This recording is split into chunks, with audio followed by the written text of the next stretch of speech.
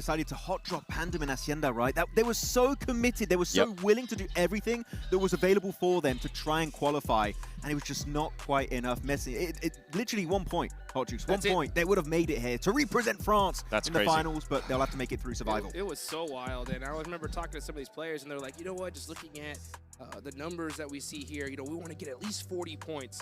And one thing I really wanted to press was like, guys, there's only 6 matches here, right? You shouldn't be going for just that 40 number. If you get an opportunity to get like a 20 elimination game, you got to go for it, right? We saw Pandem extend themselves and take out Alpha 7, and they were able to put up some serious points. Yeah, exactly. I mean, some teams are going to come in with a few different strats. I was actually talking to Effect just a few minutes ago from TT Project, and he told me we've got a secret strat in terms of drops. We haven't told anyone about the new drops. I think that they might not be the only one. I'm not going to spoil because he told me don't tell anyone, which I won't. So some teams are going to come in trying to surprise the lobby to maybe qualify very early on in these 6 matches. Yeah, one of the other teams that's going to be doing that is probably going to be GS as well. I mean, we've seen it in the past, and you can see right there, team's achievements. These are some teams that we have to keep an eye on. One of them has to be Ulf. I feel like with this squad, the way that they were able to play in PMGC, you can see it, 2nd place finish. This might be a new powerhouse for Turkey, and we have seen Turkey won previously in Indonesia. I mean, yeah, they've been able to dominate in the past, especially Kalsi. He's on the team, right? Newest addition of the roster. Also, they do have Eren, which we called the rising star for the longest time in Turkey. I don't think we can call him that anymore, right? He's just that good. He's built different. He is a star now, just straight up of Turkey. And we did see also Bigatron up there for a second. That when it comes to Indonesia in particular, I mean, they are just the star organization, Bigatron by Vitality. So if they can make it into those finals, man, the crowd is going to go crazy. Man, that's one team I really, really want to see make it. Bigatron, if they do end up going to those finals, like you said, it's going to go absolute craziness over here, some straight madness. I'm looking forward to it. But you know what? We got some other teams as well. And one thing in particular is like prior, you know, to even this thing starting, I was doing the research and thinking like, all right, which Indonesian teams do I think are the favorites, right? Pandem emerged yesterday and said, hey, we are here to play. Which other Indonesian teams do you think are going to be really hunting that role as well? Oh, what's happening on camera? It's been a little bit hot in the studio. He was sweating. He was sweating. Hey, you know what? 6 games, you better be. But you're going to have 6 games today. But no, I'm actually looking at Boom, right? Looking at Boom in particular. This team didn't qualify through PMGO SEA. They made it through PMGO, the Indonesian Open, where their real main competition was Ultra Ego. And because of the lobby being so much easier for them to qualify here, I do have my doubts, but I know this roster, especially Yumi, has so much potential. I believe top 6 is in the cards for Boom Esports. Oh, I can definitely see that. I don't think I have them on my top 6. One team from Indonesia that I do have on my top 6 has to be BTR, especially because of Federalis. I've been wanting to see him at a global event where I've actually been at. I mean, we saw him last year at PMHI, but I wasn't there. But now I'm excited because I am going to be here. I want to see if he's going to be able to pop off and just have some of those good performances. Now, he's not the only player from BTR, Max, that we're going to be keeping an eye on. Oh, I love especially Razy and Razak. Razy in particular, they remind me, and this might be a big comparison, but I'm a big fan of them because they remind me of a young Pop and Action, which is a massive comparison to make, but their individual gameplay, Razak is a great player, but Razy, I don't know what, his playstyle just stands out compared to so many players in his regional lobby, and I'm also expecting that to be the case here for PMGO Season 1. That duo, I'm saying everyone in chat pay attention because they could be MVP potential in this stage. Hey, well, you got to keep an eye on them, and I also keep an eye on all these players, right? And one team in particular that I was looking at, Seven, was Nigma Galaxy, and it seems like they're missing somebody, at least from where I'm looking at. They're definitely missing somebody, and that somebody is going to be one of their stars. This feels like a squad. By the way, when we first saw this roster, it was like the Avengers Assemble of Mina, because you had Satan, you had Lore, you had Rove, Ado as well, but then on top of that, you had Coops, but Coops is actually not here, and I'm wondering for this squad how that's actually going to end up affecting them, because we know what kind of caliber of gameplay Coops is able to provide. We know the amount of points that he's going to be able to provide for his squad as well, so I'm intrigued to see how this squad is going to be adjusting by not having Coops here. I mean, they have Ado on the roster, which I think that he's been one of the newest additions in the MENA region, and has been able to step up massively in recent months, really, so I think that that's been a great addition for this roster. With the likes of Lord, Ralph, and Satanda, we know are very experienced, so hopefully they can kind of spread that experience over to Ado a lot more to get him ready for this PMGO stage. But overall, this is a roster that for MENA, they could be the #1 team from MENA in this tournament, and I really wouldn't be that surprised. Yeah, I wouldn't either, to be honest here. You know, but one thing I want to talk about is the #1 storyline, I think, coming into Group B, all right? And that has got to be Loops Esports. After what happened yesterday with Alpha 7, I think all of Brazil is keeping their eyes on this team here, Max. I mean, yeah, if they can qualify for the finals, and I think 7 is, they need to be top 6, right? Yes. If they are top 6, they will take in the away, finals. In the finals, top 6 in the finals. They will actually overtake one of the 3 Americas slots available for PMWC, meaning you would not have Alpha 7 at the Esports World Cup, which would be a massive fumble after one singular day. It would be. I mean, I went up and talked to the players. I went up and talked to the coach, V2K, and it was just all smiles around. It felt like a fresh of breath air. Breath of fresh air? Yeah, there you go. That sounds more like it. But for this squad, I mean, it's just going to be a potential of being able to qualify now to PMWC.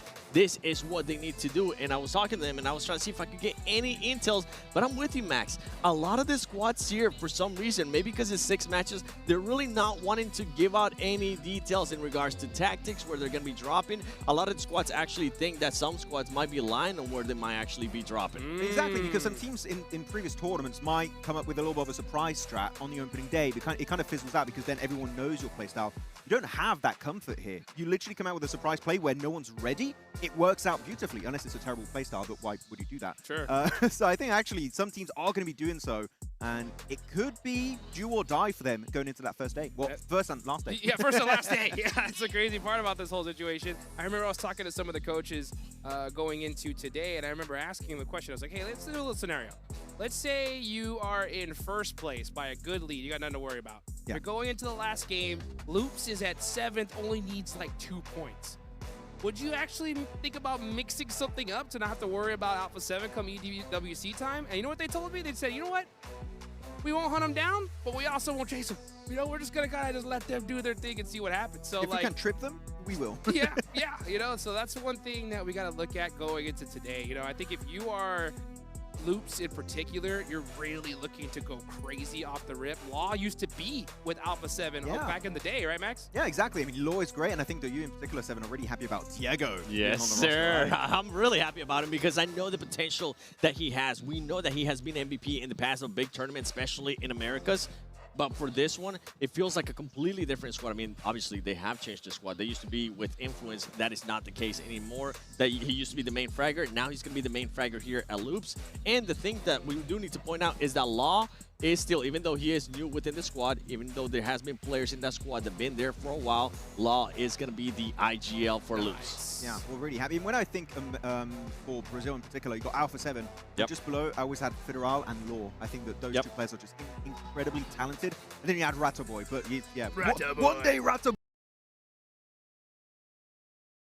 Individual players. I kind of want to pivot the conversation to a rising star of last year. I'm using the term rising star a lot, but there's many in Group B. There's a lot. Yeah, there is. Man, PMGC of last year for R8, Amori was such a standout player for all of MENA. Like, MENA's got so many old stars that have been doing so well over the years in PUBG Mobile Esport, but Amori came out of nowhere and just dominated. I want to see him do something similar here in PMGO because this guy is an absolute gem. Yeah, you're talking about rising stars from last year, especially with R8. One that wasn't necessarily a rising star that I wanted to see more out of it. I'm hoping that's not going to be the case here today. Is going to be Marth. Because Marth sometimes would make just mistakes and he would get eliminated very early on, at least with what we saw in PMGC. And something to notate as well is that Ida is no longer with this squad. So how are they going to be adjusting? Yes, you'll be able to perform in your region, but now that the pressure's on, now that it's just 6 matches, you saw what happened yesterday, everybody needs to perform. It cannot just be Amori. Man, I love the fact that we're just talking about these individual players because they make such a massive difference on these squads, especially at this high level, right? And one other player that comes to mind is got to be Z-Wolf, right? I mean, he leaves Regnum Karya. Regnum Karya don't make it. He literally leaves Regnum Karya back in Turkey. Yeah, exactly. Like, he left at the right time. Goodbye. No, but like, I think he's an incredibly strong individual player. Sometimes he joins a new roster and I feel like it just doesn't really gel as he wants, and he's always looking for opportunities, which is good. He knows his value, he knows what he brings to the table. Yeah. If the synergy is there on the global stage for Z-Wolf, man, he's going to be an absolute menace from start to finish, so I'm really excited to see how it's going to go in his first few games. Yeah, that's what's going to be all about. I mean, honestly, I think it's going to be that first game, boys, because we saw the impact that Rondo had yesterday. And I want to see something different from these squads here. I mean, I think that it's solidified that that's the map to really make something happen in such a short format. Who are you expecting to have a little bit of success here off the rip, Seven? I'm actually going to be looking at, and I wrote this down, Wolves. Wolves! I'm going to throw a curveball. Okay. Because with this squad, that was actually their best performing map in the finals for North American finals, given it was North America finals. But that was their best performing map. 12 average eliminations in 1 day in 6 matches. This is your best chance, Wolves, to be able to put up a good performance there at the start and then maybe qualify NA back into a global finals. Oh, that would be nice to see. But you know what? We're talking about underrepresented regions. We've got North America. I want to go on Africa. No, we don't talk about Africa too much. Yeah. We've got X-Force Rejects, which were going to be acquired, but they didn't get acquired in time, so they're going to be called here X-Force Rejects. And this is a team that has 2 players that have played globally in the past, and 2 players that have never played globally before. And Africa is a region that's been, added during the past 2 years, especially in the global scene. So they're still learning. But this roster's looking really strong. Kuza in particular has not played a global event, but I saw how he was playing back in PMGO Africa. Really massive standout player. I think it's going to be a bit of a shock. And because of the format of PMGO, you don't really have that time to pick yourself back up, which that could really hurt them. But the potential is there in top 6. If they pull an S2G and Miramar, who knows? Maybe Africa could go straight into the finals. And something to keep in mind, too, with that roster is that they do have Karuja back as their coach with them, and they are super happy about that. They had to get rid of him because of things with the roster and the org in the past. Yeah, I mean, it happened at PMGC. They ended up getting rid of him because stuff that happened within the org. But now that he's back, they're excited. They're gonna have him a little bit longer, and they're gonna be hoping that he can bring that experience that he has had from being with Alpha 7, from being with a bunch of other teams throughout other regions, and just instill that into them. And I'm really excited by something that Shiva told me, is that they're gonna be looking later into the year as well to just step a little bit outside out of Africa and go try to maybe see if they can boot camp in other places to get even more experience. And I feel like that is the best way to go about it, especially because you put it in a nice way. I'm not gonna put it in a nice way, Max. Africa it's known as the worst region for PUBG Mobile Esports. I can't argue with that, really. Yeah. There's no results to back it up so far. So, yeah, I think the boot camps would be a good way to kind of express your level of improvement on the global scene. And you want to try and get more global exposure, which is a great step to go for. So if they do that next year, well, even this year, hopefully, if they... Actually, you know what? They'll be doing it this year. Yeah, actually, you know what? To go even further on that, they are 100% sure to make it to PMWC as the only team from Africa. So they don't really have that competition of PMWC, PMGC points. So they can kind of just really take this experience in as a learning experience and hopefully take that going into PMWC. It's the best way to go about it for those teams, Yeah. being completely honest. You got to be able to step out of your region, especially if you do know that your region's not strong enough. See if you can test out different tactics as well. Sure. As I mentioned, Karuja is the coach of that squad. He's going to be having them test out, see if they can actually become a little bit more aggressive, because I know that's Karuja's playing style. Can they actually become more aggressive? And if they do, it would end up benefiting them in a big way, as we've seen from other teams. I was going to say, you got to trust Koruja because he was on Alpha 7, but that's not really a compliment now, unfortunately. That's the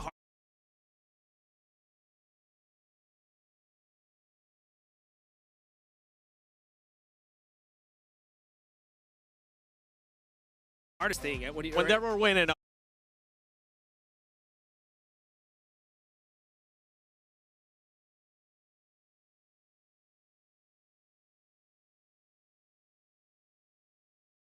okay, when they were winning. Yeah.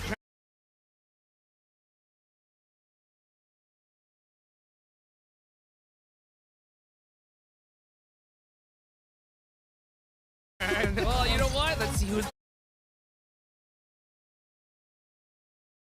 gonna win this first rondo.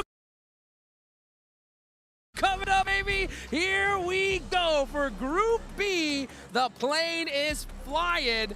Let's see who could possibly get that ticket to the grand finals in this game right here, right now. Double plane. Double plane. Give me the double plane, please. Double. Come on, please. Come on. I don't think it's gonna be. Come on. Oh, very Eastern, actually. yeah. So Yulin, actually, you could reach if you really stretch your parachute path, but Neox, that one's going to get a little bit busy. Yeah, I think we're actually going to end up getting even more hot drops here. Janina City, I'm intrigued to see who's going to be going there as well. Actually, I think because of Yulin being taken out of the equation, you might have teams going for Danching and also Tulane. Those are areas that if you can't go to Yulin, you would go for those positions instead, as it does have a few recall towers around it. I wonder if anybody maybe is going to stretch and go to Long Ho. Let's see. Let's see. Well, you know what? This is Rondo. We're going to get into the action here quick. So let's go ahead and take it on over to our casters, John Allen and Blank. Thank you very much, Hot Jukes. We are ready to jump into the action as well as our teams. Let's take a look at who is hot dropping. There is a lot of parachutes over Neox Factory right now, Blank. Yeah, way more than yesterday. A lot more than yesterday, in fact. We have 2 teams from Neox. This light map really does accentuate things, though, over on that eastern side. T2K opening up things over towards Boom. El Barrel heading in towards the building, gets one off the back of it. So it's a little bit back and forth here between both squads. But as we know from yesterday, this map is ultra important. RGC as well, also finding shots across the board. This is over towards Neox. Honestly, for Enigma Galaxy, they saw what was happening here, and they've opted to just go for a long parachute over towards the western side, just above Yulin. Taking a more reserved approach to the start of this match. Wolves getting stuck in and amongst it, though. 1-for-1 on the trade. Taking shots over towards GK. Through the buildings, you've got RA behind them as well. Wolves look to try and regroup on their players. I think they're going to be able to find that res, but so are GK. No pushing, no pressure being seen so far right now. We'll see what Wolves has got, considering that there's a lot of bets on this team doing very well on Rondo, and where they'd earned the vast majority of their points, but right now, looking a little bit dicey. Luckily, Necessary does come out of nowhere, will save Elementrix, and they're back up as 4, but there is a lot of fighting going on down towards Yulin. RA suffered quite a bit. Usually Amori is incredibly good in these early games, but not only him, Marth as well. Marth is a fantastic player on the side of RA. They did suffer a little bit down towards that southern side. Losing a couple of players. Wait, hang on a minute. GK are out fully. I didn't expect them to have been completely eliminated there. On the hot drop, they've completely gone. Okay, that is a real nasty start for GK. That is a head scratcher. We need a bit of a replay of how that happened, actually. Because how does that happen? In fact, that is such a rarity. Seeing a global event is sort of wild. I don't think that's happened. Okay. 5 minutes before, ever. That is pretty crazy stuff. Okay, they do have, yeah, they're all the way over to Yulin already, so an easy recall coming through for the Wolves. Yeah, I mean, for Wolves getting themselves back up and back into the picture of things makes a lot of sense. Necessarily actually opted to move out from the building, so they were sort of playing this double back maneuver where you. Luckily, they did send him earlier on to get themselves back into this game for Wolves. They know this is their playground. It's where they want to earn a lot of their points. Sadly, starting off with just the 2 is probably not what they were looking for. Doran running down Slayer from T2K here. T2K down to just 2 now.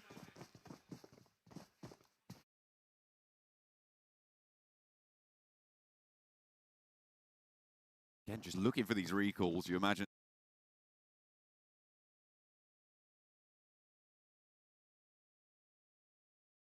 You just want to extract from these spots wherever you can. Bigatron with a challenge against Loops. Two of, I would say, the front runners in terms of top 6 competitors. Go toe-to-toe right now.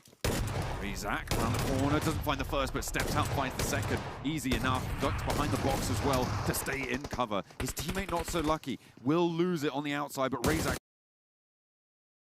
still full HP, tags a little bit more as well. Has 2 players to face down, Loops with the 2v1 advantage, but Razak, a pretty brutal player in his own right, might just be able to give them a run for their money. Oh, struggle there, tried to get through the window, quite hit the mantle though.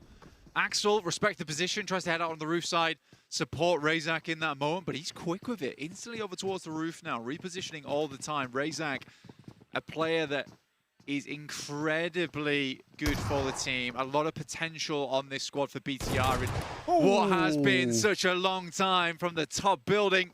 We'll find the first here. Looking for the 1v3 coming through from Razak.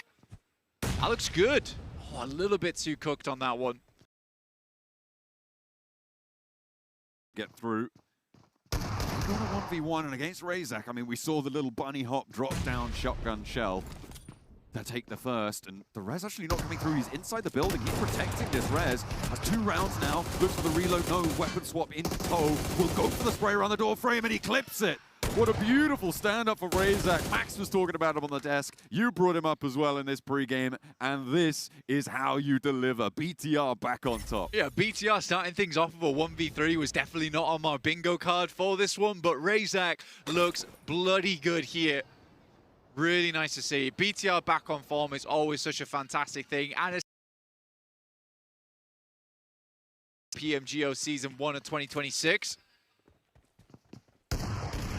R8 trying to flush out the last of their competitors, but unfortunately T2K have got a little bit of a stalwart defender hopping out. Oh, he's going to go for it with a shotgun, standing in the fire, but it's not going to burn fast enough. Can he get the healing done? I don't know if he can. Just about able to survive. Fearless, living up to the name. Yeah, I mean, just moving straight down through the Molotov. It's a bold play, but it does work out this time around. R8 going to recall once again. It's been a little bit choppy, but the wave's still looking fairly good for them. R8 with 3 points so far. I think the difficulty right now is that at 7 minutes into the match, that's the problem with a lot of teams getting back up. It's always that resupply that's the issue. So teams already towards that center of the map have a big boon on their side of things. Quite like what Enigma Galaxy went for this game. You know, they start off quite slow over towards the western side of test track. Don't get too involved in fights, but instead they opt to use that to get quick rotations through to the circle. Getting right in the middle of this one. I'm looking at Hustler Crew, I'm looking at TT Project as well, playing fairly central. Hustler Crew starting down in Rinjiang earlier on. They were able to find that one fairly convincingly. I think they found an outpost for R8 as well on that south side and tried to guard it out, but they've now managed to move very centrally alongside a couple of other rosters, but those two seemingly the most central right now. For Hustler Crew, I just want to reiterate, this team is a super unknown quantity for pretty much everyone. A lot of these other teams have recognizable names on side. Hustler Crew, on the other hand, they're straight out of nowhere, okay? There is the player loco on side, insane. But we have to... we've never seen before. They had a 100-point day. Like, it's crazy. That stuff is stuff of myth and legends, yet Hustler Crew were able to pull that off. I'm very curious to see what they'll do on the main stage. And for now, that's all I'll say about them. Yeah, we'll have to wait a little bit more. They did not get stuck in on the hot drops, crucially, here on Rondo. They didn't want to go into the New York's factory area. They went out to the outskirts, so he's still, as of yet, untested, unproven on the global stage. Ulf held on it for the Wolves. They're up against TT Project in the corner. Ephius immediately shut down. Very nice stuff. The Wolves do take a casualty over towards Elementrix, but that should be in hand and very much recoverable. TT Project, I don't know if they have access to a recall tower at this stage. Boom, able finally to find an opener. It's over onto Eren on Ulf, but there's the trade. Ketch able to clip from the sidelines, and now Scarface can move in. Eren very low on the bar, but they should be able to tag this res. Yeah, they have to drop the smoke down just in case they have players coming in from the wings here, maybe trying to pick him up. For Ulf, it's very important to keep 4 players up here, especially on Rondo, where Ulf are currently playing. They have access to get in from that northern side too. So I think we were all thinking that Ulf was going to be a big player within these matches, and hopefully they can be now. Real rising star here coming through from the Turkish region. That assembled roster looking good for them. The Vicious as well. A team full of well-known names, Blank. It's safe to say we are also hoping that they can push up those fairly flat in terms of these elim counts at the start of this Rondo, Blank. 4 elims being the maximum. It's feeling pretty chilled out compared to what we can see on a Rondo, right? It seems that, yeah, teams are playing more sensibly. We saw this yesterday. What we're also seeing is that the recall beacons are slowly being pushed out right now, and there's only a couple of teams that side with Tinlong Gardens, the one that sits over towards the north side. There is one far on the southwest, out towards the docks, but honestly, the only other really accessible one is the one that TT Project is currently holding inside of Hongshan. So for the eliminations to be fairly flat across the board, this is like 2 or 3 extra points that you may be getting, but practically everyone has that. So it's a little bit mitigated here in terms of how much this performance is going to help you. I respect the way the players are going about it, though. You know, if you realize that Rondo is going to be the make or break map, why would you try and cause such a ruckus in the early game? Ulf moves in. It's a good tag on, actually. I'm very surprised he got taken out from where he was and immediately flushed too. Trying to get to, I mean, Ulf trying to crash in towards that recall beacon by the silos there, under control by RRQ. And they are going to have a real tough time to make it on through on that area. But Eren opens up. Okay, so there is an answer on that northwest side. And actually, I think that's a solo player, a solo position there. So Ulf can take control of part of this compound for the recall tower. But maybe they can get Ketch back up. You could see Scarface eyes on immediately, looking to drop the smoke on and go for a swift recall. Yeah, real possibility. And his body will be right there. Yeah, so you just double back and grab it. I mean, there's vehicles here to make it happen. Sadly, his is blown up, but for Ketch to get him back into the game, it's good. He had 2 elims this match so far as well. A long time ago, back in 2022, 2023, Ketch was the guy from Turkey, real MVP star, and then he had a bit of a fall off. But over the recent years, 2025, 2026, it felt like he'd been putting a lot of practice behind the scenes and suddenly was way back up there with these other big powerhouses from Turkey. Really cool to see, man. You love to see someone who, they go down on one knee, but then they get right back up again. Step into the Vicious, looking to try and step back up again. T2K hurdling in, 1 player down, the solo on the hold around the corner, looking good, actually able to escape yet another, just a little bit longer, and allows his team to reposition in time and step through the door. Beautiful on the regroup there, and the Vicious looking solid. Narvalo able to step forwards. They do lose Doran though in the process flank, and I don't think they're going to be able to get him back up. Hey, 3 for 1 though, you'll take it. At the end of the day for the Vicious, they've been moving in from that north side for quite a while, so the fact they're able to get into position is great news for this squad. They're just on the northeast side of basically the central spot on the zone. We do have a little bit of water sat in on that northwest side, which is creating a funnel, but luckily we had that plane path over towards the east side. So a lot of teams are rotating in from the east anyway, and that's mostly open ground. The east side starting to on the center of it, either way. Starting to get a little bit more packed, though, so looking to try and take control of the area. T2K, though, blasted out of the lobby. Their final player falls, and the Vicious happy to slurp those points up. They're up to 7 elims now, Blank. T2K, they do go down, but they did get 5 points, so not all is lost, and every single point does matter. We saw how important single points were in yesterday's lobby. I think the bubble on 6th place was 1 point, right? So yeah, absolutely can be make or break. 1 extra point and Boars would have qualified, but not meant to be with Fury getting ahead of them there. JC playing it quiet on the northeast side of Hongshan. You sort of have to play like this in this position. It's tough. It holds a lot of teams within it. You don't want to be the first team to start taking shots because it's likely that you'll be the first team to get third-partied as well. Circle centers up quite nicely. Moves away from the water. Kind of expected here. I think a lot of teams realize this. But now we have a difficult scenario.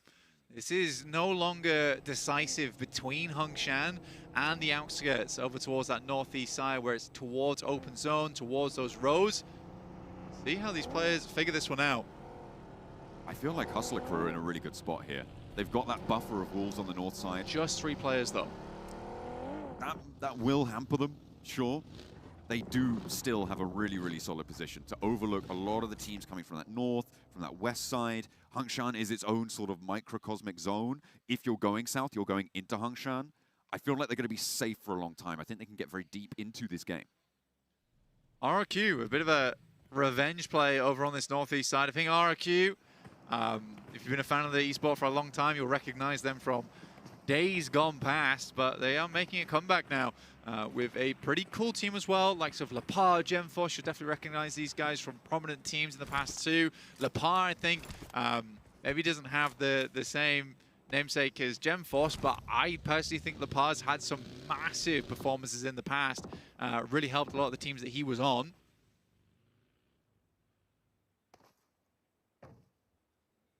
And in these spots, you need all the help you can get. Every single point, as we were saying, so crucial. Grab them while you can. BTR have taken a knock, but it's not getting flushed super quickly. Not going to be out just yet. I think they are going to be able to find that res. Gaming Stars as well, playing on this northeast side, have to make a move, Blank. They've got a lot of teams around them, BTR most notably on their northwest, who also have to move. But ahead of them, they have a very... That's what they're waiting for. They are having that oversight over towards BTR, and it seems like they're going to be able to punish quite effectively. Yeah, they should be able to. I think for BTR to get themselves through this, they're going to have to take a full send over towards it, which is what they're going for right now, trying to create as many targets as possible. Aaron, though, with the double spray down is incredible. Slick with it, looking good, and they still have a little bit of... Oh, no, wait, hang on. The recall towers have shut down. We are now into the unrecallable phase of the match. And Ulf happy to be as 4. The double spray down for Aaron, as you said, beautifully found. Might be an opener, but they have to move. Opens up onto Wolves as well. Okay, potential to crash onto the north, but BTR could definitely third party this. Could. They're going to be worried about the angles that sit down towards that southeast side. BTR is currently just trying to deal with a team that was taking shots over towards them earlier. Ulf, though, yeah, looking to send over towards the southwest. They've got foot over towards that southwest side. Now that's a nasty position as well, because Foot does have the ridge that sits on the bank. It's a really nice position to kick off from, to take shots towards teams passing by you. It's hard to take shots towards that team. And I'd say that Ulf is going to be very exposed to make their way in. Ketch was the first send out, the first scout, hopefully to anchor on top of them. Trying to get that flank, trying to get that wraparound, but it's at this point the Hustler crew can also start to chime in. Scarface regroups on the Catch, does go down, and he delivers a bomb.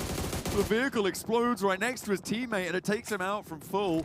That is nasty stuff. Oh dear, Ulf unhappy on the approach, but the teams around them have to move now as well. Foot will have an easier time of it because they don't have a team right next door to them, but the teams across the way, I'm talking Wolves, I'm talking Hustler crew, are going to be taking shots. The nades are brutal. The nades are so brutal for Ulf.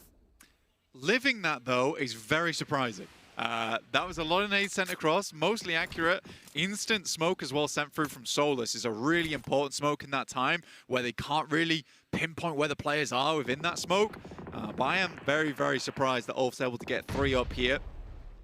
But yeah, for Hustler crew, they were taking shots that entire time towards Ulf. They were the one that were able to explode the vehicle that directly hampered Ulf's approach. But Circle goes down towards the southwest, John. We have RJC, Boom, Nigma Galaxy, R8, TT Project, Foot now making their way in as well towards Hongshan.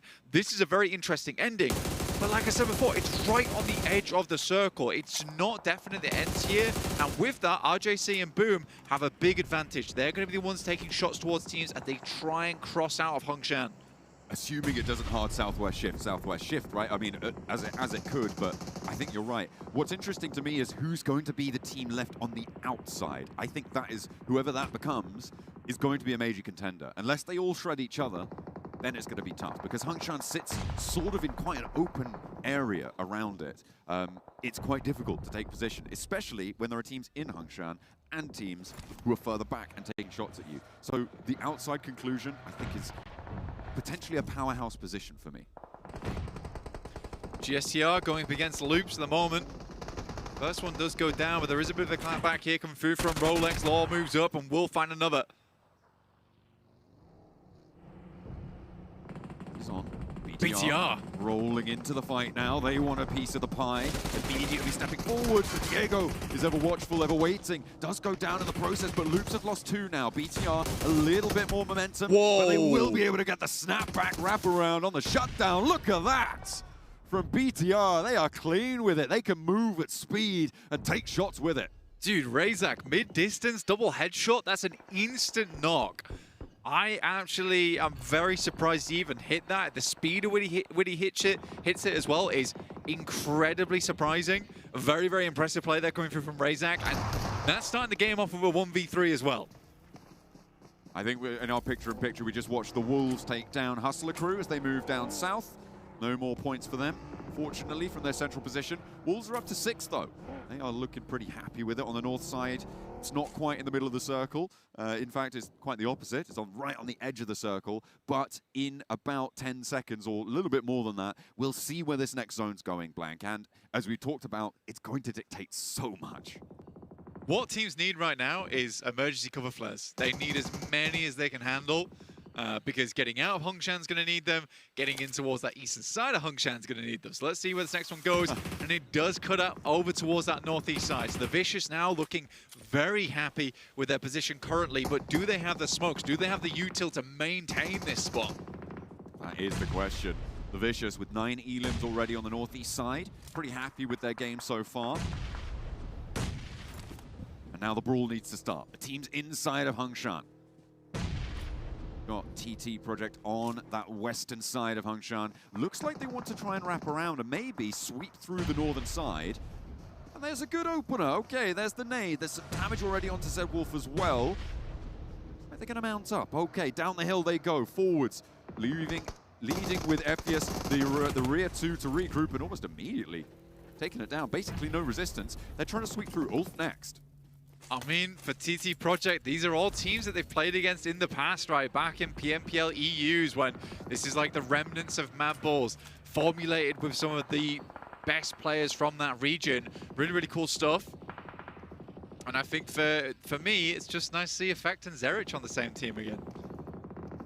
A reunited roster a little bit on that one. Ulf, okay, struggling. They got the Wolves to deal with.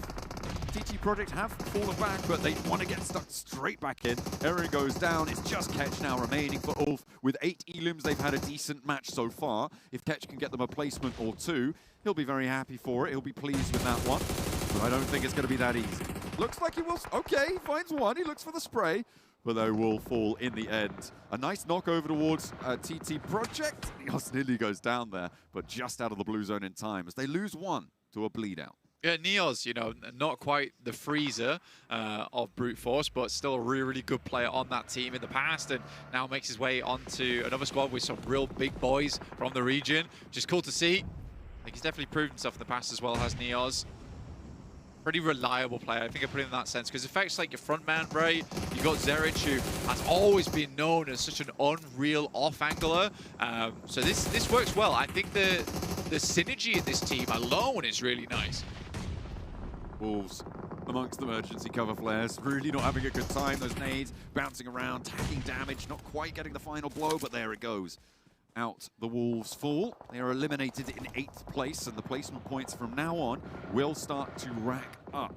Every single point matters. Inside Hongshan, everybody's condensed now, and it's gonna have to happen at some point or other. It seems like R8 might just be able to hold for a little while longer, though. Northeast side of Hongshan, there are still 4 teams in there. Yeah, they can get to the edge of the tents, right? Sit towards there. You're going to live out a little bit longer. It's probably the best thing you can do. But for R8, next circle is likely going to be a death sentence. You can see the setup that RJC has. It's basically mirrored across here, except that the big difference is that R8 have to move.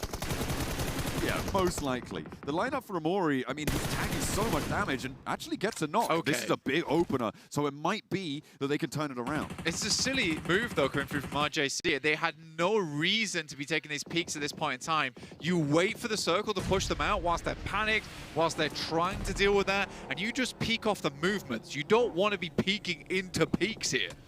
They move forwards. They drop the smoke train, and R8 have got a big foothold. They're across. They've managed to find an opening knock as well. Prestige does get spotted, and I was worried about this sideswipe coming through from TT Project. It looks like it will come to pass, but now RJC really struggling on 2 players alive, taking some bold peeks and chiming into the whole of this. It's going to be Nick the Galaxy, Ralph and Lord in position to bombard this approach for R8. They are really suffering here. The nades in find 2 almost immediately, and R8 looks like they had a good opener, but it is coming crashing down pretty quickly. It's just a lot to bear for R8, right? They've got the crushing weight of 2 teams upon them, so they're just trying to not get squished over in that location at the moment. Nick Galaxy take a knock from TT Project, of all teams here, over on that northwest side. But the Vicious, it's a hard pushing, right? From where they're coming from, it looks good, but They're going to be open to a lot of angles soon. TT Project sending in. Are you guys crazy? I mean, they know that their whole north flank is available, so finding an angle, getting across this road, not super difficult, and they could always just retreat back up to the north, but getting involved is a danger. You're absolutely right. In effect, does get knocked for it. They are playing as 3. Forwards they go, finding one for R8, and they'll find that point as well. They're up to 11, but they do get taken out. Okay, yeah. An interesting choice. Yeah, I guess you could wrap behind them. I guess that's a play that's acceptable. I mean, I'd much rather just sit on the outside and try and take pot shots at teams as they come in. Just wonder if they were so low in utility that their only choice was get to cover and try and sweep teams inwards. Sort of like a surprise play. BTR, they were very known in the position to Team Vicious. Boom moved out. They've sent outposts that way. Luckily, they are fending off the likes of BTR, but it's looking raggedy, right? They're looking like they're bleeding out over on that eastern side as well. Luckily, one player is taken down from BTR, and that further diminishes the power of that team. But the Vicious, 10 elims on the game at the moment. Looks great. They've been on 2 players and 10 elims for quite a while, though, on this northern side. They are quite isolated, but this circle shift really helps out their potential, as well as with BTR, right? There is a lot now on these teams inside Hongshan to get out of dodge. Like I said, for a while, though, the Vicious, they've had information on BTR. They know where they're playing. Federalis needs Federalis. That's bad. Slapping a question mark on that one. BTR now down to none. They lose their final player. And done. They are out, which means that the Vicious, one of 2 teams on the outside. They have 2 players, but the other team is Boom. They have 2 players on the south edge of it, but they have to move. They're in a sticky spot. Yeah, the big thing is, though, is that exiting Hongshan is going to be sticky business, right? You are going to get cut down to size on the way out, so Team Vicious being on 2 players doesn't feel as bad, and it's Icy as well as Narvalo. 2 very, very star-studded players on this squad. Narvalo, the survivor of PUBG Mobile throughout the years and years that he has been playing. Even as a solo, he does well. And here, John, he has backup. Absolutely. He's got a player to play off, and they have the angles on the team trying to leave. Ralph steps forwards. Enigma Galaxy should just be fish in a barrel at this point for the rest of the lobby. Indeed, they are. They go down, stepping forwards. Marth, the last to fall for R8, but he outlasts a lot of teams over there. And 3 teams now remain. RJC on the northeast point have done very well. Up to nice. Quite a lot there. Oh, boom. Okay, they go down. And that's a spray down to RJC. 11 eliminations. Is there. The Vicious might have a good time with these cover flares. Good thing. They saved these cover flares very, very late right now. Got to be careful on their push-up. They find the first over towards Shiva. That's a good pick-off coming through from Team Vicious. A hard knock to pick back up again. Equalizing. Narvalo's moving forward in the midst of all this. He is not letting up the pressure because the smokes are down. He knows he can gain ground. This is great play from the Vicious. He's stepping around that rock, using it as visual cover and using it to run up, get closer to the center. Oh, big bounce on the nade. I thought that was easy. 2. And he has to step forwards, forced to use the other cover. And there's more nades where that came from.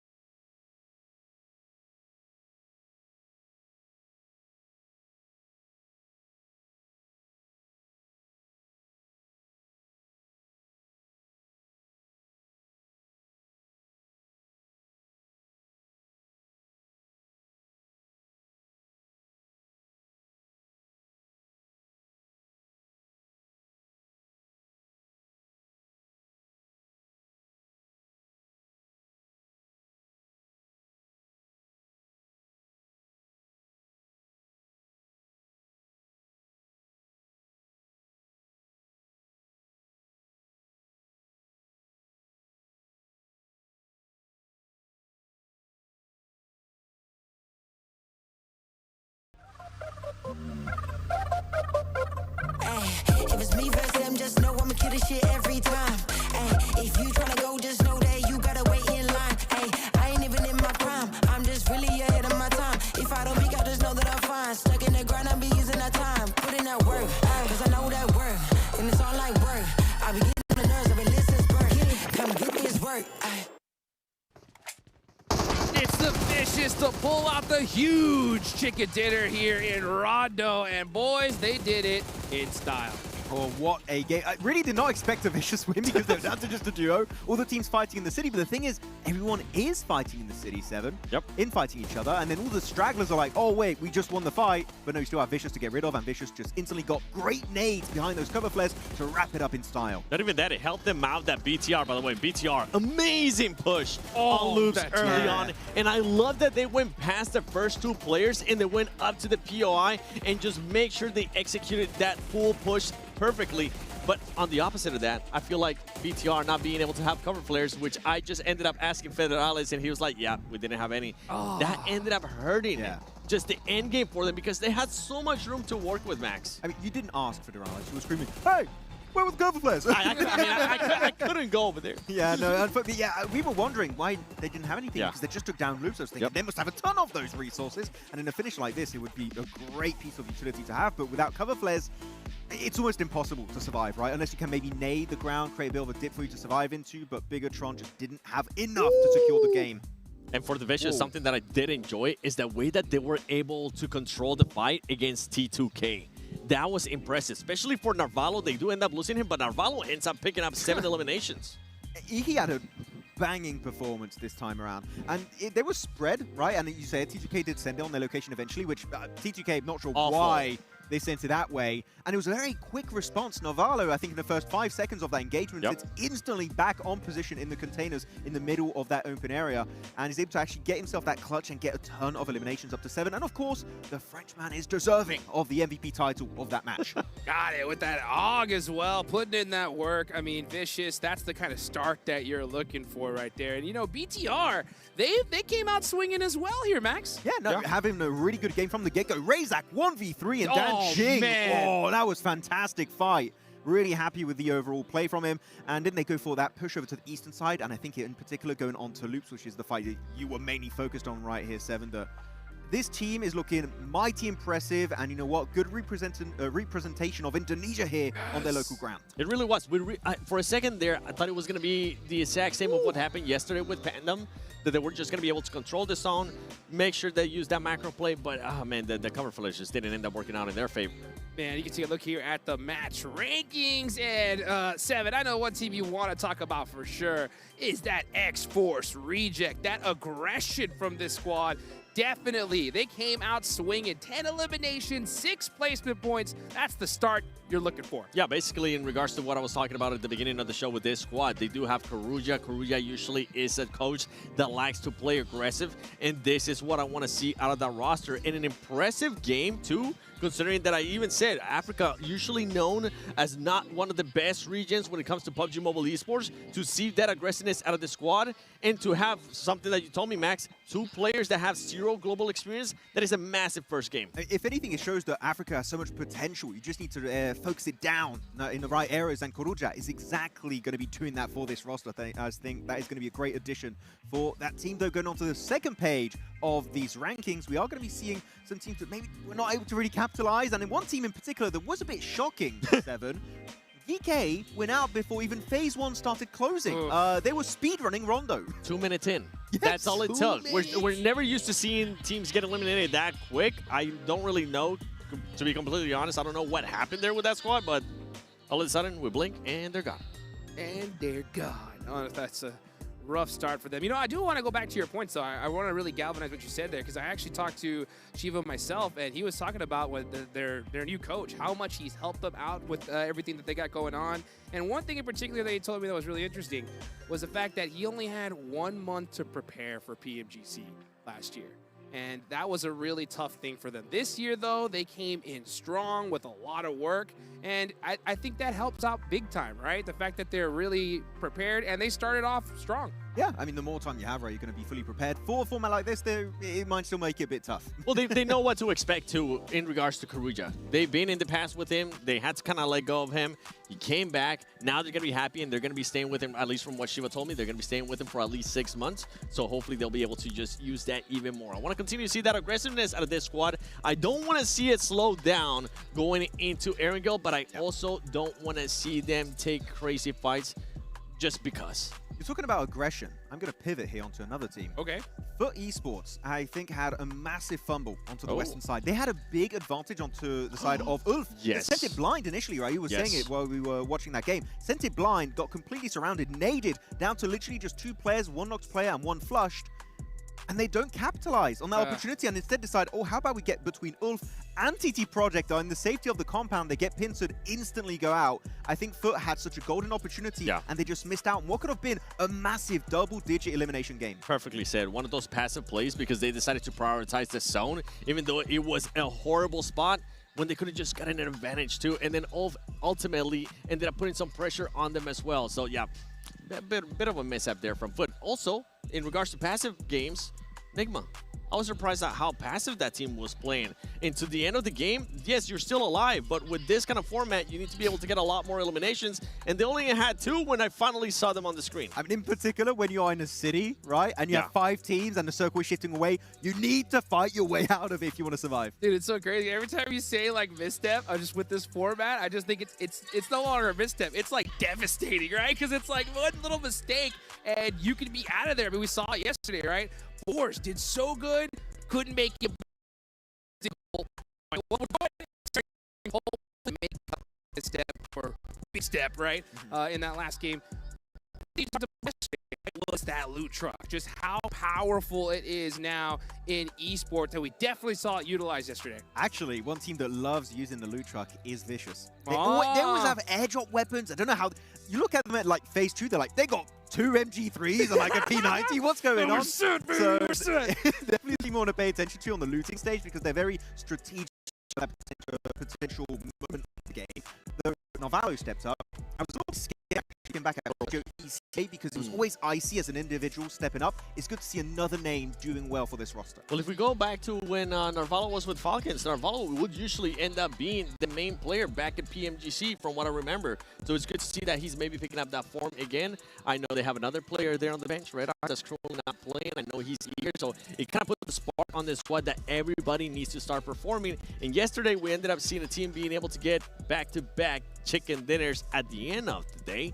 Maybe we'll end up getting back-to-back chicken dinners here at the beginning of the day. I mean, actually, that's quite interesting because talking about S2G, right? They got himself the 2 wins on Miramar. We're talking about Rondo. Rondo's so important, which it is, right? It's very trying to keep your position in game 1.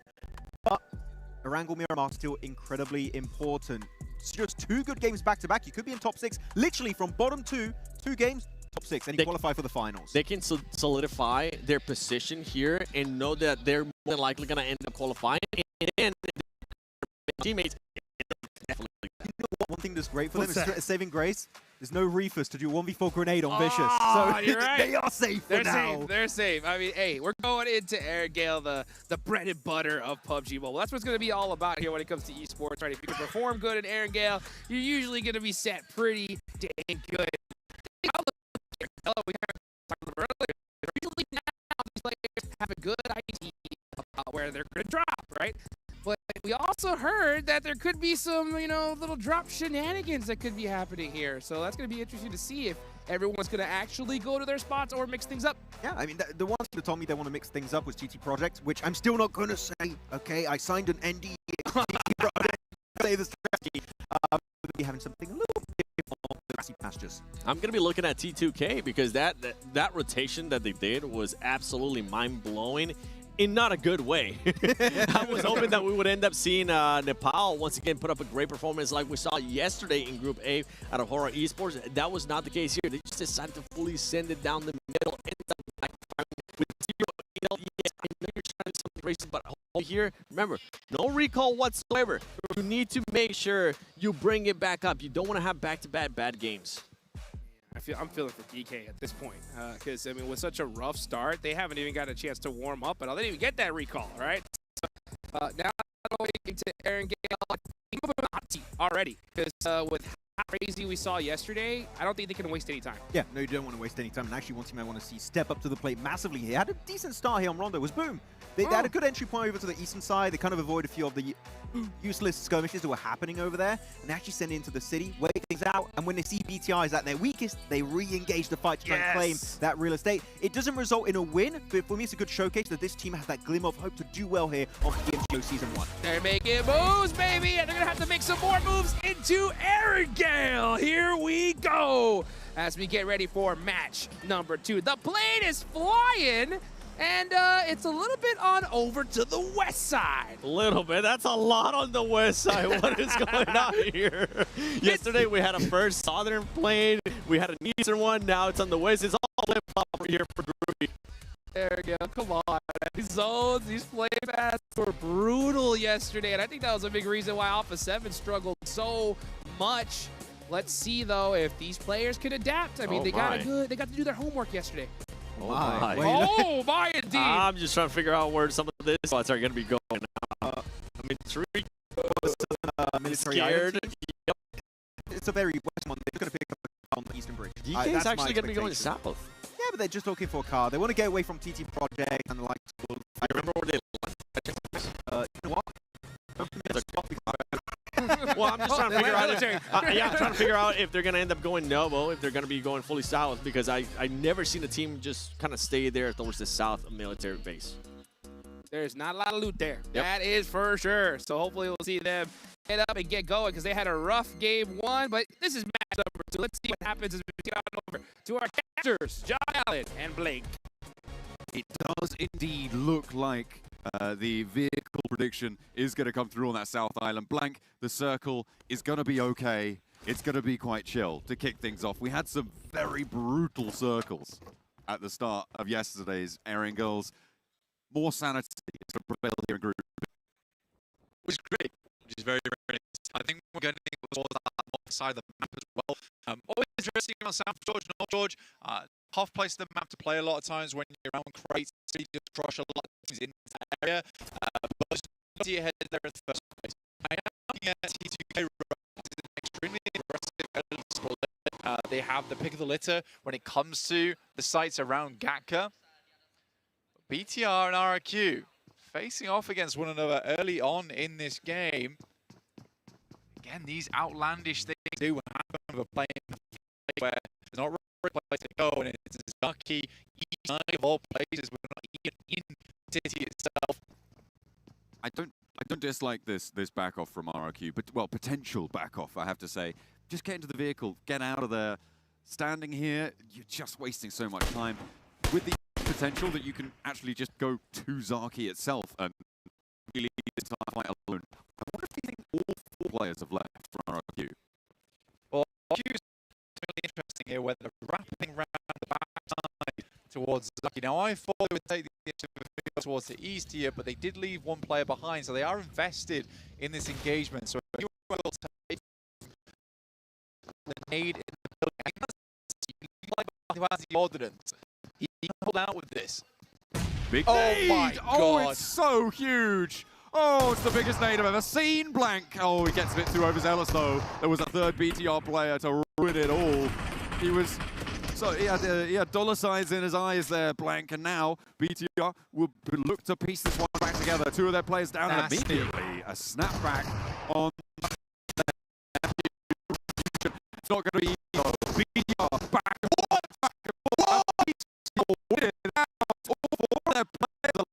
A clean way after he dominated knock. Ferraris, 1v4 is unbelievable. Actually, crazy stuff coming through for BTR. The addition in the big last saw the Federalis also the you bring him in and he has a little bit of that aggression to the squad. It's really, really cool. You love to see it. Foot, they've moved to the southeast side of Hospital, close up towards Everest foothills as well. Try and have a lot of freedom to east to try and wrap around this. They're closer to the edge of this current zone, Blank, but they do have, as I said, more freedom to be moving in and around than maybe some of our other teams. Into Zone 2, that's where they'll try and leverage that advantage. We'll see if it will pay off. TT Project, they're holding the bridge right now, and Ulf may just walk into this trap. They didn't really move all that much, and the guys were talking about at the beginning of the game there, since you grab those vehicles and you start figuring out what your direction to leave is, but there's a lot of pressure to leave on the Western Bridge. TT Project knows that, holds over towards here. They should see the beachhead, right? You should have the sight lines on this one, so they probably see Solus leaving over towards our eastern side, but there's been players left behind. I think the TT Project's trying to figure out what's going on here. They are playing very quiet there. They didn't take shots out to Solus. Solus didn't draw any fire. Ulf, very, very cautious on this bridge. To be fair, you might expect that a team is going to try and bridge camp you here. You know that there were at least 3 teams on this island. Are they just stopping off for some late loot? Okay, they're more. I think they're actually more worried about the far side of the bridge. I don't think that's the case. I think they know that TT Project's here. I think that they send Solus to try and distract so the wraparound can't come through.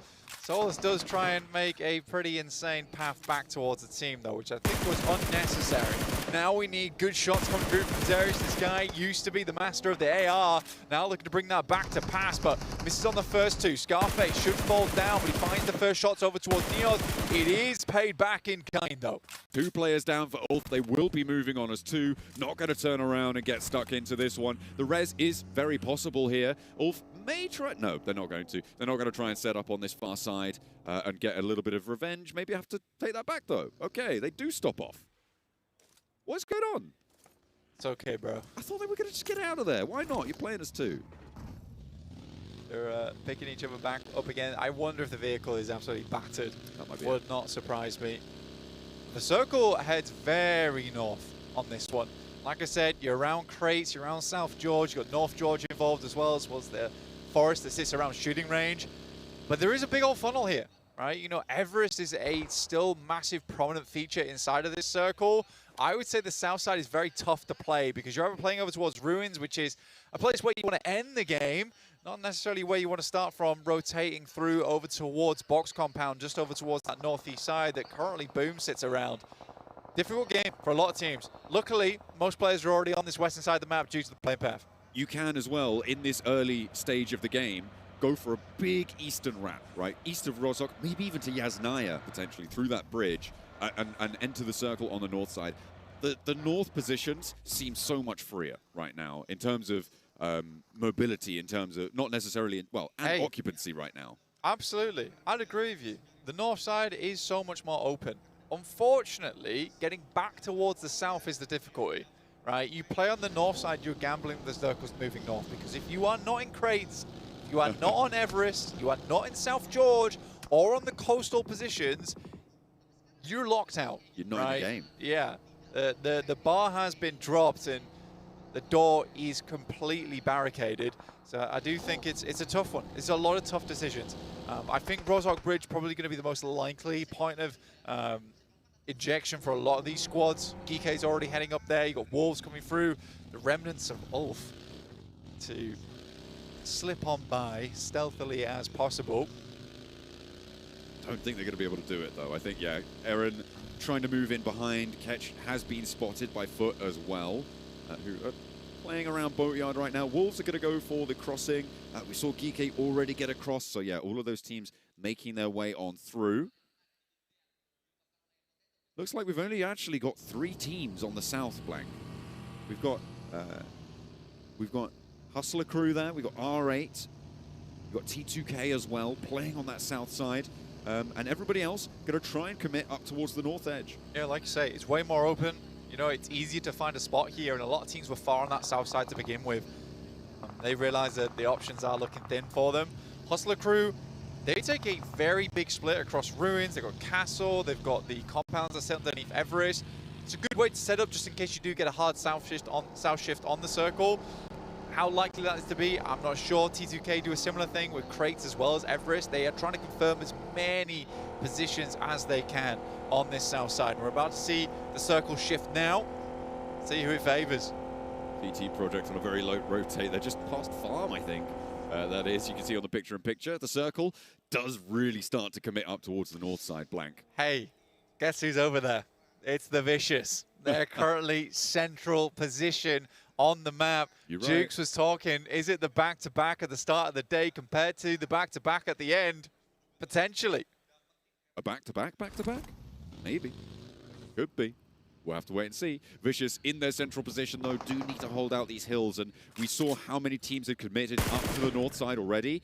They'll have a lot of people trying to poke their noses in right now. Yeah. And they're playing still fairly split, about 200 meters between some of their players at the moment. They're going to coalesce to a 2-2. It's not how you want to start it. Ooh, very well maybe flushed away. Indeed it is. They're down to 3 players, and that central position just got a lot more untenable. Well, this is a mistake. This is a mistake coming through from the Vicious.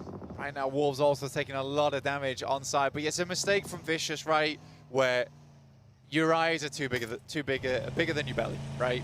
That's the problem, where they try to hold so much space there towards the center. They should have known that there is an incredible amount of teams on this north side. I think you become happy with the fact that you got center. You don't try and go for these 200-meter splits. That's unfortunate. Maybe they were just caught in flux and weren't expecting the pace of teams around them. I'm not entirely sure, but you're right. A bit of a misstep there. Loops going to try and challenge them in that central location as well, but turning around, just getting some information, sending a scout out from their compound. Will not fully commit just yet. Still, we have 2 teams on the south, as Hustler Crew have managed to get all 4 players up into the north side. Yeah, it's still passing by on Boatyard towards Middle Island. It's on the river. And they get themselves over towards that southeast. They could deal with TT Project, currently playing a massive split, by the way, on this eastern side. But for them, I think this is more trying to put a little bit of pressure on the bubble, right? See where they can pop it and make their way in. It looks like they're going to go for a south shift on this one. They're going to rotate down, see what they can get done versus Hustler Crew and potentially Boom. A knock over towards Hustler Crew. That is in the main cabal of their team, so they could go for these reses. But yeah, TT, they are just sending it all the way down south very, very quickly. The flush comes out as well, as RJC seem to have angles on this. And TT Project descend almost immediately to try and get their way into this next part of the circle. A nice answer. That's Boom from the north side. Got to slow them down on the approach. So even numbers now between TT and Hustler Crew. But Neos makes short work of that. Opens up with another knock. A roll down from Zerich. Not going to let them get that one back either. So 2 players for Hustler Crew. They're going to get rattled. They are. And again, for Hustler Crew, I think this is a rude awakening for them, honestly, where you come into this, in their interviews, they were incredibly confident about PMGO. It's a different beast, man. It's not the same as just playing in Western Europe. There are some good teams in Western Europe, but there is quite a few teams that are also a little bit of fodder. And I think that Hustler Crew came in looking very hot there. It's not the same dealio over in PMGO. These teams are insanely good. The circle did pop up as well during that. It's gone all the way west, Blank, which, I mean, does give Vicious a little bit better of standing here. You've also got Wolves very, very central, but both of those teams have lost players. I'm looking at BTR right now. On that north side, they'll be able to move along the ridge lines from those shooting range hills as long as GK don't take them down. GK, last game, the only team in about a year to go down the first 3 minutes on Rondo. And versus BTR, who are coming off the back of some really big highs versus RRQ. I do have my doubts, but I'm willing to be proved wrong. Nade's going over towards Boom. Man, as if you get taken down by that nade. It's so far away. The shrapnel just hits him in the little pinky, takes him down. Tough stuff. Everyone has to get away from the blue zone, though. It is starting to get a little bit dangerous. Zerich up onto the high ground, has the shots, has the shot down over towards Boom as they roll on forwards. Can't quite find it, but his teammates a lot better faring on that effort. Zerich is worried about the player up to his top and does need to be, but El Beryl able to turn that one around on him. And in from the north side, it's actually Foot who are going to careen down the hill. And this might be the end of both of these 2 teams. Geeko go down first. And now, TT Project might just be next on the chopping block. For Foot, this is a big opportunity, right? You clear out the entirety of the eastern side, way easier pushing. You now can figure out where you want to play on the north. You can play down towards the south potentially. There's a lot of options given to you for Foot if they are able to clear this out, but it looks like they're backing off a little bit. The Vicious instead using the ridge side that sits over towards their west to deny sightlines. I think they've got the same idea. Clearing out the east is the most profitable thing for them to do right now because they can start playing in and dealing with those teams on the west without fear of that 180 on their back. Vicious sent 2 out to try and poke their noses into this east side scrap, but they left Icy on his own and abandoning that hill in the middle of it all. And Foot, yeah, they just get around on the north side. Yeah, I mean, the ridge side for the Vicious right now is not something they want to play on. Because there's a lot of sightlines from the high ground on the western side. So for the Vicious, it's just a case of denying these locations in. Frozen does get up. Doran's going to swing back out again. Surely he hears the vehicles now.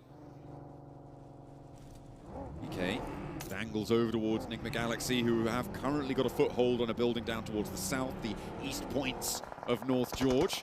They can potentially regroup onto it. We're back on board with our duo of Ulf, who have survived from that bridge camp earlier on, who are still alive and in this zone. See if they can survive a little bit longer. Enigma Galaxy wanting to leave a parting gift as they roll over this ridge line. Geeke not wanting to let them go. Send it back in kind. Ooh, a lot of damage over towards Satan, but will not be able to get that knock. A pick up very, very quickly. Some healing ticking up for Lord as well. And off they go down the hill. Real important to get away from this one. Enigma Galaxy needs to stay alive. They didn't have the greatest of performances on that last game. Now that is a big pickup from Koa. Over towards Zedwolf. For the Vicious, it's hard for them to aggress over towards Foot because it's the 3v4. We suddenly even the odds now. Doran starts to move up. Frozen primes the grenade, but Doran is creating a lot of problems in the midst of it. And with Foot playing over towards this north side, there's great angles for them. Swain goes down. That's a second. Koa doing bits right now for his team. Vicious happy to have him on side, able to get the first opener, get that flush, look for that knock. This off angle now coming through from Doran. He does need to be careful. Nades will start to fly. The hop out of the buggy, but it's going to roll away, so no hard cover there. Relying on his teammates, Koa does go down and get flushed as Frozen wins that 1v1 on the angle. It's up to Icy and Doran now. Down in the dirt, needs to try and keep himself alive, keep himself going in this fight. And Nade is cooking. There are nades on both sides though. Frozen is still in this fight and Icy not quite able to step up in time. A lot of damage, but not quite the knock. And Doran's still in danger. Doran wrapping back around the side, knows he's got time to throw this grenade. He doubles back, just needs to make sure he gets the distance on it, and he gets it perfect. Airburst straight on his head. Icy pulled himself off from the building, but he doesn't provide any support here. Doran trying to heal up, but the flush will go through to Icy 100%. The Vicious now down to 1. Potentially Icy there needed to come with the team. I think when you're in that situation versus the 3v4, you're absolutely asking for it when you're going for a 2v4 when it could be 3 players on side. Doran now looking to try and get across. Will look to confirm this flush. Frozen won't be able to get his teammate back up, but Frozen did so much for them there as well. For Foot, it looked like they started to wane, but both teams now on 1 player alive, and the east side is now a lot more available potentially. It's Gaming Stars actually stepping up towards BTR, and a big nade to open it. A lot of damage as well, and there's a wraparound on the north. For Enigma Galaxy, this is a great third party. They get themselves over towards that north side. Obviously, the circle is going to be pushing them in, but it's a real good opportunity to take down 2 teams at the same time. But the swing around is real, and they're instantly getting shots over towards them. GSTR was not happy about that. Goodness me, those are the stars in your eyes right now. Gaming Stars rolling over the backlines for Enigma Galaxy. 2 players down now. BTR weren't able to chime in. They were too busy getting their teammates back up, but now they can start to march forwards. They can sweep out this northern edge. No one's pushing them. No one's going to stop them as they roll up the hilltop, looking to try and sweep everything aside. Gaming Stars are being dismantled now, and BTR with 4 players alive, 7 elims on side, get rid of the thorns in their side. I think for Enigma Galaxy there, understandable push to go for it, but the fight just didn't fully break out in kind. BTR on this game, 8 eliminations for an incredible squad wipe at the beginning of this one, looking to take things further. Wolf still alive, by the way, as a duo. They're going to turn their attention over towards R8 on the riverbanks. This is all the way on the south edge of the circle. Eren and Ketch, you can't count them out. It could be a top 4.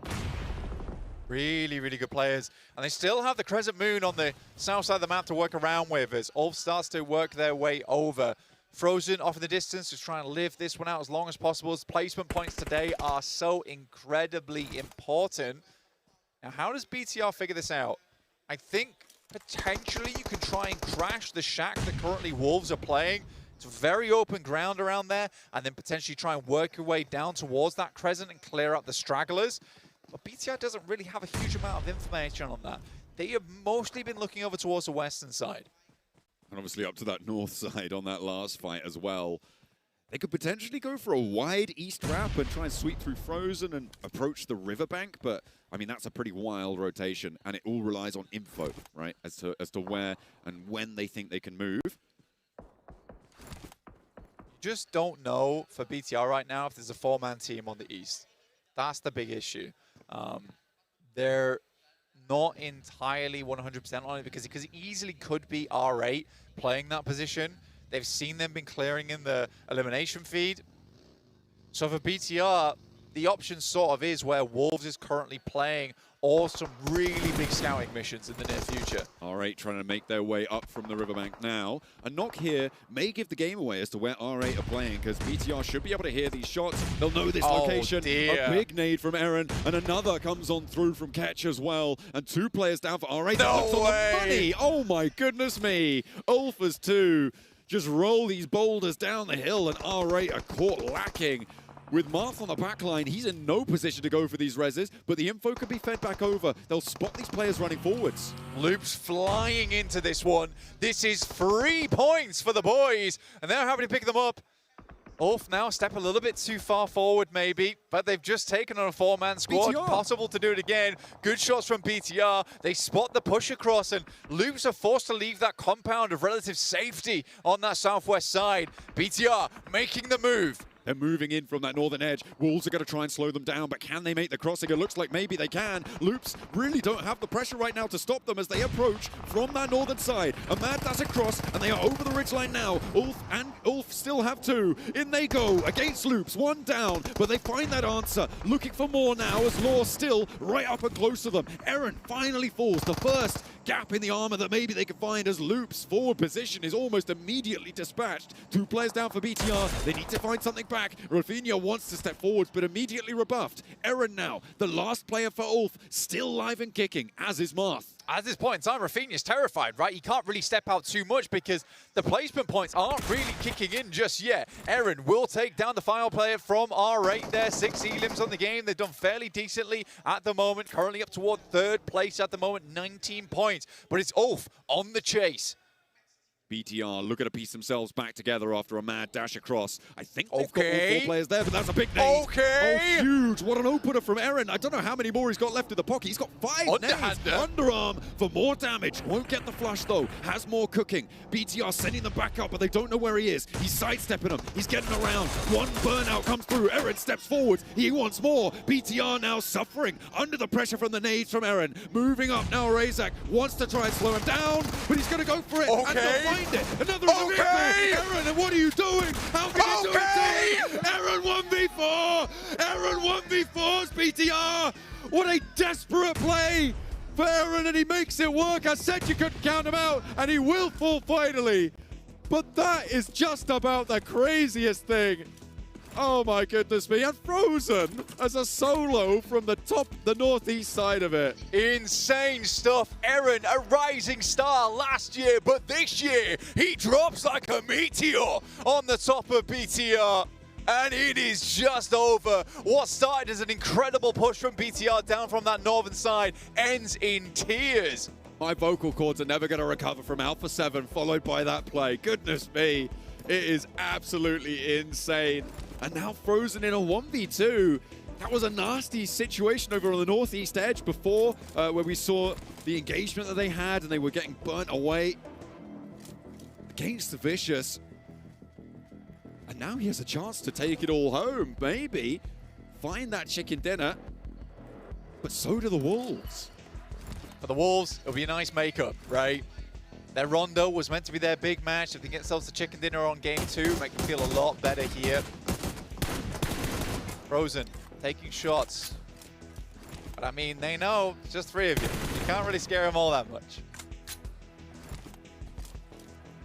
Couple of love taps from the rifles there. Wolves playing it central. They don't need to move here, Blaine. They are so chill right now. It is on Frozen to make the first peak. Wolves, they've got the dot, right? No matter what happens, it's going to end over towards them. Frozen, to be honest, the high EV play here is probably to deny the point. You may well be right, but you don't need to do it just yet. He's got 5 nades. He does have a boatload of nades, probably And 20 bandages. partly errands. I don't know if he stepped down to go for those loot crates, because there's a lot down there. There's all the BTR knocking about too. He's going to break wide. Okay. Looks like he's not going to go for the denial. Along the ridgeline, stepping forwards. A nade over the top. They should spot this one incoming. Maybe not. Does take a lot of damage, and another nade to find it. Frozen drops wide, goes low against Elementrix. Position not going to be known, but he walks nearly back into the nade. With 3 more in the pocket. Wolves are not giving him anything. The American team not giving for any freedom here to work around with. Wolves continue to pressure forward. One nade has to hit. That's basically the only way he gets anything done, and he's spent. He's completely spent. It has to be a wild 1v2 now for Frozen. Pushes up, takes a fair bit of damage. This is over. It should be. By rights, it should be completely over, but he spots one. Has to duck around the bullets, but the final down.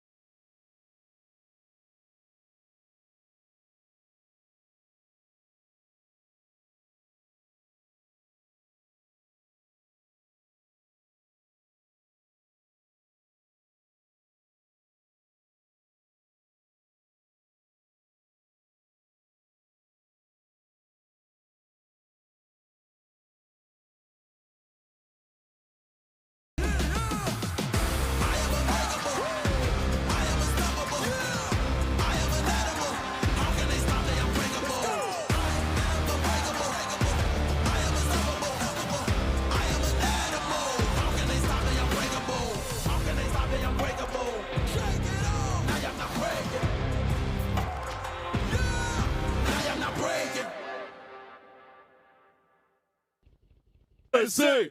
USA! USA! Let's go! The Wolves end up getting a chicken dinner, but hey, you know who cares about that? We gotta talk about that end game, guys. That end game was absolutely ridiculous! Okay, we need a 2-hour podcast to break down whatever happened there. Welcome to our podcast. Yeah, there was so much happening on that eastern George Pole mountaintop. Yep. Initially held down by the duo of Ulf, pushing up by R8, and then when that fight kind of falls apart, Loop send it, followed up Great by awareness, by the way. Bigatron. The steps there were just absolutely crazy from start to finish, Seven. I would even go to say that was the best single moment of the entire tournament. It honestly was. First of all, I gotta give some props for BTR because they were able to spot what Loops was trying to do, and they just fully send it to them. Yeah. And they were looking so good until a player named Aaron decided to just dust off whatever strategy they had on their mind. Well, yeah, so, okay, props to Aaron, right? Aaron had some really good moments. You might have seen that during, well, actually during Really good moments. They push one by one. One by one by one. They just give the opportunity for him to just clap back with the DBS. Aaron had an incredible moment, but it was definitely thrown by the other side. Aaron, that was the best play we have seen so far in PMGO Season 1. Oh, man, that Agreed. was so hype. Yeah. Yeah, agreed. We literally jumped out of our dang seats, dude. When we saw that, it was so absolutely ridiculous. Cool stats and all. You know, one thing I want to ask though, right? When it comes to Loops in that play, What do you think about them leaving Rafina there in the back line? I don't hate it because I enjoyed it. what it does is it stops any teams like Ulf, for example, to actually peek over the ridgeline, and it keeps the entire ridgeline in check. And then it actually kind of worked out versus BTR a little bit. We just get eliminated. But a 3-1 split in that position, I think, is exactly what Loops had to do. But staying in that dip, though, was a little bit risky because there, in that situation, 7, BTR had the angle. In a way, it kind of prolonged that fight, too, because it forced BTR to slow down. They expected everybody from Loops to be there, especially once they got that knock from far away. They were not expecting Rafina. Rafina fully slowed that down. And it ultimately ended up helping out Ulf as well because he was able to kind of set himself up, and they do end up. I want to kind of point this out, and I know we were, I guess, in a way negative in regards to this team after Rondo, but I got to be negative in regards to this team once again, Max, and it's none other than T2K. Because they had a great split, and you're going to be looking at the match ranking here. They had a great split on Everest. They had 3 on Everest and 1 on Giorgio crates, but instead of going to crates, they decide to go south, away from the circle as well. They went to ruins, but the thing is that you're not saying there is Kratos was still in the circle. Yeah, they had so much room to work with. Like literally, I'm not even joking, if they took that position, they would have been in the spot R8 were in that match. Playing under the bridge, on the rocks near the bridge, able to push up onto the duo of Ulf. Maybe off the back of that fight, they could have won the entire game, but they went for this more passive rotation. Passive is fine sometimes, but I feel like this was definitely over passive from T2K. So 2 bad games they need to learn right now and have a big step up if they want to be in the top 6. Yeah, you don't really want to be I just honestly don't know what they were thinking in regards to that. You don't want to be passive. You had a bad run, though. You don't want to have a bad Ariel. Now you have a bad Ariel. You're going to end up being forced to do something erratic, and that's not the position you want to put yourself in with just 4 matches left. Yeah. Let's look at this. Overall rankings right there, and it's Vicious leading the charge with 27 points. Well, that's the Rondo effect right there.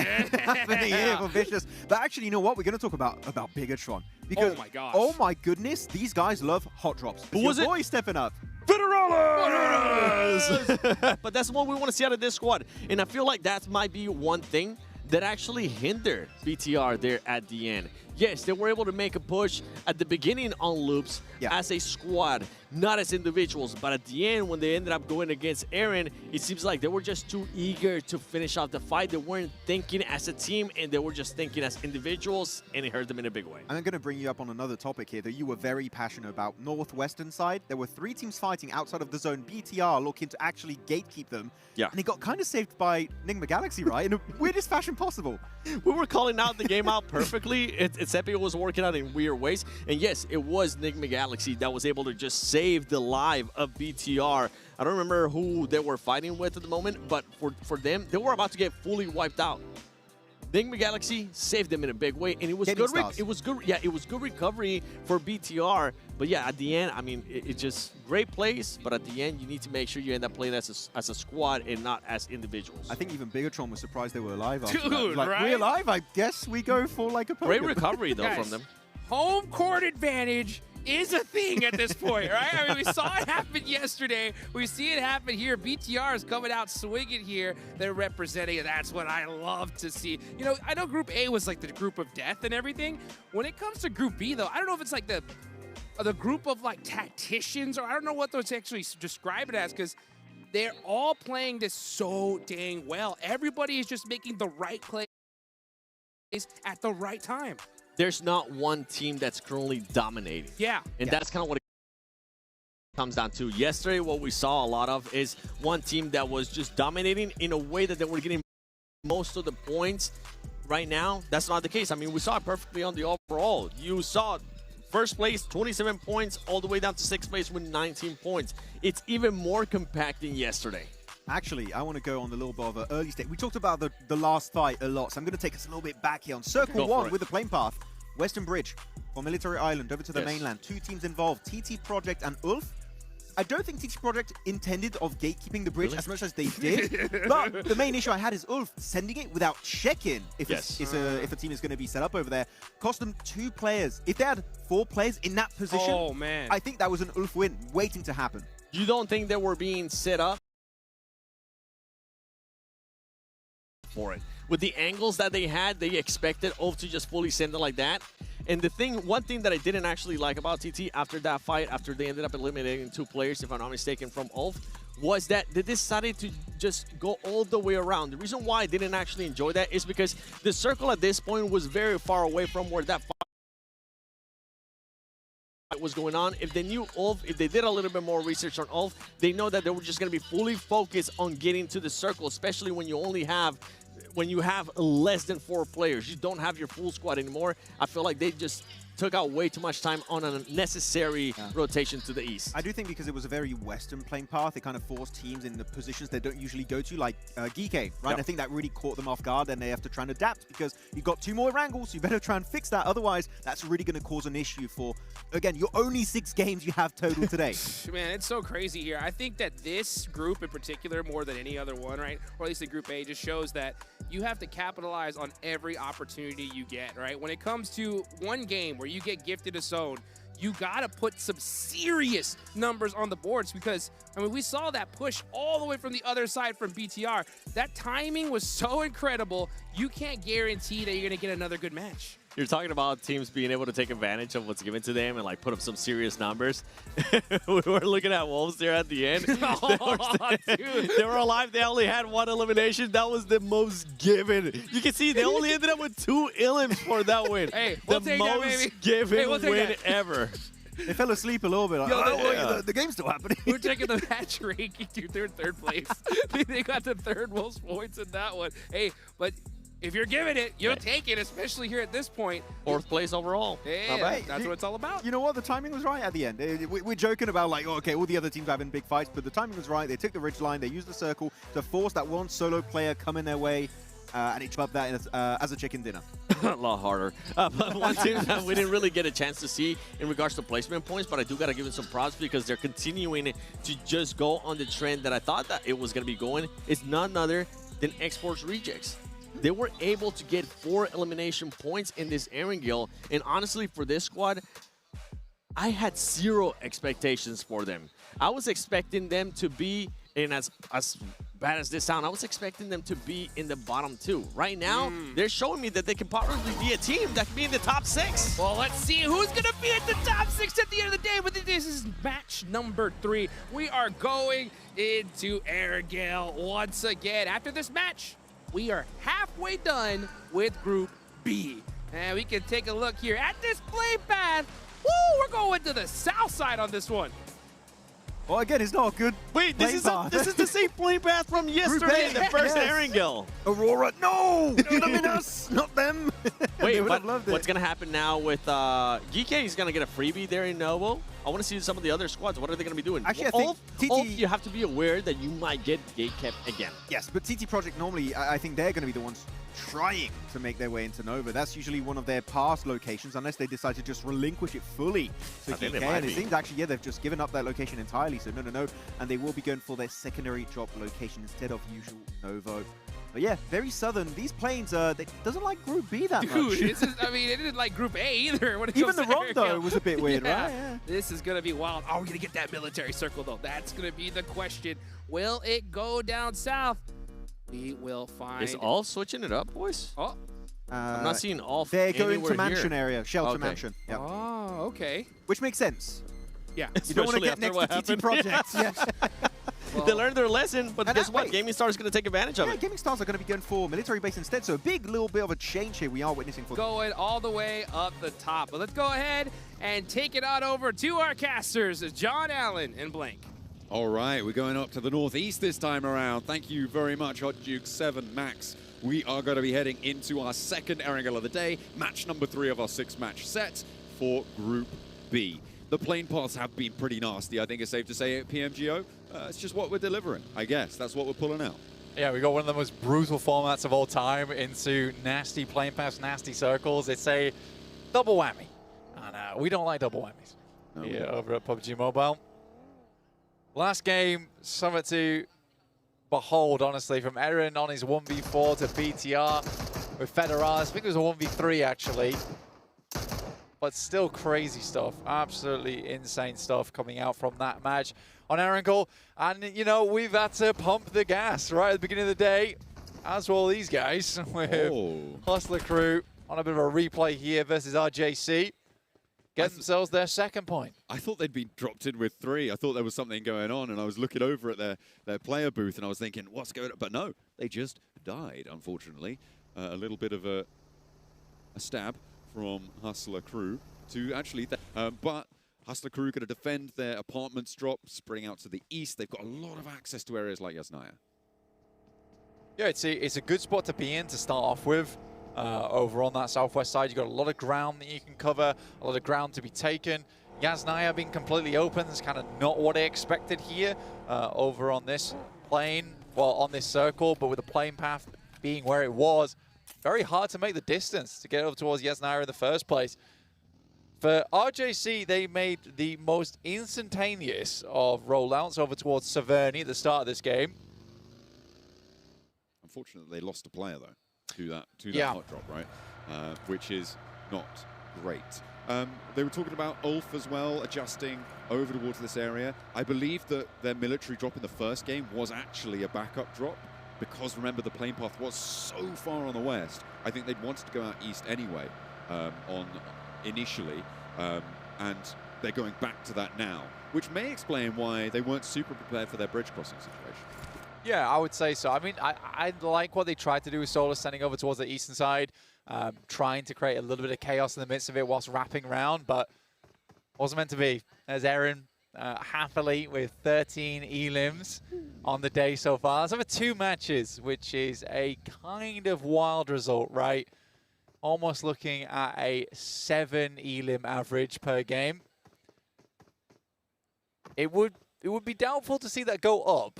Yeah. But more than likely he's going to go down over the next 6 matches. But again, Ulf is a big favorite for PMGO Season 1. Even going through to the Grand Finals, I think a lot of teams peg this squad as 100% being in the top 6, at least in Group B, and having a good chance at the top 6 over towards Grand Finals. I'm taking a look at now. It is so much closer overall than we saw being the case in Group A at this point in the day. There is a very, very close gap between, 7th really to 1st. That is a surmountable gap of 9 points between them. So very much possible for anyone to slip and fall, bonk their head and get dropped down towards the middle block, or even further beyond that if they're not careful. And the bubble sat at between 40 and 41 points as these matches go on, which will hopefully feel good for them. At the moment, Vicious obviously leading the charge on 27 with 2 solid games. Unfortunately, losing too many players in that last match. And on that northeast side, if 4 of them had survived, it would have been a different story. It would have been a very different story. Well, we got Boom on our screens, playing towards Rozok. Heading over towards the east side. Yaz field towards GK. Saf G goes down. Weren't expecting this one. RRQ on a holdout on the south side of Milta here, and more shots raining through over towards Geekay. They've got the hovercraft too, so quick maneuverability and a tanky vehicle to be running around in.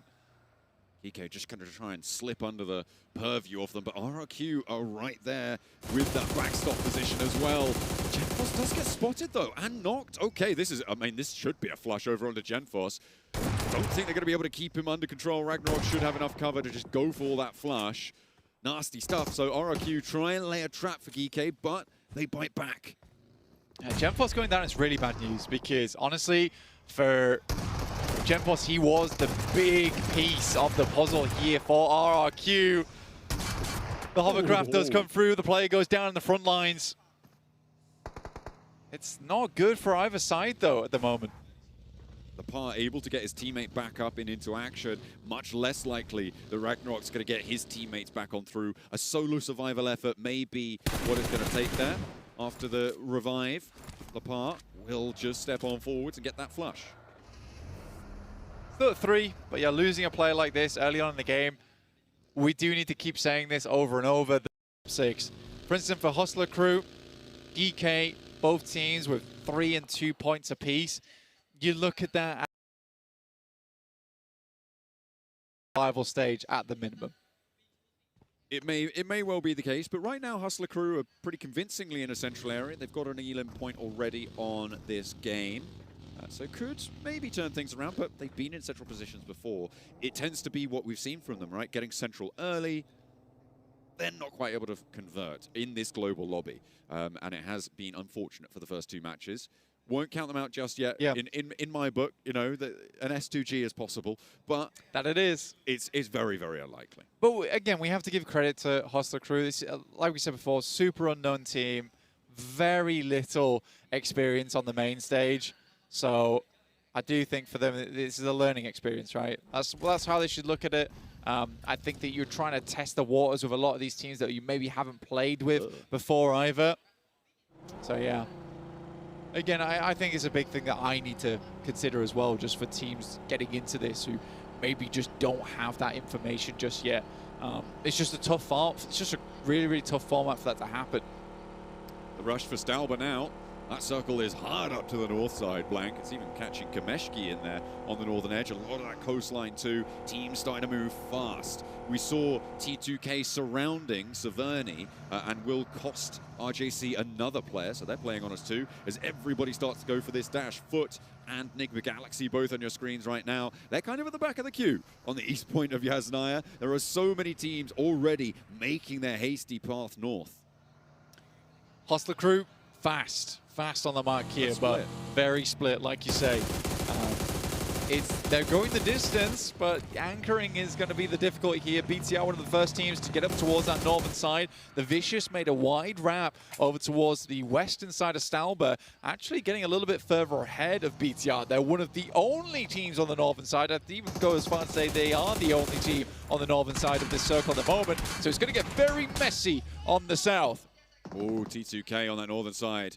Going to have a good time, potentially. Enigma Galaxy losing round to it. They are going to struggle to get that one back up. I don't think they're really getting this location as BTR stand to their south. Yeah, I don't think they're getting him. With such a southern playing path, this is what's going to happen, right? So many teams coming up from that south side. The Vicious play a blinder by getting over towards, T2K play a blinder by getting over towards that northern edge of the map, which is great news for them. No one else is going to step there. I mean, R8 on the western side may actually be able to get up towards the top of Stalber and may give them pause for thought. But T2K looking to take down the rest of Wolves, who have already lost Elementrix as well, which puts them on 2. So quite a bloody rotate up towards this northern side for a lot of our rosters. A lot of damage being dished out, but there have been quite a few full fours that have made it through. T2K will sort of preside over proceedings for the time being and see what they can see. For the teams further down to the south, there is still quite a lot of ground there that they can cover. Yeah, it's about stabilization, isn't it, really? Nice shot from Slonic. We'll find Fearless there. It's a great pick-off for Wolves, who needed to get themselves into a bit more of an even footing versus T2K. Sadly, Federalis, from the off angle, will find Slonic, and Nade doesn't quite find him. But is that spot very resable? I would probably say no. Almost certainly not. BTR will be denied the point, however. That will go over towards T2K, but losing Fearless there. Nasty when they're looking to try and leverage every angle that they can. That's going to give R8 a better time there. And actually, TT Project, all the way out on the west, delayed on this rotate as well. They're going to be inserting from that western edge. Past R8 though, and it should be a 4v4 on that angle, but actually from the south as well. Foot are going to crash into the R8 compound. This could be a great opportunity for TT to try and third party. It will be. I mean, they do need to get themselves over towards this position. On the southwest side, that compound was Foot, but TT Project still a ways away. Information gain not really there for them either.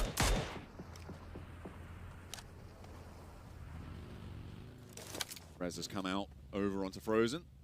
Foot will not be able to push up towards the R8 compound, and actually the north point of R8's hold, Marth, is a bit isolated. TT may be able to cut this one off, and R8 going to be very reluctant to leave from their compound. Such a strong position, and Foot will try and backfill it. Marth, it's on him to regroup with the rest of the roster and do so successfully. For Marth, on R8, it's looking like he's going to regroup with the squad right now. Heads down towards that south side, past the zip lines. Again, TT Project, they've got to be careful. They really have to be careful. They don't have all the information in the world to work with here. They're being very cautious on their push through. They're going to scout over towards Stalber at the moment. They might be able to wrap around that north side. The time is running out to make that play, though, at the moment, but certainly possible. On board with Vicious at the moment. These guys are down towards the very southern edge, just outside the northern fields of Yaz. Yet to make their way in just yet. I think for a lot of our squads, they found themselves some homes on the map at the moment. When you look over towards Stalber on that north side, you do have that almost stairway up towards Stalber where you can sit yourself in the midst of the rocky outcrops. That's going to assist a lot of teams in terms of placement, in terms of area that they can play it. I mean, speaking of playing in area, BTR currently on a 2-1-1 split on 3 of those locations. And playing very bold with it. And fortunately for them, the number of teams around them with the oversight from T2K, I think it's fairly safe. I mean, getting pushed from the west is maybe the biggest threat. Potentially loops, actually, over towards the east side of it as well. But this is to start to collapse, potentially in the next minute, minute and a half, 2 minutes. That sort of time frame. And with this next circle, yeah, okay, now they do need to regroup, and they need to pick a point to go to. Yeah, you're likely going to regroup on top of Razak here and try and... At the moment, they do need to pass over the top of Hustler Crew, but like we said, this is a bit of a slope up towards that north side, so Hustler Crew might not have the angles down towards it. This is that big wrap we were talking about earlier. They did end up going for it. They thought it's more optimal for us to clear the entirety of the northern side, then we can know where all the players are and know we just need to fight south. Like Vicious and Foot is going to pop off there. Koa gets knocked and flushed for Vicious. That is unfortunate. They found an Elim, but they are going to just divert around this one, try and sneak their way through the rest of shots will rain down upon them as Amori's there. Doran goes very, very low, but just about wins that trade. A nice result, but Amori once more. A nade up behind him, forces him to take the peak, but he's all too happy to go for it. A shutdown maybe on the cards. That is a beautiful step through with Narvalo able to go down there. And R8 do lose one in the meantime. It is very, very difficult to make your way past this roadblock. Vicious just go for a bit of a salvage play here. They leave one player behind to defend off against those angles and send a bit further forward into the circle. I think that's a smart play coming through from the Vicious. Obviously, it's not going to net them a lot of points, but now by RJC. Oh dear, it's just Icy now remaining. He's going to drop back, get some supplies maybe on board. RRQ back and forth with Enigma Galaxy all the way on the south edge here, playing on the road ridges. Nades back and forth. Already one knock sent towards RRQ. A long-range shutdown over towards Satan on Enigma Galaxy, taking away that off angle. And no res there available. RRQ pulling themselves back up, want to stay alive as 3. A nade does not quite connect either. Unfortunate stuff. As R8 and Foot still going at it. It's raging over this side. I mean, Frozen, last player alive last game, last player alive here once again. Ketch does find Lord. That's all through. We're starting to make their way in from that southeast. And I think that R8 should comfortably clear. Frozen, you say that, starts to pop off with the S12K. I mean, he got into second place in the last match. Enigma Galaxy, they've only got one player around the rock. 1 and 2 nearly go down. That res, though, going to be very, very difficult. I don't think they've got time to get that fourth player, or that third player, rather, back up in an action. Frozen is still going against R8 here. Gets that first aid off as well. Slips down the cliff, unfortunately. And Marth is cooking an aid to try and send after him. Yeah, Marth's going to try and launch it. Goes a little bit further than he might have expected. One player down in the front does not have time to go for this res here. The second goes even further. He is sort of whiffing here just a little bit. But it's a tough position to be in, and it looks like you might be right here, John. Frozen might just do it again. Jumps the vehicle, tries to bait the sound cue, and through the smoke, a demon in the mist. My goodness me, Frozen puts them on ice. That is nasty coming on through. Foot have a guardian angel somewhere who is laughing. That is incredible stuff coming on through. R8 go down to it, and now we're going to refocus to the southeast side as Ulf trying to march their way up. You've got Gaming Stars, Boom, Loops as well for them to try and deal with. The circle shifts down to the southeast and gives them a little bit more time to play with. GSTR getting pretty far into a lot of these matches, honestly. They are holding their own here. They are down towards 12th place, sadly, but again, I think you got to give them credit for how far they get into a lot of these games. They're always prevalent towards the 18 to 20 minute mark, which is great to see from a squad like that. Aaron having the back off. This is funny that Ulf of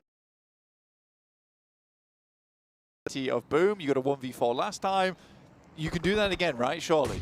Crack on, lad. Give him 6 nades, see what he can do. He is downhill this time, and it doesn't look like he has first aids. I think he might be a bandage only, or maybe stims ticking up. Yeah, it's bandages. He's only got bandages for Ulf. Yeah, that's not ideal. It's going to take Aaron a little bit of time here to wrap the entire body, it seems. The rest of Ulf still up as 4, though. But for how long? Because I think Aaron evacuating this portion of the map, pretty difficult. Very, very difficult. Under the purview of Boom. I think it might need some smoke cover or maybe some assistance from the rest of Ulf because they are only dealing with half of loops on this northern flank. So it feels a little bit... He's taking so much more damage. He spent so long healing the back up. And now there you are. Ruin it for him. Nade over. That's going to be the knock. Okay, yeah. Aaron now down.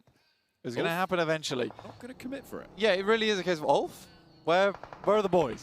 Where are the boys right now? They are pincered, to be honest. And I think right now for Aaron, his big objective was to delay as much as you can. But Boom are moving in, and they're about to be stuck between a rock and a hard place. Up to the other 3 of Ulf. Loops going to be moving in. They had 2 players in here. Now they're going to move in as a full roster. All 4. Probably the saving grace, although it can eat nades and just trap them underneath your feet. Really know where to go if you're able to pop one in there.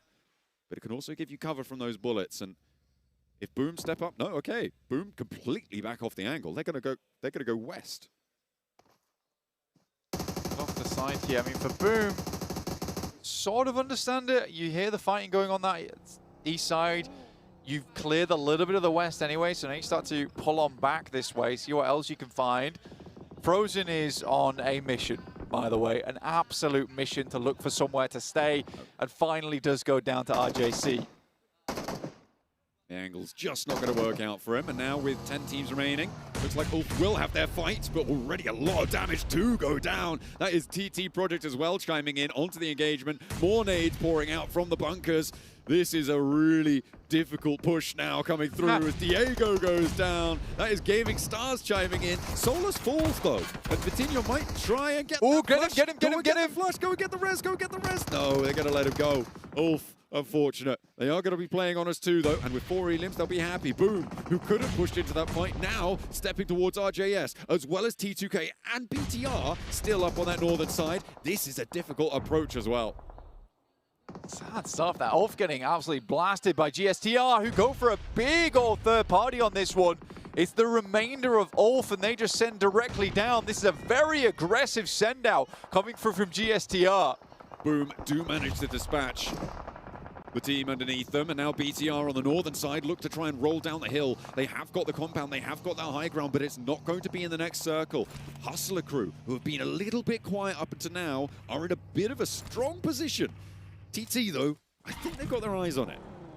For Hustler crew, you can empathize why they're playing slow. They know that for them, a decently large game, 10, 12 points, is what they need to get themselves back in the running. It's quite tight towards the top of the tables, and you just need one decent game to get yourself on that springboard. So I understand it from Hustler crew's perspective, but there is a lot of in the end game. I think fortunately for them, BTR is kind of stuck because of Boom. They are locked into this fight. They're much more concerned with getting down the hill.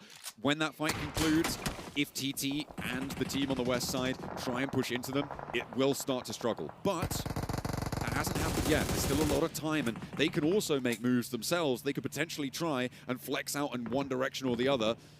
But he may be in danger there, but just to hop back in the vehicle and wrap back around to the rest of Hustler crew. Boom has been on the last legs for quite a bit, right? You know. And now Hustler crew come up against TT Project. Effect opens in a big way over towards Loco. one of the best fraggers on the team for Hustler Crew. It's looking like it might be going from bad to worse as more and more players take damage. AZM is down and Hustler Crew seems to just be getting bulldozed. This is a huge opportunity for BTR. TT Project did have a knock sent their way, a big double nade and a shutdown immediately. Hustler Crew get nothing for their position. That is unfortunate stuff for them. I thought BTR might be able to third-party this with TT having a player knocked and then being a little bit split, but they were more preoccupied with Boom and trying to put the pressure on them, turn the screws on that southwest side. Interesting endgame. You don't often get endgames like this. Four-man squads. Anything can happen. Third party's going to be a big deal. Yumi moves up to the plate here, gets the first knock over towards BTR.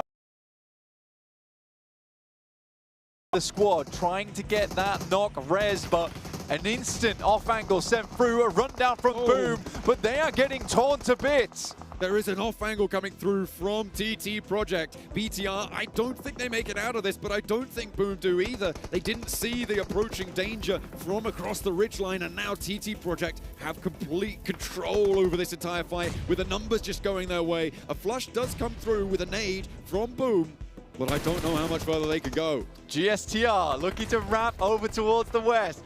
TT Project doing the same, and in that moment, the circle moves east, John. Okay, everybody has to move back over towards the east side.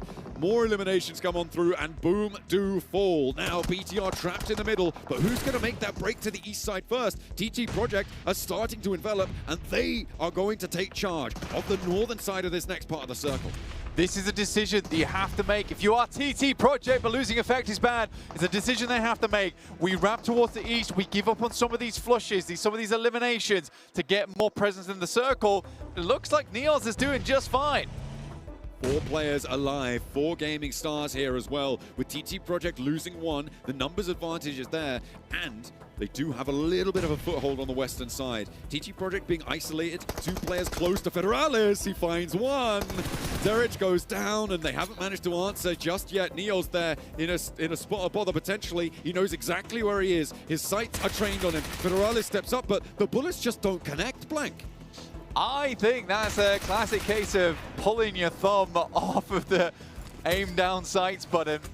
M79 pulled out here, tries to get the res off, but the shots are coming through so quickly. Mini 14 also at distance here, getting a good amount of damage done. Gaming stars, they forced TT, well, rather TT had to go for a regroup. They moved their solo player from the north side back on in.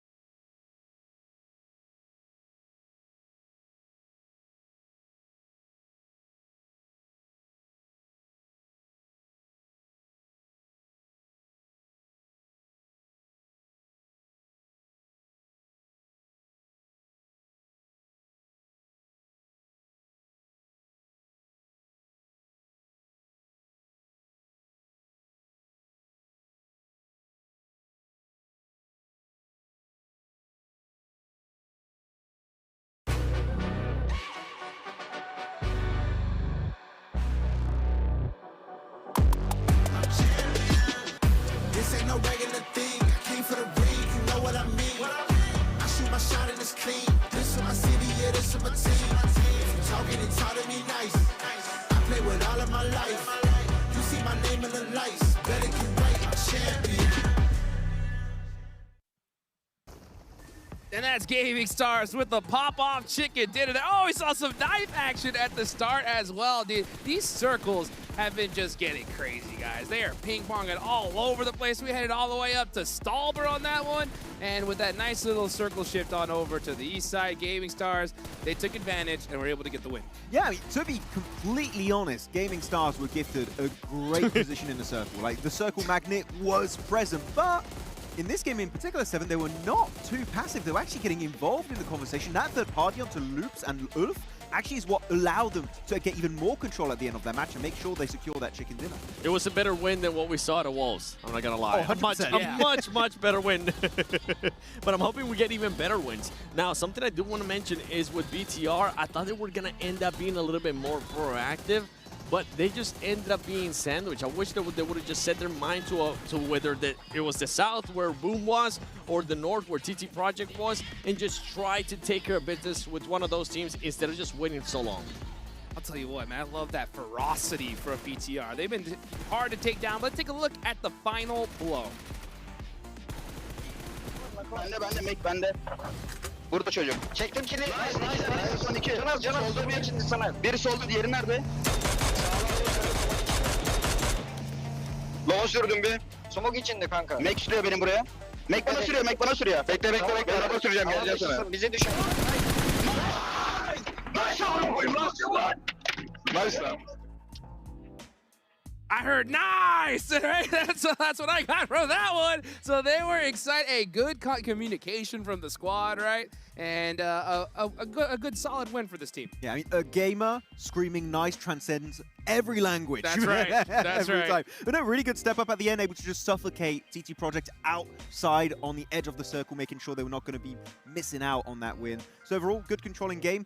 I feel like I still need to see a little bit more to be truly sold on Gaming Stars, but you know what? Here's still showing a little bit of presence and, well, a little bit of presence. It was a win, so it was a lot of presence. But overall, also good elimination spread, right? Maniac, Rolex, USF, and also Swash able to get 2 up to 3 eliminations apiece. So overall, it's a team-wide effort here, 7, on this match. I think it's safe to say that we were not expecting this to be the Turkish team that was going to get the first win of today. Where's Ulf? Exactly. Yeah. I mean, Ulf was getting their party by Gaming Stars. Actually, yeah. That's what they were. My brothers. Right, I got to give these guys definitely their flowers. You know what I'm saying? To be able to come here to this stage with all these different teams, you know, regardless of any situation, pulling out a chicken dinner ain't easy, and they were able to do it. You can see our MVP here, Maniac, 3 eliminations, 351 damage, and regardless of how it happened, this could be that catalyst for them, right? It could be like, hey, you know what? We got that win. Let's see if we can get another. I mean, especially doing it with a Mini 14 as his main weapon. And you were happy, Hot Cheeks. You were like, yes, he's playing with the FPP mode for a little bit there to actually peek that ridgeline. Yep. And he got some really good shots initially. Not a lot of knocks off the back of that, but just to get sure he has that information headed his way, the FPP worked out great with a Mini 14. Absolutely. For anybody out there that's looking to kind of transcend to this esports level, that FPP switch is an absolute necessity here. And yeah, to see him busting out the Mini 14, I'm just happy to see anything besides an AUG and M4 at this point. You know what I'm saying? I'm with you. I want to start seeing more snipers. So where's their snipers? Come on, please give us a buff. We had a Lynx AMR with Snowix, right? So we are seeing a little bit of it, but not I want that to much. see more. Yeah, okay, I want yeah, to see sure. it all. Let's take a look here, though, as we get to see some of the rotations. And man, some of these people had to travel pretty far. Yeah, big rotation from TT Project in particular, western side of the island. Very late on the rotate, but there's the typical TT Project way, because that's what they told me. We're going to play Edge every single time. That was the NDA. If you wanted to build a on this game, able to go for a bit of a sweeping motion up north and able to suffocate especially Bigatron in that dip. The utility usage from TT Project was a thing of absolute beauty, in my opinion. By the way, we're starting to see Bigatron just keep up with great performances here. Now, back-to-back great performances where they're able to put up those eliminations. This is a squad that's looking like they're going to be going to the grand finals, and this is a squad that's going to be looking to take points away from teams that are going to be wanting to be within those top 6. And remember what happened yesterday. Those squads are just going to tighten up that overall leaderboard. Looking at Bigatron, this is another double-digit game. I'm going to call it. For me, they're qualified top 6. They're not budging. They've just been so consistent. And again, in a format where you get only 6 matches for entirety of Group B, and they've got double digits every single time, yep. BTR bringing the heat. Yeah, I mean, they showed to me that they got it. I mean, the tenacity from this squad, even when they were sandwiched, they were still very difficult to take out. They're fighting tooth and nail all the way up to the end there. You think I'm stuck with you? No, you're stuck with me. Right, that's right. You know, and especially, I mean, I love to see when you're in your hometown, right? You fired up, you're making something happen, and they, in my eyes, have been the most consistent squad, right, for these 3 matches, without a doubt. We are hitting that midway point, though, and yeah, because of that, look at BTR up on top, 35 points. I am so excited for this hometown team. I really am too, and I think we're all in agreement that this squad is going to end up going towards the finals. Something to keep in mind is Ulf, even though Ulf isn't really putting up those wins like we just saw at Gaming Stars, they're just putting up so many eliminations that it doesn't even matter. They're in contention there within the top 6. Now, if we go to Boom in R8, once again, that top 6 only separated by just that 1 point in X-Force Reject, even though you've been putting up the Illims. You need to find that happy marriage between aggression and also making sure that you stay alive later into the match. Oh, most definitely, though, looking on the second page, things starting to look a little bit dicey for Geeky. The 3 games, 3 points to 1 point average. They have not been looking too good. And the thing is, they don't have a terrible dropping spot. With these planes in particular, they drop Novo. They've done it back-to-back. The plane is great, but they just can't get into that play zone itself. Really struggling to get towards that mid to late stage of these games. So Geeky, they got to go back to rework the entire strat, because so far on the halfway point, it's not working out whatsoever. You know, maybe they start studying some S2G action. You know what I'm saying? That could be a strategy. Miramar. Yeah, it worked. It worked. We're reaching the second half here for Group B, and one thing I did notice looking at those leaderboards is they're very spread among the top, right? We don't see like a crazy point sponge here. So I remember talking to X-Force Rejects, and they were like, hey, 40 points as well. If we can get 40 points, I'm pretty sure we're actually gonna get there. Yeah. I don't know if that might be the case here with how well so many teams are playing. For some of those teams towards the bottom, on the second page of the overall, we do have some surprising names there. Okay. Teams that we were expecting them to at least be in contention. One of them has to be Enigma Galaxy. It has to be said, if you for some reason missed the beginning of the show, Koops is in here. Koops is not going to be playing during this PMGO. So it's currently just showing that they are missing that fragging power. They're missing those extra points. Another squad that hasn't really been able to put up the performances that we expected to see more out of them, especially with what happened in Group A, is Loops. Yeah. Loops has just been absolutely throwing today, especially with one of the pushes that they try to do. Yeah, they have one of the best potential storylines in the entirety of this PMGO Season 1, where they could overtake Alpha 7 in their Regional Americas points and push them out of PMWC realistically. Exactly. But so far, they've not been hungry for that opportunity. And the push up onto Ulf this last game was a good play, in my opinion, but the execution is so weird, and I see it happen so often, even in lobbies like this, where a team is looking to crash a compound, and they just stop just before are in nade range, and they start smoking it like that's going to save them. You don't have cover flares. Yeah. It's not Rondo, so you're going to go down, and Ulf had the easiest cleanup on the entirety of Loops. Oh, man, Loops need to do something quick. Honestly, I think everybody on that second page really need to make something happen here. We're going into the last Aaron Gale of this entire group. Which team do you think, looking at that bottom half, needs it the most? Enigma Galaxy. I was expecting a lot more. That's one. T2K. I want to see them snap out of it. I got really hyped yesterday with what Hora Esports was able to do, and I'm happy that to see Nepal now going to be back at a global event, at a global finals event. I was hoping we would get another team from Nepal, but right now, with the way that T2K is playing, I don't think it's going to be happening. I want to see them just switch it up. Fair enough. I'm going to go with Foot, actually. I think that since the Rondo game, they were just very hesitant, and I've seen that every once in a while, so I think that Foot is a team that has just so much bloody potential, and they just haven't capitalized fully on it yet, so we still got 3 games. I feel like this is a team that could easily make a little bit of a jump in the top 6. Well, let's see what's going to happen, guys, right? We got 3 more matches left to go. Make sure you get your popcorn, get your drinks ready, tell your friends, and we're going to be right back right after this short break.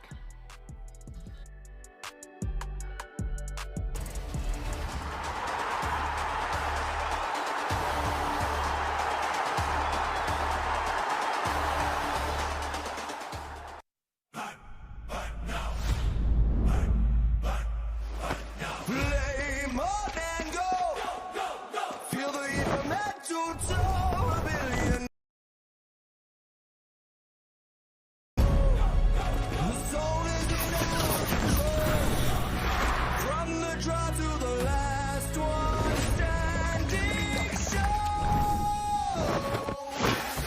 no-name kid in a high-risk drop. A street food belly with a victory dream. A midnight warrior looting in the dark. The fuel is passion pushing through the blue. We scan the path at the edge of the gas. A million stories in a single squad. No real blood, just a drive to our last. The skill, the nerve to on the final gas.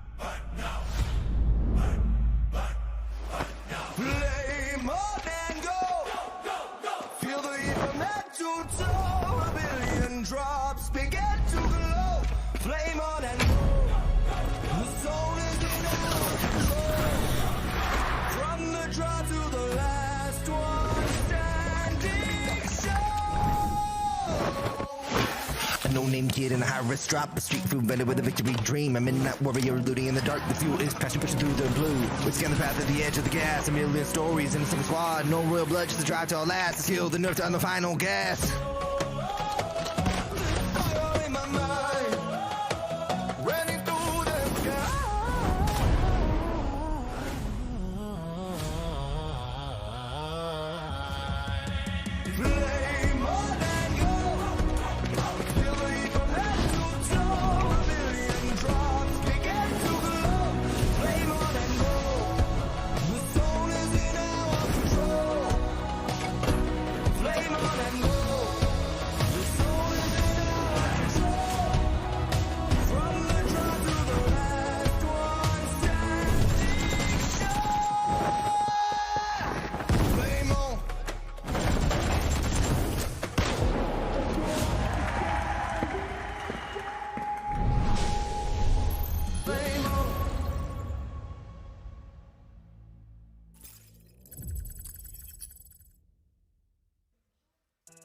Welcome back, everybody, to Jakarta, Indonesia for the 2026 PUBG Mobile Global Open. season number 1. I got 7WG, I got Max, and of course myself, Hot Jukes, here as we're getting ready for that second half for Group B. Boys, we know what's on the line. We saw what happened yesterday. We saw what teams need to get these points here in this last Aaron Gale coming up. But I got some, we got some time. Why don't we go bring up some kind of wild card questions, right? So I want to ask you guys, with all the players here in Group B, if you could just make like a legendary squad, right? A team that just got it all. I'm talking about IGL, right? Fraggers, 2 fraggers, and a support player. If you could make that perfect squad, what would you do? I want to go first. Who would you pick? Who would you pick? Come on, 7. I want to piss off Max. What are you going to do? For my IGL, I would pick Rauf. Okay.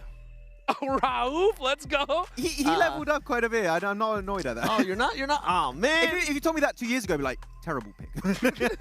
Wait, you didn't like it? Okay. Anyways. Rauf, Nigga Galaxy. Narvalo. Okay. Federales. Okay. And it's either between a Turkish player or a Brazilian player. Gonna take catch. Aaron? Yeah, I was going to go with Aaron. Ah. Yeah, Aaron. That's a good squad. Aaron. That's a deadly, deadly team. What do you think, Max? Didn't give me any prep time, so I have no idea. We didn't get any prep time. Just off the top of your head. There's no wrong answer. I would take Razy Razak because I love the fragging duo. I think that from Bigatron, they're looking good. So I'm going to go with that. Narvalo also because, well, French, so I have to go with it, right? And IGL, that's the one I'm struggling on. I actually don't know who I would pick as an IGL. There's so many choices, right? Yeah, no, Ralph is good, IGL, but I don't think I would pick him here. You know what? I don't know.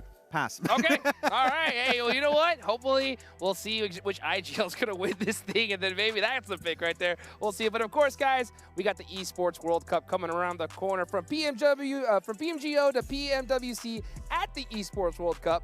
Every match matters. Teams aren't just fighting for trophies. They are battling for EWC Club Championship points, global prestige, and a place at the top tier of PUBG Mobile Esports, with PMWC set for August 6th to the 18th. Make sure you mark your calendars, guys, because we're going to be in Paris. I can't wait to see that. That's the homeland of my man Max Man here. And, man, you better show me around, bro, because that's going to be my first time ever going. We're going to the bakery right away. Let's go! Yes. In my belly. Whoever wins, I'll bring everything to you, okay? All the croissants, everything, all the best drink. Don't worry. Can we get some? Do you want $3 million or Maxman taking you to the best bakeries in Paris? 3 million. Okay, that's an easy question. That's a lot of croissants, yeah. Sorry, Max. I'll be set for life. I think I'll just take that money and just start going to random bakeries, dude. I think I'll figure out where you're taking me. You're set for life right there. Yeah, pretty quick.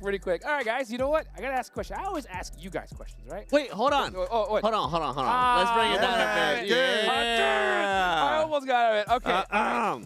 All we right. gave our answers. Okay. I'll give you mine. All right. I'll give you mine. IGL, I'm going to go with Doran, right? Ooh. The reason why is because my boy Juancho told me that he is the best IGL he's ever been with, and that he has a good head on his shoulders. So you know what? I'll take his advice on that one, right? When it comes to gunners, that's where things get a little bit interesting. There's so many really phenomenal players out here. Honestly, I really like what we saw from BTR today. Just some of those crazy turn plays. I'm going to go with almost every fragger on that team so far. What, Razy Razak What for the Heck, honestly. Yeah. Take BTR, yeet the IGL. Yeah. You know what? Why not? You know, because at this, you know what? They have the same communication, the synergy. You know what I'm saying?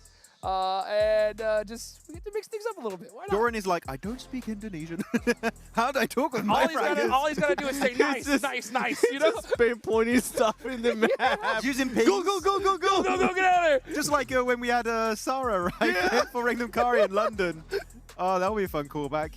Oh my goodness, craziness here as we get into the second half there. Look at that TT Project scratching their head, trying to figure out what we're gonna do in this last match. I mean, they're in second place right now. They're pretty happy in their position. I think they're gonna be just looking to make sure they maintain that place, because now with what happened yesterday in regards to SGG getting back-to-back and showcasing that you can go from 15th place all the way up into the top 6, you cannot just let your foot off the pedal. You gotta keep pressing it down. And I think TT Project have been fully tested, even on the game on Rondo, which technically their compound was dead center of the circle, right? Yes, it was. But there were 5 teams in the compound. Yeah, it was a lot. It's a little bit different from what we've seen with the past, like Wolves, for example, or even the likes of Gaming Stars in that last game. But they've been able to consistently get into the late game scenarios, get a bunch of eliminations with circles that were very unfriendly to them on Erangel in particular. So I think so far, macro-wise, they're one of the best teams in this lobby, and have been doing pretty good for themselves. And I think the IGLing has been definitely top tier on TT Project. Yeah, I mean, it definitely has been. Hopefully we can see them reach that top 6, but anything can happen, guys. So, you know, just looking at the numbers as they're sitting right now, and we can literally see, right, that second to last place team pop all the way up into the top 6. So let's see if any of those bottom teams can reach their way out, as this is the final Erangel for Group B. And the playing path is down south once again. It's reverse. What? This is crazy. Wait, can we stop? Not one middle play path. Wait, what is Ulf gonna do now? Because earlier they changed it up, they switch it up again. Are you gonna switch it up again? No, this is better. This is better. They went north next to Mansion Shelter. That's where they dropped last game, so they can reach it. And TT Project is gonna be going to Primor. So if they do end up going military, they will be fine. One team actually going into this last Erangel, I want to see Esports Rejects do something amazing here, because they started off the day so well. I kind of want them to be rewarded even more. An African team in the finals would be insane. I mean, they're like, what, 1-2 points away from making it in top 6? Yeah. Would this be the first time an African team in a global final? I think so. I think so. Oh, It's possible. That could be a really sick storyline. Actually, I don't think so. I know so. I don't remember one from, like, ever. Better memory than me. Let's see what they can do, and hopefully they don't kind of go for that 40-point mark. I think they're going to need a little bit more than that, so they got to take as much advantage as they can here in this final Erangel as we take it on over to our casters, John Allen and Blank. Teams are going to go. Ooh, potential danger for the area just east of school, near apartments, that sort of area, looking for vehicles potentially. And it's a west side circle, Blank. Not up to the north on this, so a little bit more sensible over to the Gatka Fields. Yeah, this is a much nicer circle, I would say.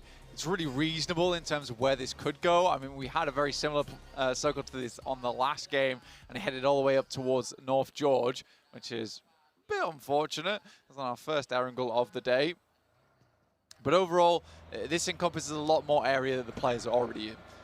I think a lot of the wraps are going to come through over towards the top side of Kameshki, over the Yaz Lake, Yaz Bridge, wrapping back into things. So I think this is a comfortable circle that you can get a lot of teams crammed in on. Some teams are going to move faster than others. Unfortunately, Scarface does not move fast enough. He is out of the game. So Ulf going to be playing as 3 now, which is far from ideal, I think it's safe to say. Their mansion prison split area, their shelter mansion split rather, sorry, isn't going to go well for them. Not this time around. They do lose 1. And a difficult path towards the west now. A lot harder now they're on 3. Definitely. I think for Ulf as well, currently in 3rd place, like that's a tough loss at the start of the 4th match of the day.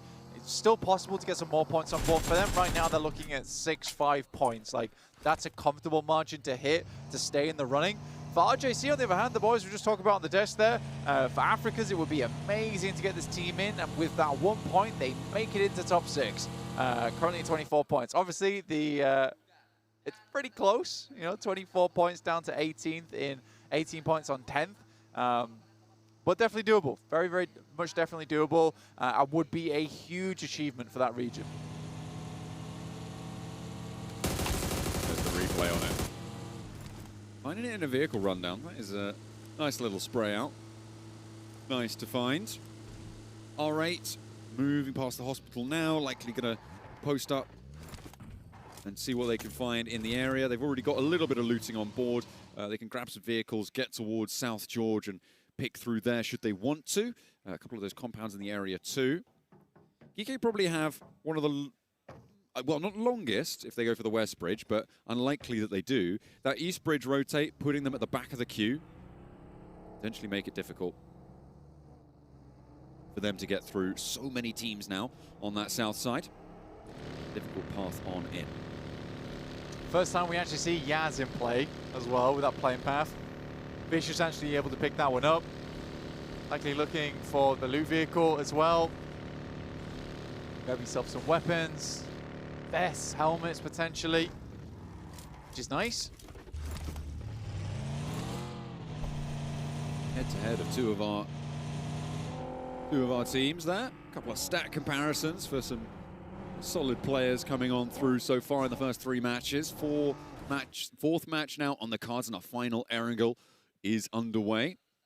Unleashing the vehicles from the garage there. RRQ stepping in for their rotate out towards the west. Teams are now starting to crunch in together, Blank, and this is going to be tricky. Wolves trying to make their way through, but they're quite split right now, and actually Foot is going to be between them. Going to make it tough for them to regroup onto one another. So it could potentially be Wolves losing a player on the front. We'll have to wait and see if they are able to get that regroup, because right now it's not super important for Foot to push out to it. They may just be able to isolate it and play for that one later on. Yeah, I think for BTR as well, these guys were a little bit further towards that northern edge. Trying to make their way on over now. They 5 minutes to go for. I think this is far east side. We're looking towards the center there. T2K, it was a big one coming through from the guys over on the desk for that team to do better. You know, try and have a similar performance to Horror from yesterday. Represent that region. Yeah, you can see BTR all the way in Kameshki at the moment. So a long drive in for these guys.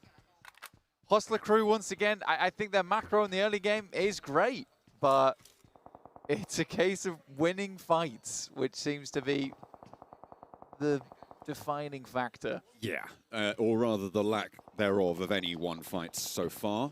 I think they got 1 elim in that last match, and then went down to that north side engagement.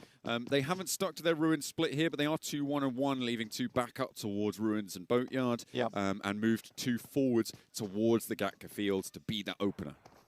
The big difference, though, right, for a lot of our squads at the moment is with yesterday, there were teams clear and ahead away at this point, right? Pandem was very secure at this point. But I still think there's quite a bit of opportunity towards the bottom of the tables, you know, looking at a little bit more now as time has gone on. No team is speeding that far ahead. For DK and Hustler Crew, I will say at this point in time, you know, chicken dinner, get yourself 20 points. You're at 25 there for Hustler Crew. You're 23 for DK. Suddenly you're in range, and I think that's due to a lot of teams profiting over the day. There's been a lot of different teams getting some good, strong matches as things have gone on. It's very, very important because, again, with this format, sometimes by match 3 it can be over. Sometimes by match 3 it can still be all open, and that's what we're currently looking at right now coming into match 4. Yeah, I mean, nobody is even over that 40-point threshold at this point. If BTR absolutely lose it over these next 3 matches, there's no guarantee that they're in, even though they've been performing pretty solidly, I think it's safe to say. Most consistent team in the lobby by far. But yeah, it's not all done and dusted for them. They still got a little bit more to do, as does everybody else. So definitely wanting to keep things going. What I will say is, though, there are a lot of teams that are safe from full elimination, including BTR. Probably anyone in the top 6 right now is pretty much totally safe. Yeah, you're cleared. I think the big thing, though, is that going off that 40-point threshold like you were talking about earlier, that's kind of where we ended up yesterday. This is with teams that were doing so much more than other squads, right? It was exponential towards that top side of the lobby, but it was around 41, which sat on the 6th place margin. So that's what teams are looking for. If BTR can hit 41, I think, you know, 42, 43 points, that's a nice position to put yourself in where even if you're down to top 6, to 6th place, you're fine.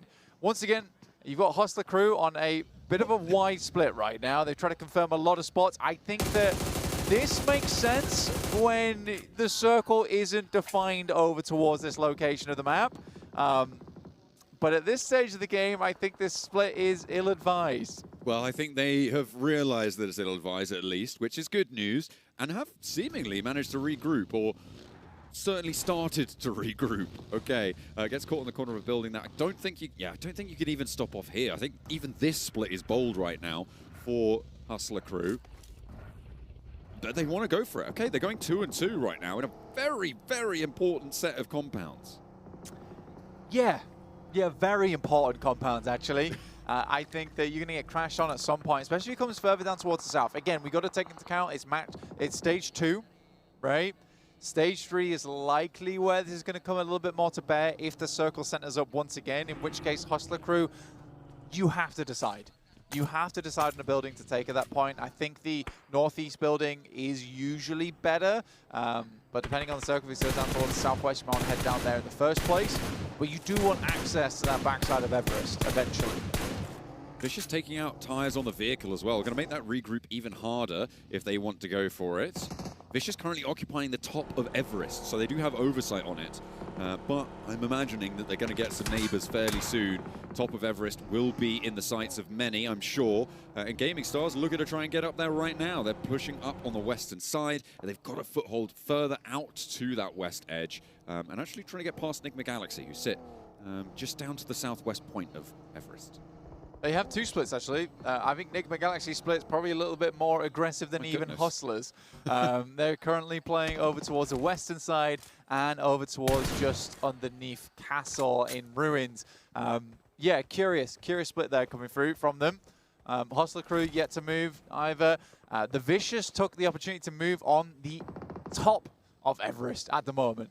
GSTR are moving in. They're coming off a lot of momentum today. This team was not on our minds that much. We thought that they were a decent squad, but to do this well today is very, very surprising, but also impressive. I mean, they are one of many Turkish teams in this tournament right now. Obviously, only 2 of them in Group B. We saw 2 Turkish teams in Group A as well. And I feel like of the 4 of them, Gaming Stars is maybe the least notable, if you'll yeah, I think that's right to say. I am asking for forgiveness, because always calling someone not notable feels a bit mean, but I think it's safe to say when you're comparing with Ida, with Foot, with S2G, very obviously, it's definitely a lot less recognition, and the players on side as well don't quite have that same recognition in that front. So it's great to see that they're stepping up with the best of them. And now they might have to step down, because it is from the top of Everest down towards the south side with the circle shift. Yeah, I think most people will recognize Swash on the squad, but there is some of the names there that maybe people won't recognize from previous tournaments. Just got on board with TT Project there for just a second. RJC, another one over towards Loops. Law looking to try and help his body out. Barafinia's already down from that watchtower position. RJC consistently taking advantage of opportunities beset around the map, which is great to see. You know, this is some nice macro coming out from this squad so far. Shots from Law still keeping enemies at bay.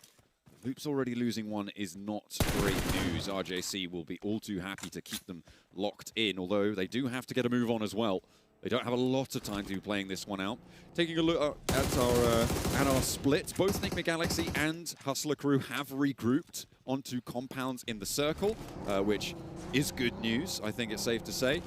Both teams will be playing as 4 as well, so they'll be in some fairly controlling compounds. Loops try and make their move. They're going to leave from that position across the river, and RJC not really going to be able to stop them, although they were able to take down the player earlier, of course. Yeah, TT Project had to swing over towards Everest, but they knew it was going to have to be through the field. So they did get caught out on one player here. BTR also making their way in. R8 doing a fantastic job today, actually holding the outer edges of the circle, because although maybe not a huge amount of super big endgame finishes, they've been picking up a fair amount of points just through eliminations alone. I think that's the case for quite a few teams, actually, as well, at the moment. Obviously, not too many placement points to be given out just yet, and a lot of Elians come on through. R8 with BTR going back and forth, but I mean, BTR seem to just have this one in hand. There's not much that's slowing them down, except for seemingly that bridge line. And R8 not quite able to get it, needs the reload on the Scar, and yeah, can't quite find the spray down there, fortunately for BTR. They will not be losing one out in the open, and will remain fairly healthy as well. Second knock, I think, was there for them. And now R8 down to 2 players. That ridge side was crazy. I don't really know what happened there, but it felt like we had turbo supercharged brakes on that vehicle. Never seen someone stop so fast before. But yeah, BTR do make their way over towards this southwest compound. A very, very famous compound, honestly, where a lot of fights are lost and won in terms of those chicken dinners. Sadly, it is further out. So they've got to get further in here. And as you can see, just by taking a quick glance towards the circle itself, oh my God, that's a lot of field right now. The lawnmowers are going to have to be pulled out to try and catch some of these players off guard playing inside the grass. The chopsticks, a big feature on that southeast side, stretching out near Gatka.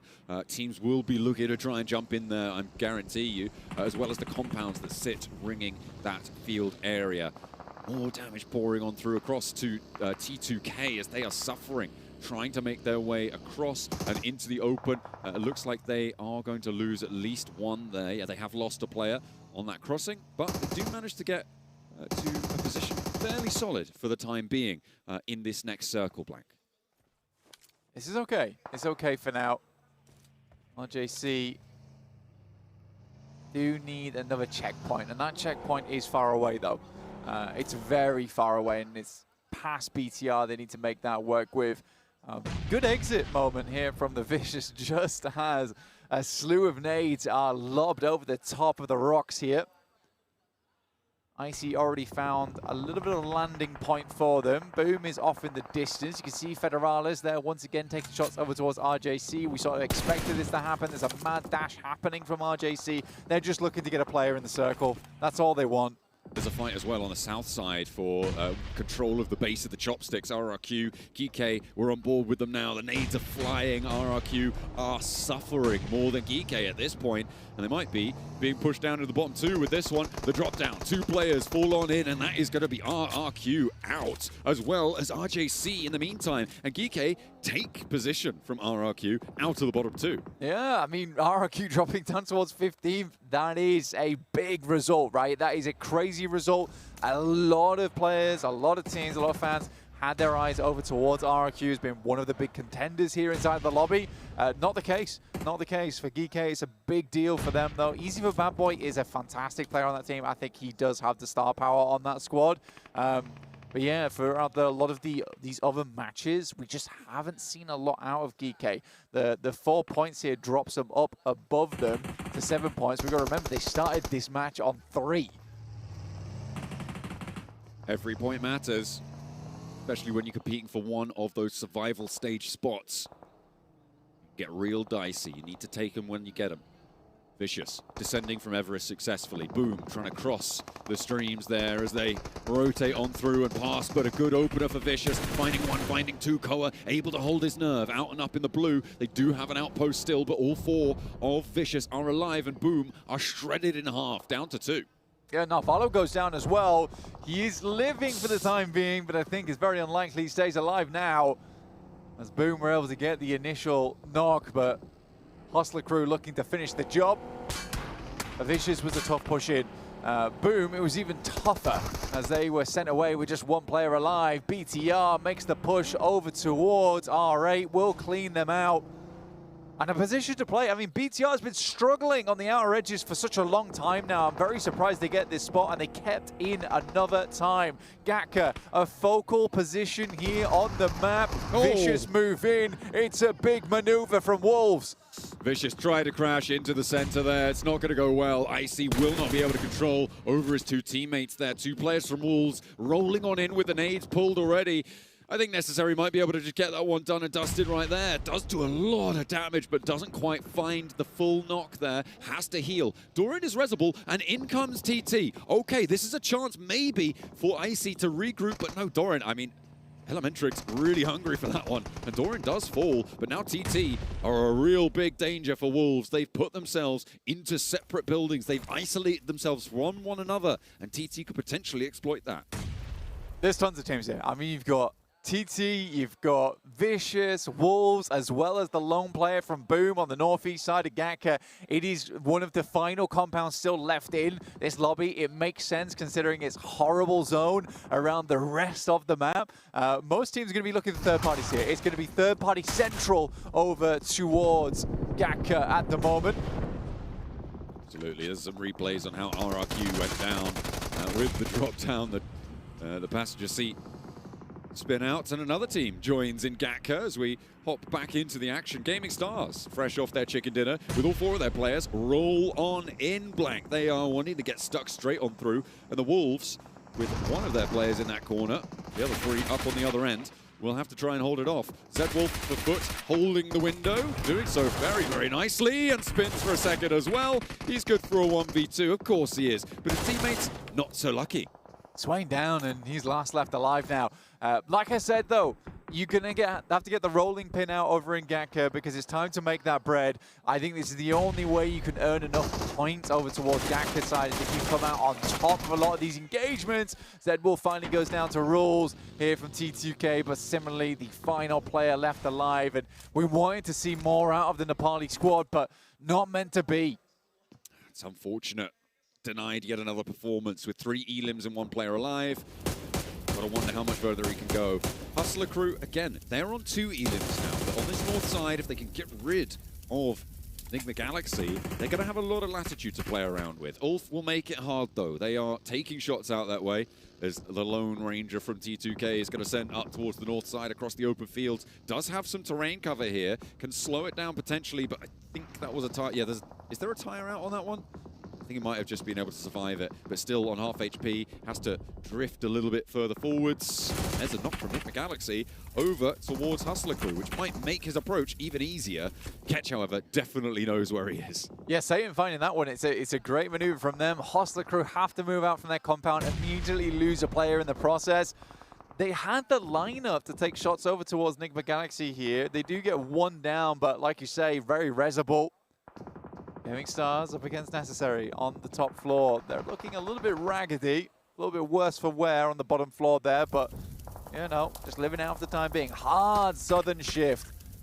This feels likely that it's going to remove itself from Gatka as well, and so many teams already pushed in here from earlier. I mean, Geeke might be onto a winner here on that south side. You're talking about the jump up potential. They're on 5 elims. They have a solid compound for now. They have the ability to get out into the field where the teams in Gatka don't, right? They don't have that ability to lead because everybody else is going to try and go for it. Wolves on the hold, on the solo hold on the inside of the building. His 3 teammates nowhere to be seen across the other side of the town. So close yet so far. Won't be able to have an impact on that hold at all. The Gaming Stars get their building all to themselves. It's a good building to hold as well, you know, the double story, a lot of windows to work with, so a lot of sight lines. Equally, that means a lot of holes in the building to send the nades through, which is always a little bit worrying, but they can use the sound cues to their advantage. Hustler Crew, Loco immediately down to the guys on Enigma Galaxy. There is a slight clapback here coming through from Finny, but it's not meant to be, and they don't find much more off this match. They do manage to get the points to break the tie at the top there, and they are in 14th, but with Geeke on 4 players alive, it's unlikely that they're going to stay there. The placement points will be kicking in very, very soon. You imagine that maybe Boom is going to go down, although they are in Gatka, so maybe a little bit easier. But yeah, Enigma Galaxy give that placement point, and Geeke will be back up on towards the top 14 to evade those bottom 2 spots. Wolves, okay, nades back and forth on the inside, but there's still scraps happening around the edges, and Ulf have got a fighting chance on the east side. Great nade, really good nade, and once again it comes through from Eren. Who else? Beautiful pin. Will be able to open up that eastern side with 3 players alive. They are a force to be reckoned with in this position too. Everybody in here needs to conclude this fight. They need this fight to conclude because it is just such a standoff. Nobody can leave whilst another team survives inside this one. The good news is that they don't have to leave just yet. Well, no one wants to make the first move. No one wants to push their pawn 2 spaces forward here. Because immediately as soon as they do that, they're going to get a huge amount of other squads coming in. And this game of chess does get nasty. Gaming Stars do get a cross, though, so they have more buildings to work around with. Having the southeast side is also pretty cool. BTR, are you real? Okay. They're going for the southwest side. I mean, you don't have much choice, honestly, so BTR need to be consistent here, and TT just tried to spread across in the meantime. There was a flush immediately onto BTR, and they're only playing as two. They're the only two. Upstairs for one. Federales in the corner trying to hide, and Razy keeps them safe for now. Axel wants to find the final shoulder of that one, but it's not going to work out, and BTR lose another. On the outside, they do find another for them, but TT does go down, so the corner is theirs, but at the cost of 2. The big thing, though, TT get themselves up towards 37 points. BTR, 43. I think at this point in time, BTR can probably go down and be very safe going in towards the final 2 matches of the day. Any more points they earn right now is just a lovely bit of buffer for them.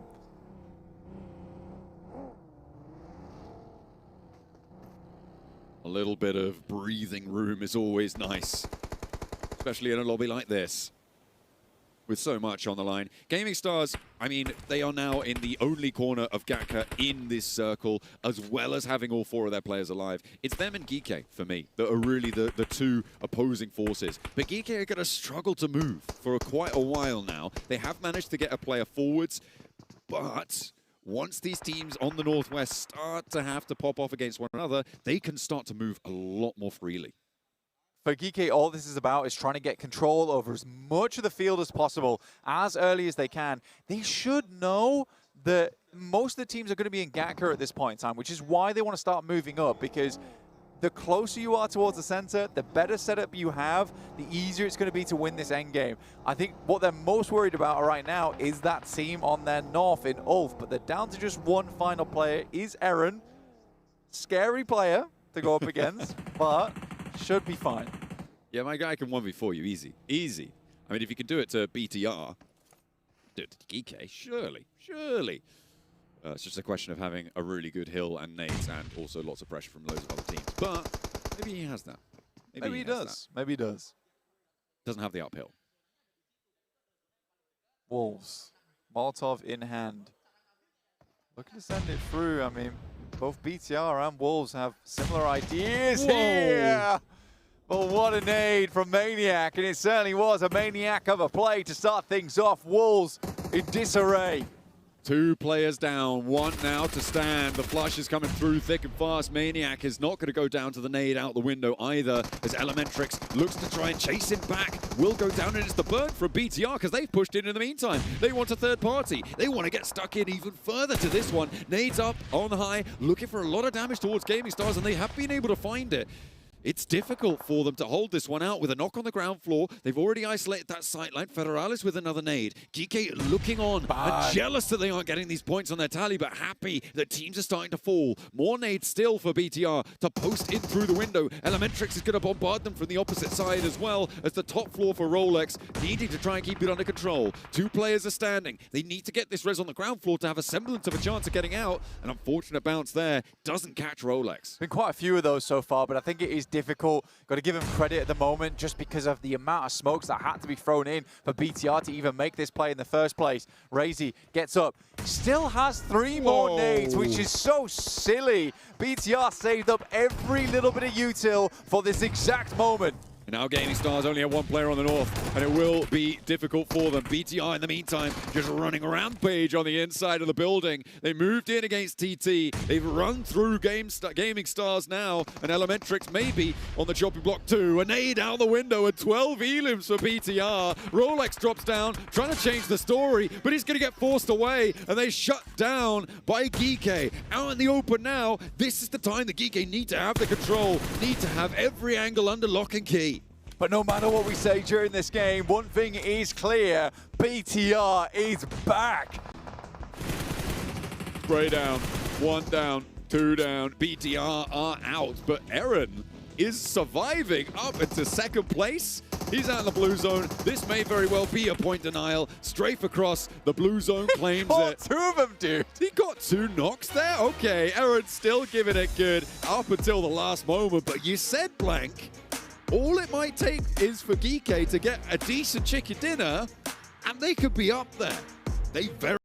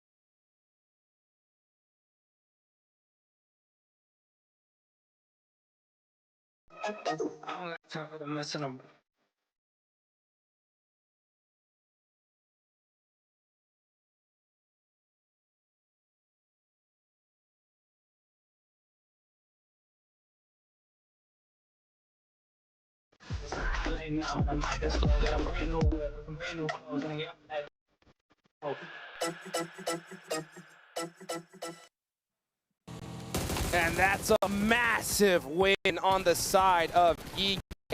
A horrible half of the day. Now, finally, getting a chicken dinner and pulling them out of the fire, Max. Can we say they put an SG? Can we start to use it there. for this event? Really, what happened? But, you know, they were playing safe. I think they knew right. A lot of the teams just focused on that northern compound, trying to exit outside of Gatka. So they just were able to bide their time and wait for the teams to be at their weakest to strike and get a relatively low elimination chicken dinner at the end of the day, but still one that will keep them safe from that bottom two. They knew that Big Brother, BTR, was just going to be winning and spanking everybody that was in there. This team is playing with confidence. This team, ladies and gentlemen, we got to watch out for the next two matches because they're going to be doing something that I didn't expect some of the other squads to do yesterday, especially when I thought about Pandem on the second match. This team is going to continue to be that aggressive, and they're going to continue to push crazy stuff as well, Max. We just had a slow-mo, by the way, with the sniper shot. Oh, man. That was such a sick shot from the western side. But look, the nades from our boys, Razy and Federalis 7. We're like proud parents right now looking at this team, swiping every single team inside of this city, looking so good in the process, bro. Yeah, they will be out there. They will be out there. Yeah. I don't have a smoke. Maybe I will get knocked. I knock her. Nice one. Last one on the right. Check, drive. Go drive, right. I see him. Oh, here, in front. Kill him. I can't see him. GG! Nice. Let's fucking go! Let's go indeed, Geek. That's how you do it. Get that chicken dinner and make it happen. So great on the side of them. I do want to harp back on BTR, though, because, man, I'll tell you what. This team is just looking like they're on another level here. I mean, honestly, when I saw Pandem perform in the way they performed yesterday, I was like, this looks like they're going to be the dominant Indonesian squad. But, yeah, that was silenced really quick because I'm telling you, just that play in Gatka was ridiculous. BTR is the best Indonesian squad in this tournament. Yeah. I mean, I have to say it. I would say in the world right now, actually, even. I would say out of every single team. From saying that? Yeah. For this group or just for the whole tournament? Indonesia, right now. Wow. The best. Yeah. Okay. That's fair. That's fair to say. I went big scale. Unreal. Here you can see, look right now at our match MVP, Ragnarok. You know, 3 eliminations, 366 damage. That is great for them as well. But you know what? I want to talk about another team here, 7, right? And that is Nigma Galaxy, right? What do you think about them in that last match? I'm getting flashbacks, boys. I'm getting flashbacks as we look at the top 4 players here. Our boys! Racy, got him, Federalis. Putting up those numbers for the squad. By the way, shout out to Wolves. They actually ended up getting more eliminations in this match. 1 player alone. Slonic ended up getting more eliminations by himself than they did when they got the win. But we were talking about Nigma Galaxy. I'm starting to get flashbacks of what happened yesterday to Alpha 7. And Alpha 7 is probably currently watching the show from the plane. So if you're Nigma Galaxy, you need to start reacting. You need to start waking up. I know Coops is not here, but you need to be able to readjust. Somebody's got to be able to pick up that slack. Yeah, I mean, if Coops was here, maybe it would be very similar to Eren, just solo carrying the team for Ulf, for example. Which actually, I want to kind of talk about Ulf. Yeah. Sure, they do get 10 points this game. I'm not impressed. I am not seeing the PMGC second place squad of 2025 we saw in Thailand. We keep seeing them as a solo or a duo in the late game. Where's that full team presence, Hot Chooks, that we've seen in that past global tournament? So far, it's not been happening, and Eren alone might be the reason they can make it in top 6, so we need to see more team effort around Eren, because as a solo, those wins, it's just not going to happen. I see your frustration, you know. On the other hand, you know, they're in 3rd place with 39 points without a full team, which is pretty crazy, right? I'm going for finals, but, right? yeah, exactly, yeah. If they did have that, full squad, I mean, I think we'd see them here at the pretty much on top. But the way BTR has been playing, though, so dang good. 36 eliminations, 52 points total. Welcome to the finals, BTR. We're gonna see Megatron in the finals in their hometown in Indonesia. We're going to be seeing BTR probably dominate the next 2 matches too, because now this squad has absolutely nothing to lose, and they're going to be in a position where they're going to be very confident. So for all those other rosters that are trying to make sure they stay within close range of the top 6 or trying to stay within the top 6, you have to watch out for BTR, because they just showcase that they don't really give a damn. If they see you, they're going to push you. Yeah, next Force Reject, though, in 9th position. The jump up is still possible for this team heading into Miramar. And actually, looking back at PMGO Africa, Miramar was actually a really good map of this. I don't know if it's their favorite, but gameplay-wise, looking really strong, really consistent. I feel like that could be their one opportunity to make it in the top 6 and finally leave that pesky second page that we just don't like to see a team be on. And I'm going to be looking at some of the other teams. I know I talked about Enigma Galaxy earlier. I'm going to be looking at Loops as well. This is a squad, Brazil. We always go into Miramar. We always expect them to be able to at least start putting up some points. They need to take advantage of this. Right now, they are just 3 points clear of being in the bottom 2. Ladies and gentlemen, this was a team that we were hyping up as saying, if they go to the finals, if they finish more than top 6 in the finals of this PMGO Season 1, they could end up knocking out Alpha 7. Alpha 7 right now, they're really happy with Loop's performance. Man, all I know is that if I'm Alpha 7, I'm talking to Bigatron right now, and I'm being like, guys, you know, we're friends. You know what I'm saying? Like, y'all guys, I really like the way you play. You know, I loved your hometown of Indonesia. You know what I'm saying? That is not permitted. You can't do that. I know. You can see. You're evil, man. Don't I'm kidding. I'm just joking. I mean, yeah, look at that. I mean, Loops are right now, they're in the hot seat big time going into Miramar. And it'd be crazy to see them not make it, to be honest. Actually, there's a team that I want to see make it, but so far has been slipping very slightly. It's going to be R8, right? Sure, Enigma Galaxy struggling a lot, but R8, they were in the top 6 until this game, where they did slip just below Wolves, because Wolves were inside that city, got some eliminations on Vicious, which actually really good fight from Wolves there. Really enjoyed it. One of the best fights from them so far, the entirety of today's games. But I do need to see R8 step up a little bit more here, because they only have, what is it, 6 placement points? Which, over the course of 4 games, 3 Wrangles, 1 Rondo, that is nowhere near enough what we need to see from this squad. And it's definitely not enough. And they're kind of lucky in a way that BTR is going to continue to steal points from some of their squads, because they're just going to keep compacting this leaderboard even more and more. Now, ladies and gentlemen, just to refresh your memory, what happened yesterday before we went into the last 2 Miramars, we did have a team go from 15th place into the top 6. So anything can happen going into this next 2 Miramars. And I just don't know which team might end up doing what S2G was able to do yesterday. Well, you know, GK won already. You know what I'm saying? If they win a back-to-back one here, that could put them in a good position. You're right, though. I mean, we could see the last place team rocket launch themselves in these last 2 Miramars of the day. One team I want to see respond, you were talking about R8, right, Max? Yeah. The Vicious.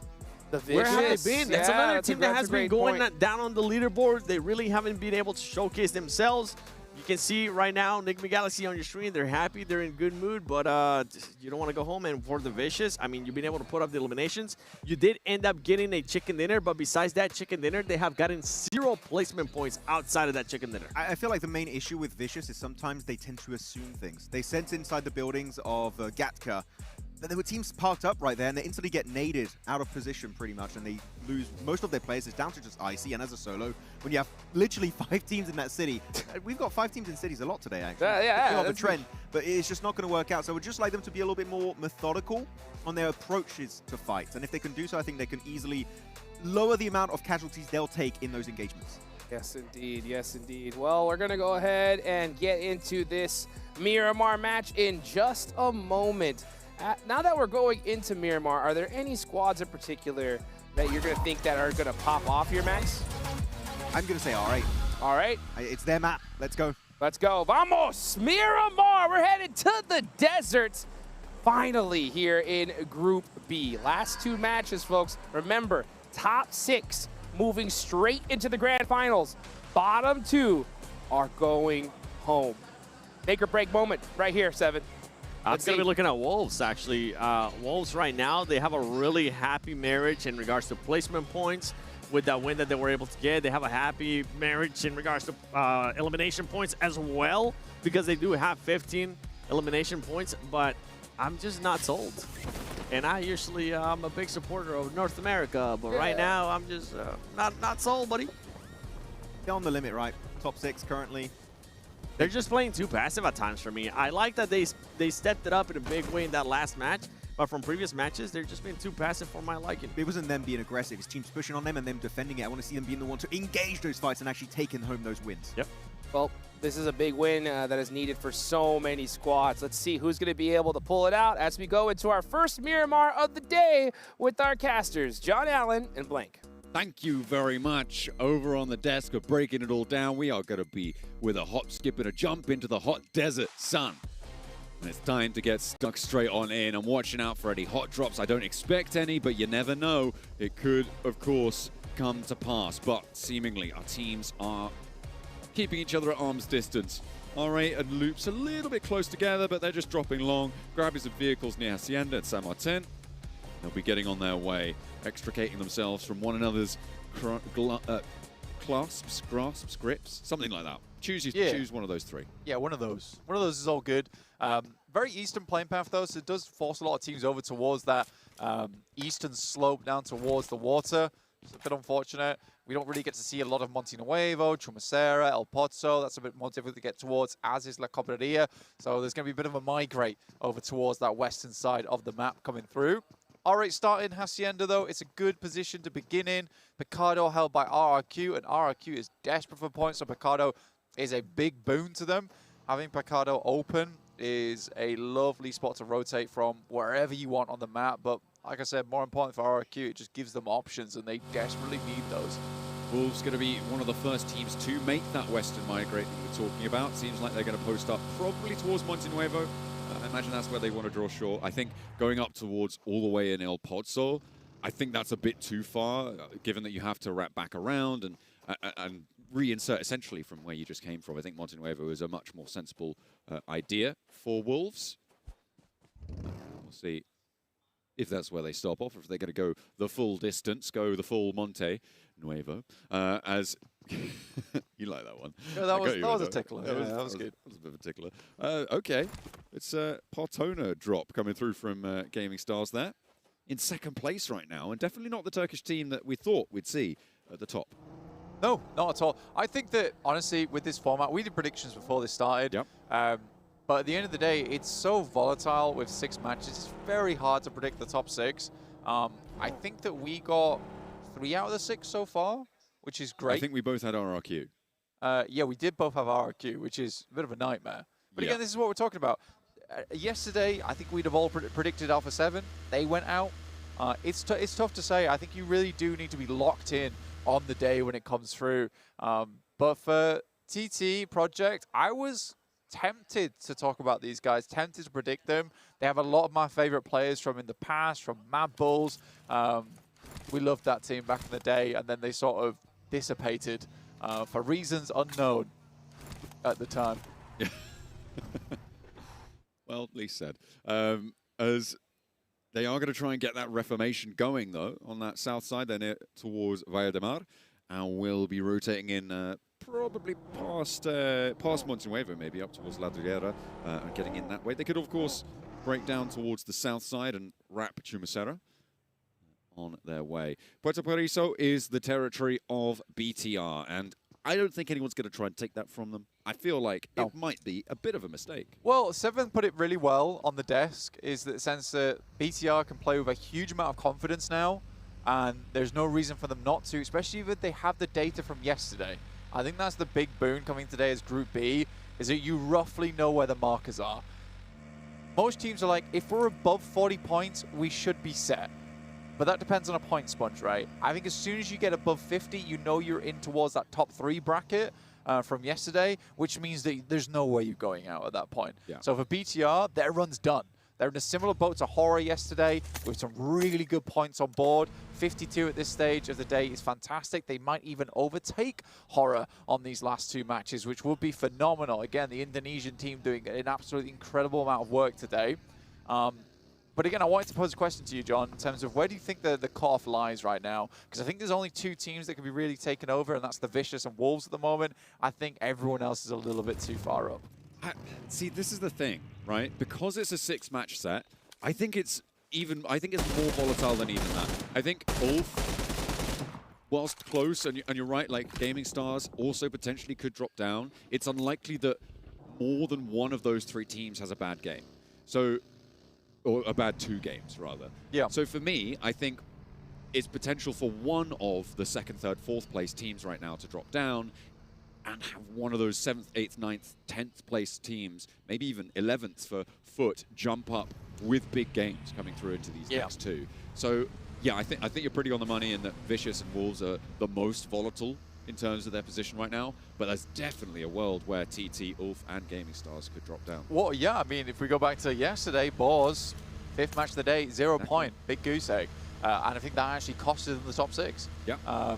Even if they'd got 1 elimination out of that fight, very different story at the end of the day, which is a really sad thing when it comes to it. But that does put Boars in the survival stage, which is a frightening prospect for a lot of these teams. It is, yeah. But yeah, I'd say I'd agree with you. 11th place here. I think that there's a very unlikely possibility we see another S2G moment coming out at the end of the day here. I just don't see it happening. And even if it did happen, again, those have to be big games. And for T2K, Nick Galaxy, Loops, I'm not really sure.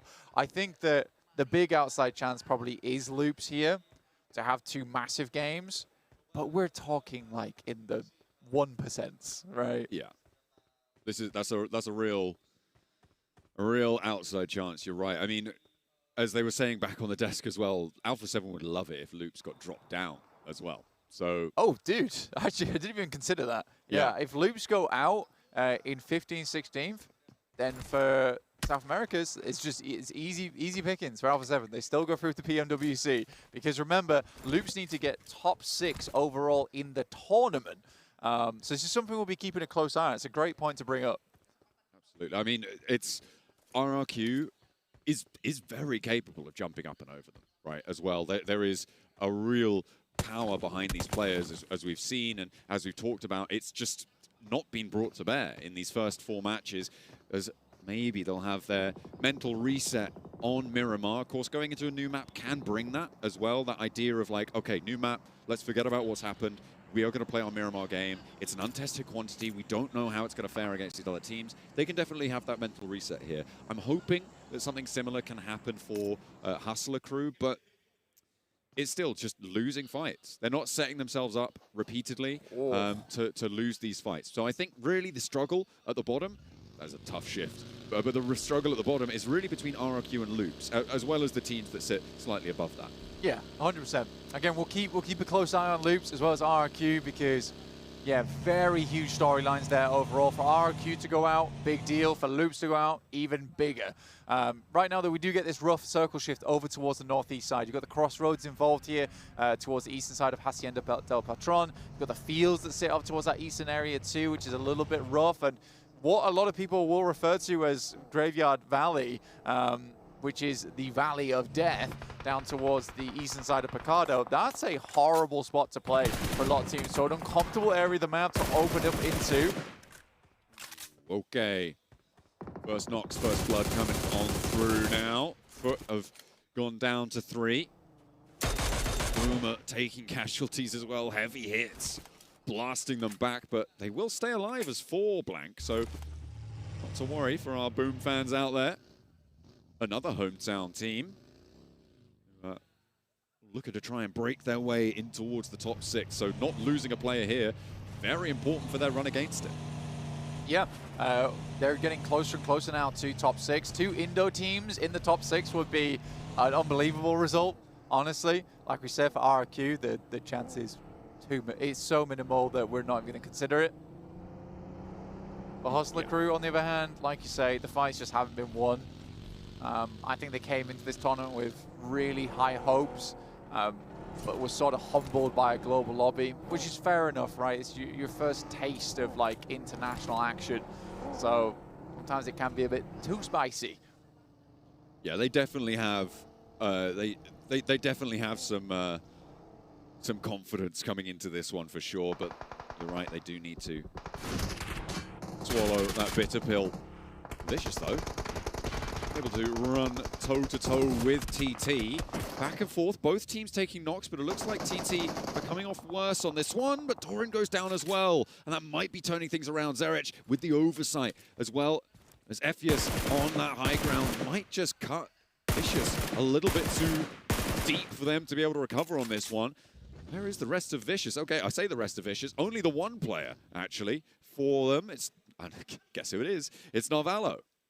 Well, for Narvalo, he needs to pick up the flushes. That's the only thing he can do. But right now, they are so in cover that it's almost impossible. He could try and pick up Zerich as he pushes his way in here. That's the best he could do. Tries to go for the prone for a little bit more stability.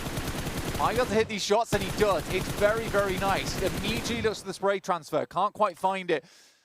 Again, these guys need points. They're on 30 here. It's going to come down to the last match if it's meant to be. Peppering the ground around them. He's guarding out Zerich. Knows that these points are valuable. Wanting to keep them in towards the top 6. Remember, they are not safe at all. So every point is going to matter.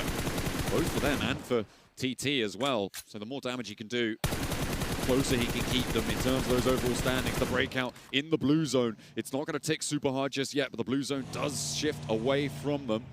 A little bit closer to the east side. Neil's actually breaking all the way up. Trying to get close and in Narvalo's face. Bandages being popped as well. Narvalo is on half HP. Does have to worry. 2 first aids there, and he's going to pop one now. Again, you can see exactly what he's doing there. He was trying to guard out Zerich, like you say. Swings up the road, needs to hit these shots over towards Neos. Gets a double tag, but it's not enough. And Neos is just playing distract at the moment. Nade pulled out, but he just keeps backing it up. This is infuriating for the Vicious. That is beautiful stuff for Neos to be able to stay alive there, but he goes back in. This is really dangerous stuff. The rest of his team are now back up and alive. Maybe they're going to just try and get rid of Narvalo entirely. He steps forwards, and the blue zone and the micro Uzi is just too much. The Vicious go down. Nil point. Yeah, bad news. And for Narvalo, the longest time playing alongside with Robs, finds himself now in a very similar situation today. The Vicious have one more shot at it. Round about a 10-12 point match on their final game. Not an easy task, and there's a huge amount of pressure bearing down upon you like a hydraulic press on that final match. Unfun, I would say, for the Vicious. They've got to hope a lot of these teams underneath don't do really all that well. RRQ, nice little tag on there. Over towards R8. This is on the western side of the circle, just on the breakout from San Martin. The downhill approach to this circle towards R8 is going to be tough for RRQ, so a nice little opening softener is all too welcome for them, and they will be happy to make their south escape as well without R8 giving them too much trouble because of it. In the meantime, TT with all 4 of their players are going to be swinging out past water treatment, north of San Martin, north of Hacienda, entering on the northern edge against RJC on that side of things. RRQ, are they going to get stuck straight in against R8? They're going to try and split the middle. Get it done. I mean, moving over towards Longhouse, not a bad idea. You know, split them up, like you say. Whether you know they're playing this really aggro split is a very different thing indeed, but looks like they're getting into clearing formation here versus R8. Prestige inside the building, it's easy. Yeah, they're just too many angles, and it was a 3-1 split. Can't really do too much about that. For RRQ, it's a great pickup. Now R8, isolated with 3, will not be able to regroup up to that north side with a circle shifting away again. RRQ are much more mobile because R8 will have been set up for a while now, but it looks like they are starting to loosen the belt a bit on their hold on the position because they know they have to move east. Yeah, circle moves over towards that eastern side as well. Like you say, ridge sides galore around this area, but we move off of Minas Generalis, but also I think the players aren't too unhappy about that considering we're moving away from the fields too on this northwest side. TT Project surrounding Ralph at the moment, as well as Ado. Enigma Galaxy currently playing themselves a 2-2 split across the road. They are vulnerable here. A lot of stretched, drawn positions here, making life hard for our teams. With the 4 elims that they've been able to find, TT Project actually now looking to start getting safer and safer by the point, over that 41-point threshold, and they will look to go a lot further as well, closer to 50 points. Anything more than that will just be gravy. As it is, it's very likely they've already done enough to qualify in our top 6. Yeah, for TT Project with those 4 initial limbs at the start of the game, yeah, it's really, really nice pickups for them. For Ulf, they're quite central too. They can look to finish off their day as well at 39 points, but Easy for Bad Boy opens up over towards Ketch. Yet again going down as one of the first members. First to face usually as the scout for the squad, so understandable. That nade. Oh. Bobbling, dribbling down the side of the hill is rough. RRQ now up against the wall, and suddenly they're out. Evaporated. Goodness me, RRQ try and get a rundown towards TT, and that is going to give 4 more points over to TT Project. And they are just getting further and further away from this danger bubble. They're going to be so chuffed with themselves right now with the 8 limbs and likely 4 players if they get the res ongoing, which looks like they're going for now. They're just going to be able to sweep this one through, start to think about drawing a level with BTR, which is great news for them. RJC want to slow them down a little bit, but Loops are going to chime in and make that a little bit tougher. RJC, those shots coming from Loops are across the road down that southeast side. He does get flushed out too, and now suddenly they're in somewhat of a 4v4 if they can get the res off over on TT Project. 4v3, sorry, but effect does go down, so we are even pickings. Yeah. Thought they were going to be able to keep themselves as 4, but they'll play on as 3. I'm sure they'll give it a good go. Why not? Why not? Point to points. Points mean prizes, in this case, a top 6 qualification spot. TT just need a couple more in this match, play for 5 points in the next game as well. They're happy, they're laughing. Be a great result for them to be able to qualify. Reverb able to hit the med kit, which is a lovely reset for the player who is closest to TT Project, but they have rough information on everything right now, does TT Project, and this nade isn't that difficult to post. The top, that's the spray down that's going to get it. The damage from the nade doesn't even come into the question there. As the circle shifts down south, worried about Loops' position as well as this fight does pop off now. 1 player downhill and TT just keep things in hand. That's 2 more points very likely to be added to their tally, getting up towards 10 elims almost certainly.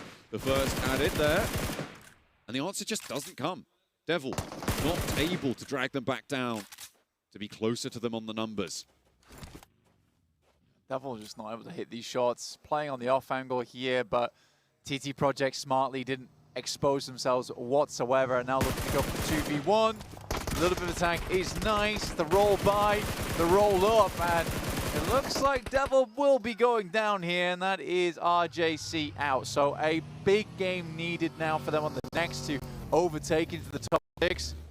So one of the chasers is down for Vicious. That's going to be a little bit more relieving, but there are still plenty of players left, plenty of teams left looking to hound them down. If the Wolves as well pass them by, they will be in that battle. You want to sit. Path wants to try and help them out. It's not going to happen.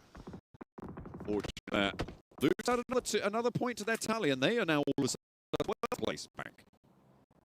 A lot of the chase gone, right? Being the south map, which is great news for the Vicious, but they will be taken out TT Project because they could have been the recipient of the 11 elimination.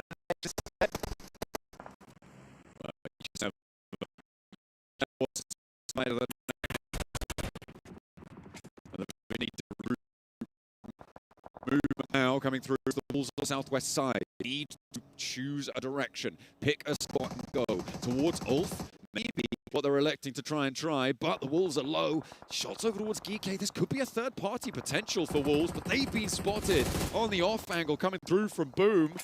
It's going to tear them apart for one, and it's not how you want to make your approach. They slow down a little bit too much. In the meantime, TT Project lose 2 of their players, and they're down to their last laugh. But they are laughing because they've already gotten so many points this match, Blank. They're going to be happy no matter what. Yeah, they should be 100% done here. It should be fine going forward for TT Project. They made a mad dash of it. It was a brazen push down towards that south side. They knew roughly where the shots were coming through from earlier and just looked to make the crash. Gaming Stars, though, ever present in this lobby. They'd heard the fighting going on the northwest side. They didn't want to push too far out onto it, so they were just setting up the net in between. Necessary will finish off the final player there from TT Project, ending the game at 20 minutes with 11 eliminations. Really impressive. Really nice stuff. And at 48 points going into their final match, it's pretty unlikely that they get pushed down. With a bubble sitting in the final match, 18 points behind them, it's nigh on impossible for them to drop out. Nick McGalaxy try and send forwards. Lord goes very low, but he doesn't go down all the way, and that's going to leave T2K on our bubble at the bottom of the tables. Yeah, successful push from Nick McGalaxy. Good to see. Wolves trying to evacuate this location on the map. This is very, very tough stuff. They're moving over towards Ulf as well. If Ulf can pick up these points, they'd be very pleased. You wonder if they've heard any of this going on and move up towards the side, because again, for Ulf, for them, it is just a matter of a few points. Every single point in these games matters so much. It is such a huge percentage of your overall point scoring, right? You just can't let any single point go to waste. Point denials, I'm surprised we haven't seen more of them as well in these final moments, but it is what it is, and in the end, they have been attributed already. Nick McGalaxy trying to push themselves away from that bottom bubble as well, because at the bottom, it is very, very volatile. Massively so. I mean, Loops is quite pleased that they managed to get themselves over towards 13th place, above 14th. Hustler Crew still going over on that south side. Again, for them, this matters for survival stage at this point in time. Very difficult to get any further than that. They just don't want to go out early. Good nades coming through from Gaming Stars once again. They are on an absolute tear today. All for taking punishment on them in the meantime from Boom across the way. A nice nade in from Gaming Stars. Loops as well, taking this opportunity to make a move through all of the chaos, and this western side starting to really get hot. Nick McGalaxy taking heavy punishment from pretty much every angle, leaving Lord on his own on the spray down, but he's good for it. Gaming Stars lose 1, and the flush comes through almost immediately. Nick McGalaxy earning yet another point. But they are so low and so down to the wire, trying to keep themselves alive. Last player to stand for them. Gaming Stars will play on as 3. Nick McGalaxy was so split here, right? You got Satan all the way over towards that eastern side. He went down, and that just leaves it down to Ado, and he is torn between 2 players. Lord on the northwest, and Satan over towards his east. Ulf goes down. A little opening for all the teams looking to chase. Ulf on 39, they are nearly out of harm's way, but it is not done and dusted for them just yet. In the meantime, BTR, who have been a little bit quieter than we've been used to from them, still, they've up to 3 limbs now as they try and roll through foot. Zedwolf lying in wait, could prove to be troublesome though. He has to step up big though for them to stay alive. He is not going to be able to find it, and BTR rack up a 5th elim. They are looking to push past that 60-point barrier. It's another very clean fight for BTR as well. Boom, this is a big pickup here. If Loops can take them down, it means that Boom is not in contention for the top 6 on this game. A great nade over towards Rafinha from El Burrell, who has been doing some incredible stuff today. Not only is it a big fight if Boom go down, it's a big fight if Loops go down. So no matter what, it's a big fight because Loops will be in even more danger if they stay near that bubble, which they very much are at the moment. Going further, so important for Loops. For Boom, they still will potentially be in the contest, but they'd love to go a little bit more. Octo with a nade. Look to throw this over towards the top side of things. Looks fairly on target. Diego takes a little bit of punishment here, but Boom is able to restabilize in a big way. Yummy with another big one. Oh no, Law. Very, very low. Just about staying up, and it's up to Vitinho to try and keep things together for Loops. Placements are in already, Blank, so they do have a little bit of a bump no matter what towards the end, and there's a lovely pickup. Able to find one. Can't quite look for the flush, though. Has to step into the fight. Now it's all up to Law on the inside, who did manage to get healed through. nearly looked like a goner to the nades from Boom, but was able to piece himself back together. The flush not going to add to their tally either. And everybody look at her start to encircle them. We're at that point in the game now where Boom is likely ahead just on placement points alone. They should be in the top 6 after this match, which is huge, which is definitely huge for them. But it's not a huge game, right, at the moment. They could go further. Wolves going down early as well. A little bit rough. They're scared on their position. They're not secured just yet. Ulf on 39. We know that that's not enough from looking at yesterday. Not enough to be secure, but it's possible that it stays in, right? Security is lacking in big ways, but the back and forth, this conversation around the 6th place bubble has been really, really multifaceted over the course of today. Gaming Stars, they're looking to try and push all the way up, and they've done a bloody good job of it. 8 elims so far this match. Placements will be added to their tally as actually we lose another team in the meantime. Hustler Crew do leapfrog RRQ in terms of the bottom 2, but won't go any further. There they go. Fortunate, but Gaming Stars fall. But 52 points, that should very well be enough. The big news here, though, is Loops fell as well earlier on, and Boom are looking to try and push themselves as far up those tables as they can. That's the main thing, right? Because can Boom make it on this match for Chicken Dinner, where there's only one real slot available at the end of the day today? Easy for Bad Boy from GK. GK having a bit of a step-up performance towards the end of the day today, which is kind of cool. But Boom would love a Chicken Dinner, like I say, to secure their spot towards that top 6, but it's not looking likely as Kevin gets the off angle. Oh, and another knock over towards Boom, leaving them on one player under the buggy. It's not going to work as BTR had their number. But with 9 elims and a 3rd place blank, they are definitely looking good to try and keep this one going. They are going to be a lot safer than a lot of teams could hope for. With GK leaving their last player alive, they've had a great run in these last 2 matches. BTR, though, blasting out of control. Honestly, like we said before, these guys have got little to lose now and are just looking to flex on the lobby here in Indonesia. The BTR of old rearing its head here as they will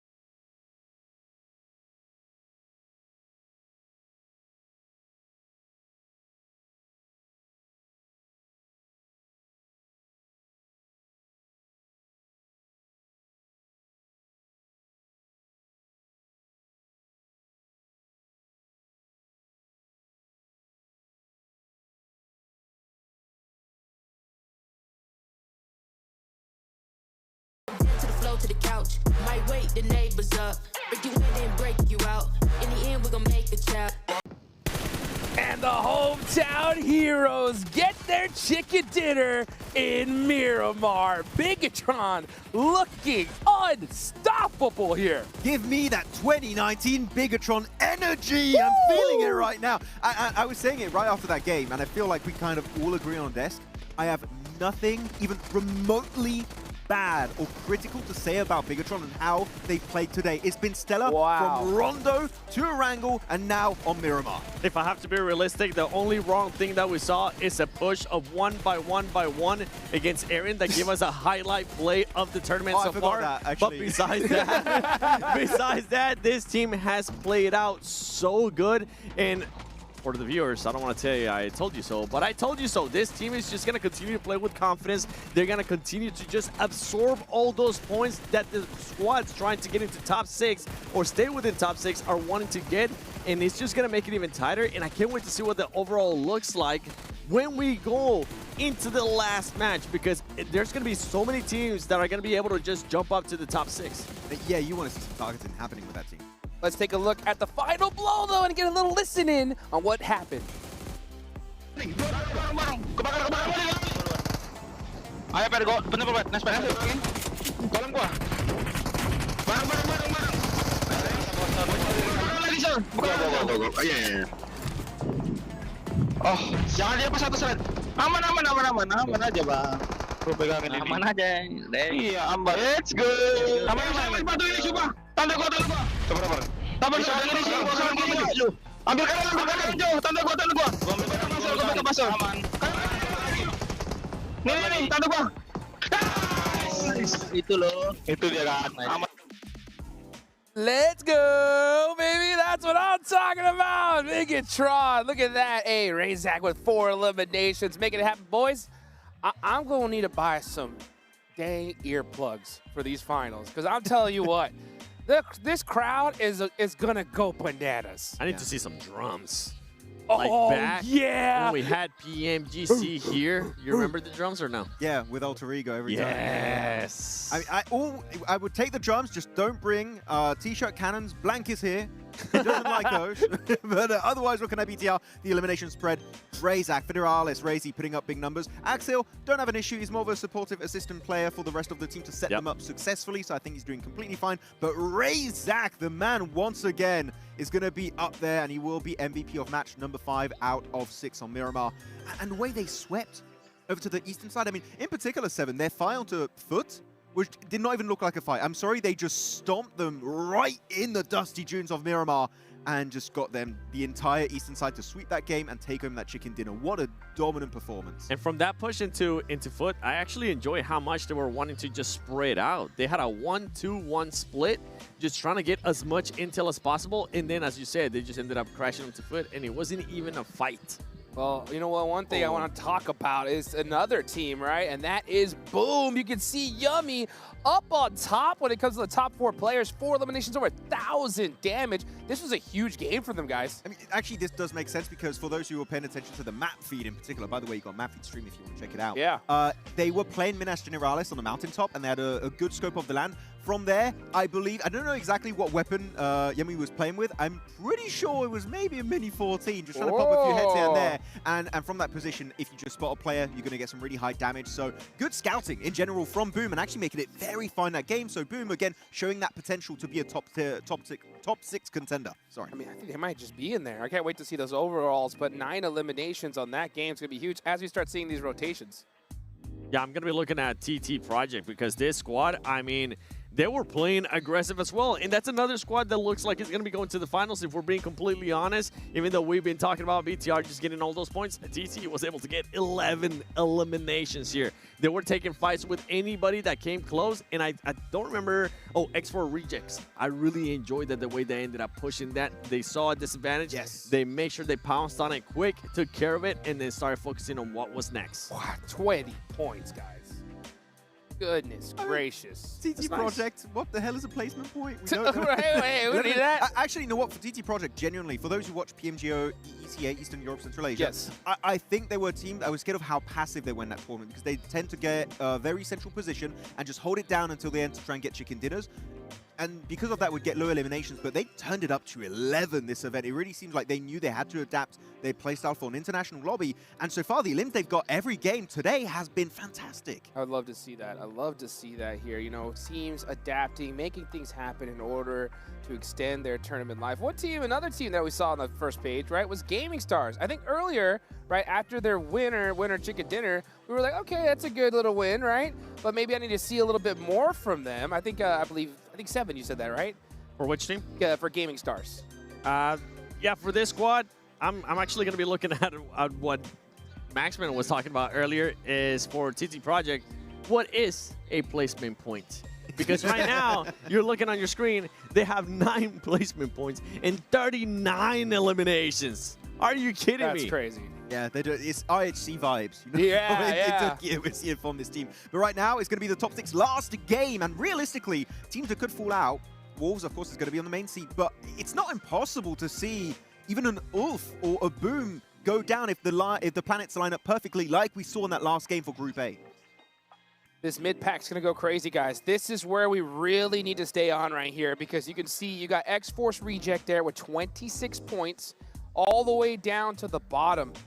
Remember, bottom 2 squads, folks, are going home tonight. So we'll see if RRQ can make something happen. I mean, with a just half-decent game, they can move forward, at least to the survival stage. Which teams do we think we're out of contention for even being able to make it in this final match? I think Loops, I think that's my cutoff point for me.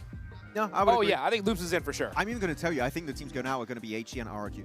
Really? I don't think they're budging right now. I think it's done. Yeah, I'm just looking at the teams that might be able to actually make the jump up to top 6. If there was an area where one of them maybe ends up getting a win with a lot of eliminations, I think Loops would definitely be my cutoff point for that. I would agree. But even the likes of Loops, if they get a banging game, top 6 is technically feasible, but it's going to be really hard to achieve overall for this game. But Wolves, you got Geek behind them. Actually, talking about Geek, we do have to go on a positive. We didn't talk about them too much in that last game, but they were a team that were in the bottom 2 at the very start. That's right. Big comeback on Erangel, and now a team in contention for top 6. So that's a massive S2G-like comeback that we are witnessing today. And not only that, I want to talk about number 5, Ulf, because that squad just keeps falling and falling and falling. And something that you kind of highlighted earlier on too, Max, is that we really haven't seen them finish a match or get into contention towards the later end of a match with all their squad alive. It's always a duo, it's always Aaron, or it's always just a 3 squad. Yeah, and this was better, right? Yeah. They did have a 4-man, then down to a 3-man, but it's still like, it was better than a duo or a solo player to get into the late game of Miramar. It's an improvement, but again, if the planets align perfectly, top 6 might be a little bit harder to hold on to. So I would see, because right now, Geek and Vicious in particular, that did slip out, that I did not expect to see that happening.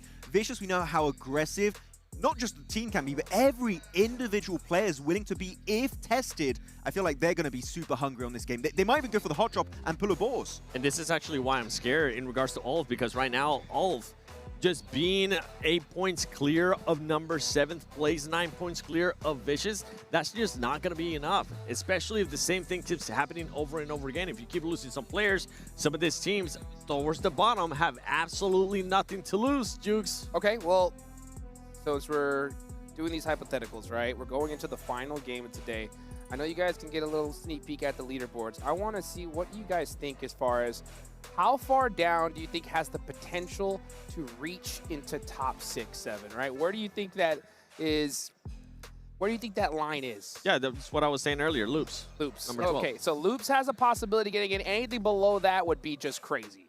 Anything below that could be in the bottom 2. Really, it's going to be cut off. We'll see how it goes. All right, well, let's see how it goes indeed. We're getting into that final match of Group B. We're going into Miramar for the last time. 2 teams will be going home after this match. We know RRQ is in the hot seat. This playing path looks mighty fine to me, boys. The good one. I like it. We'll see what's going to be happening with TT Project. They took out 2 teams in the early stage without losing a single player. One of those squads was Vicious 7 that cannot afford to take another L like that, of that magnitude, on this final game. I also going to be looking at a Boom. Boom with 39 points, tied with Ulf. These are squads that, I mean, can they do enough? Can they stay within this top 6? Or are they going to end up choking, and are they going to end up getting out? And what is going to happen with some other squads? I want to see what BTR is going to be doing in TT, because we just saw the performances that they were able to put up. If they have those performances again, it's going to make it even tighter for those top 6. Let's see, guys. Let's see. As we can see that playing path up top, squads are already leaving. Everybody, look at that. Even they're starting to hydrate a little bit. They got to make sure they are ready to go at this last match, because the heat is definitely about to turn up. Hydrate or die of thirst out here in the desert. That's right. Keeping it cool is necessary under so much pressure, down towards the bottom of the tables, down towards the 6th place part of the tables. Actually, you know what? Everywhere on the tables except for in the top 3. They're chilling. They're fine. They are overhydrated, if anything.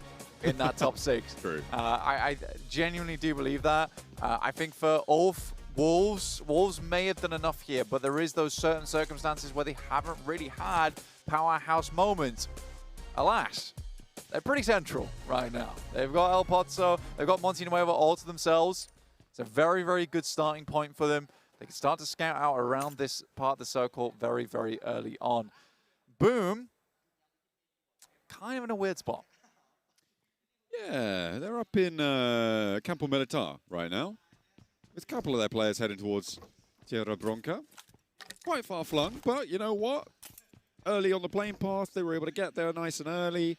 They should be able to grab a bunch of vehicles. The circle didn't help them out, but they should be looted up probably within the minute and ready to get going. Hopefully, anyway. The question is, where do they go? Which direction do they take?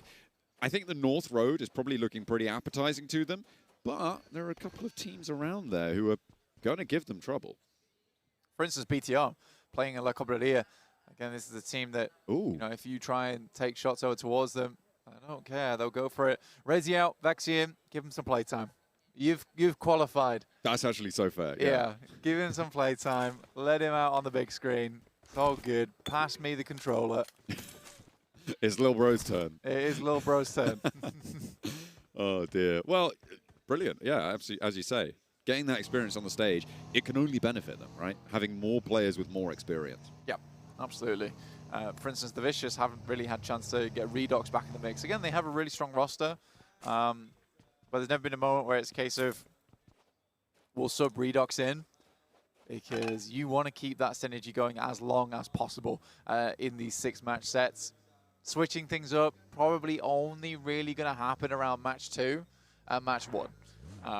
Match 1 being the rustier field, and match 2 when you realize the rustier field maybe isn't working. Also, it's, especially in games like today's roster setup as well, that's Rondo, right, as your game 1, which is a bit of a weird one to look for adjustments after that. But yeah, we have seen teams in the past be like, let's get our mad fraggers in. I mean, the first game works, right? Yeah. You could get a full team of like just TDM stars, right? And then get 8 elims at the start, and then just be like, okay, cool, that's it. That's our game done. We'll see you guys next one with a completely different roster. Yeah. It's possible. It's possible. I don't think we've seen a team yet who's fielded like an entire roster specifically for Rondo. In American football, they have like an attack and a defense that is like a completely different lineup, right? We do have limitations on subs. Yeah, so yeah, exactly. So you couldn't come in with an 8-player roster. Yeah. We are currently on board with Foot, 22 points. Put this into perspective, right? To get towards 40 points here for Foot, it's an 18-point game. It's so crazy that a team in 11th place, like, you're not asking the world from a team like that, really. You're asking for a chicken dinner and 8 points, and 8 eliminations. Very doable. We've seen it multiple times in the past. It's like when you start asking for the 22-point, 24-point games, that's where you start to doubt a little bit. And yeah, when you are still playing in the low teens, you're not even asking for a chicken dinner necessarily. You can get 2nd, 3rd place and still be earning that sort of point scoring. Very, very possible. With a quiet chicken dinner winner in that match, you can absolutely be looking to push up those numbers. The question is who that chicken dinner winner is, because of course it can be the team you're trying to chase, which makes a hell of a lot of difference. Now, obviously, really ruins the vibe. Oh, it's such a it's such a wet blanket, bro. You're sat there like, why do you die? It's like, we're just hiding in the building. Like, what are you going to do about it? It's like, I literally can't do anything about it, but I hate it. Loops will find a player on R8. That's going to help out Loops' points tally. Getting a little bit further away now from the red line that sits beneath them. And the potential condemnation of them to not be able to push Alpha 7 out of PMWC. For Loops, yeah, I was just going to say the exact same thing in terms of it's a bit of a turn up towards the end of the day, right? You know, they've turned up late. They forgot to clock in, but they have saved themselves from... Oh, go on. Oh, it's pretty close as well. You could have it. But yeah, you saved yourself from elimination. I think that's the main thing for them. But survival stage, we know, is incredibly brutal. And for Loops, if they play like this in survival stage, there's no chance they're getting in the top 4. No, it's not. It's not the sort of performance you need to be having. Hustler Crew on our screens right now. Max does not believe. I mean, they really did need to be humbled a little bit. I mean, I admire the confidence. I kind of love it as well. Yeah. That they have got the talk, but unfortunately, it's pretty Delulu though. They don't have the walk. Yeah. Yeah. It was fairly Delulu. But again, like you say, I do love it. When we had our interview with them, it was a case of, we're so confident, we're going to take it to the guys on the main stage. Both me and you were like, okay, we'll see if we do that when we get that potential. I mean, I was talking to them as well, just when we were doing the walkouts as well before they went out. They still had that confidence today, this morning. Yeah, I mean, you could do nothing but respect them for that. You really can. And again, I've said it multiple times, but this is a team, first time on the main stage. I think you have to massively take that into account. Maybe they'll be back again in future. We never know. They may have a chance of getting survival stage here. I'd love for it to happen. You know, a team just coming out of nowhere, manage to get to the survival stage, and then potentially have another go at it. Because they did look very happy to be here. I think that's kind of it, right? If nothing else, they're going to get a lot of experience and hopefully develop as players. Even though they're finishing currently in 15th, obviously they could still change things, could still see them in survival stage. Yeah. But it does seem a little bit more unlikely. They can take this experience and learn from it, and that is necessary. Yeah. A team that does have experience, though, Nigma Galaxy. Okay. Ton of experience. Yes. Currently down towards 13th at the moment. I think for Nigma Galaxy, definitely a change of pace for them. It's a reformation of the squad for Ralph. They also have this situation where Coops is not here. Coops arguably the best fragger on that team. It's really unfortunate not to have him here. But for Nigma Galaxy, they can't let that keep them down. They do have other really strong players on that squad.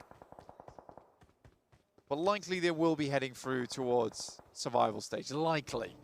16 points is a bit of a rickety bridge to be on. Hopefully they can Indiana Jones their way out of it. Don't leave the hat behind. Gaming Stars taking shots over towards R8, who lose another player. Their run is very likely to be ending now. For Wolves, though, yeah. Okay, hang on a minute. Wolves, they've just taken some damage. Wolves, okay, they've got to cover. They've got all four of their players there. And they should be, yeah, just getting this res. Gaming Stars will be able to have angles on this, sure. But you know what? I think that's fine. Oh, they haven't actually got all four of their players there for Wolves. I thought they had 2 players on the outside and they were already going for the res. But Elementrix is just on the outside of this one. A little bit further afield, but the res is coming through now. Staying alive as Sport, brilliant news, but they haven't got a point for it just yet. Gaming Stars are able to add those to their tally against R8. Yeah, that was the biggest deal out of that, is that the elimination got stolen away. And Wolves, they really need those eliminations. Oh, yeah. It's also a case that they know exactly where this team is. And when Wolves do need to leave, it's out into a lot of open ground, which is going to be tough for them.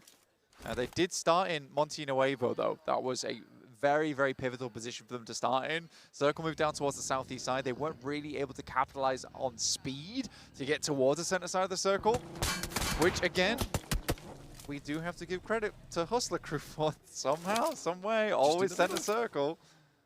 If only they could hold it, you know? That would be great. It'd be incredible. You know what? Give the planning, the preparation from Hustler Crew to Ulf. Yeah. You know? Different story indeed. Put them in the same positions. Ulf win those, you know? That's maybe it's a match made in heaven, maybe. That's what they draft. This is bad news for a lot of the teams underneath right now. I mean, TT Project going down this early, the issue for the teams underneath is that this is no longer a team that can sponge points away. Right? TT Project is secured no matter what, but for the likes of, for instance, the guys over on Wolves, Ulf, Vicious, Geekay, RGC, like they would love for those points to be sponged away at the top so they can make a better contention to get over towards Wolves and Ulf, and they're not getting those points early on. That is true. Oh. Where did he go? Like a rabbit back in the hat. Oh, he disappeared. He's absolutely gone. And that's going to leave only one player for TT as they try and make their way in from the western side. You've got BTR behind them, currently wrapping Monte Nuevo. and then we'll see where they decide to end up going in. I think, for me, a big focus, a big team that I'm focusing on is Vicious in this game.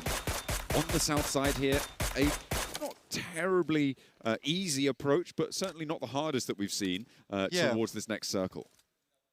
Pretty difficult for Wolves, though. My God, moves far over towards that eastern side. They're the far west team, outside of the likes of BTR as well as CT Project with a 1 player remaining, but it's all covered. It's all covered right now on this western edge. Are they going to be Wolves, or are they going to be tiny little chihuahuas with heads too small for their brain in this match? Pushing in from the western side. Need to do anything but chase the tail. Enigma Galaxy still taking shots out. Long range with this Mini 14. Choosing to spend a lot of ammo there as well, but should be a good use of it. Over on that side. Foot right now, very close to Enigma Galaxy and Gaming Stars. And Wolves are not far behind at the moment. Chasing the herd right now, trying to tire them out. Ralph finding a couple of eliminations coming through on this side, but yeah, Wolves are creeping up on them. And they are salivating at the thought of more elims. Looks like they're not getting stuck in, though. I mean, Enigma Galaxy, with Ado still playing a backstop position into stage 3, that approach is a little bit more dangerous. They do know about the position from Ado as well. He was taking shots out towards them earlier on, and I think the Wolves aren't going to go for it. This is something I think the desk was saying as well, is a timidness within the Wolves, not really wanting to take that risk, to go that little bit extra. And now they're starting to get pushed in by the blue. So decision-making becomes less of an opportunity and more of a time sake here. You start to panic a little bit as the blue will force them to course correct, actually down towards that south side, wanting to leave Gaming Stars, because that's an uphill battle for them. That's not one you want to be really trying to relinquish control over. Ricardo being on the east side of this one as well. RJC. It's going to be such a difficult lineup to run towards, and the Wolves have broken south. They're pushing in on the western side. With 36 points under their belt right now, they are very much in the danger zone for getting eliminated. And they found an outpost for Gaming Stars from that northern side to worry about, as well as Hustler Crew, with Vinny as a solo. Well, he wasn't a solo for a second. He was in a duo, but they're probably actually very lucky they rock up over towards Hustler Crew, because the first thing the Hustler Crew thought about doing was fleeing, just leaving immediately to regroup their team on the south side. There was no thought of contest whatsoever. They're trying to get their boy out. Smokes do go down to assist. They're going to send 1 player forward. Okay, they are going on a rescue mission for Vinny. Loco making the dash, the one to go forwards. I don't think they're going to want to cross the road just yet for the Wolves. There's too many sight lines around them. In he gets, and into the vehicle. They're backing it off, but is the backline for Hustler Crew going to be dangerous? A lovely little bit of suppressing fire coming on through there from Calais, and it will land on target. The Wolves take a knock, and they have to bite the bullet and let them get away with it. In the meantime, Enigma Galaxy do get eliminated. 20 points. It's not safe. It's okay, but it's not safe. It's a little scary, right? It's a little scary. Hustler Crew move up. Loco does go down after he went on that rescue mission for Vinny and paid the price in his life. Might be able to get rezzed here potentially off the back of it. Wolves slightly less uncomfortable now because they were able to back Hustler Crew off that position on the north side, which gives them a lot more space to contend with. 2 loot crates descend upon Gaming Stars. It's going to help them out. Hustler Crew still are split, though, 2 and 2. Remember that res needed to come through. Oh, the openers are brilliant. RRQ, look at a run straight on through. With 3 players alive, they've taken a knock, but they've added a point to their tally. So have Hustler Crew. This is a fight at the bottom of the tables where neither team wants to give it up. And RRQ do stumble a little bit, and Hustler Crew going to find those reses, or certainly look for them. Calais, oh no, he's down, he's out, and Hustler Crew will go out in 16th place, our last place team. Last place team won't be joining us in the survival stage, won't be joining us in the grand finals. Maybe a better chance over in PMGO Season 2 if they can get there. In the meantime, RRQ desperately on their bid to move out from the bottom 2, get themselves into 14th, 13th, anywhere but this bottom 2 slot. There is only one place now available, and it kind of sits between RRQ and T2K. T2K are so much safer right now. All the way out on the eastern side, already in a pretty solid spot, not really under too much pressure, and BTR are right next door to their countrymen. Right in the wings of RRQ, not the team you really want to have breathing down your neck. Narvalo goes down. That is a knock over towards the Vicious. The first one of potentially 4. Wolves. The Wolves. More damage, down to now just 2 players, John. That is not ideal. They're so split from one another. They are very far away. And going down now would be a disaster. First to fall, and is that a second as well? The Wolves are out in 36 It's points. not enough. It's not enough. 6th place, well, if Geeko go down, followed by the Vicious, followed by RJC, it might be, but will Geeko go down? Blank? No, where they are in position in the circle is fantastic. They're in a really good spot. It's very unlikely the Geek goes down early. And remember, for them to overlap over the top of Wolves, they need 36 points, right? 36 points is not that far away. You are looking at a 5th place for 3 more points. Don't know who wins the tiebreaker on that one. But again, this is what I'm talking about. It just takes survival to even break even with them. That's true. That is true. There's the Vicious as well on the south side, who are going to be looking to push further, but having lost a player earlier on, the Vicious have had a tough time to push in on the south with Boom littering the battlegrounds around them too. Boom looking to try and hold everyone at bay as well. If they can get rid of the Vicious, or indeed Geek, which is much less likely, Boom are going to feel a lot safer. With the Wolves going down beneath them, they can afford for one team to go past them. They cannot afford for 2 teams. No. I think for Boom right now, they're just defending position, right? That's all they're doing. If they know it's the Vicious on this south side, they are going to hunt them to the ends of the earth before they let them up. We're back on board with RRQ. Again, BTR in the wings, looking like a dastardly villain, ready to jump onto the set of this very, very scary theater. RRQ as well, still on the struggle bus. With 3 players alive, they have to leave this longhouse. I feel like RRQ's mission to get across is kind of reminiscent of the Alpha 7 push during the final Miramar of yesterday. And it may very well be a repeat here. The first knock and flush comes through. With only 2 players left to stand, RRQ are starting to choke. Not good, down to 2 players. They have more to do here. The Vicious are finding shots over towards the Boom here. That's incredible. They were able to overlap them, actually, get on towards the northern side. That's incredible work. RRQ on their final push. Can they make it across? T2K desperately hoping that they can't. Down into the divot. RRQ, have they just about managed to find a sliver of safety at the cost of a vehicle, at the cost of dignity maybe? They have to get their chin stuck into the dust because there is really not much more they can do. Drag themselves forwards, tooth and nail. The Vicious, they got 1 knock over towards Boom. Currently getting rezzed up at the moment, but the Vicious are a little bit wondering whether they should move out. It's a good nade coming through from the guys on R8, but Amori is down, and R8 will be heading through towards the survival stage.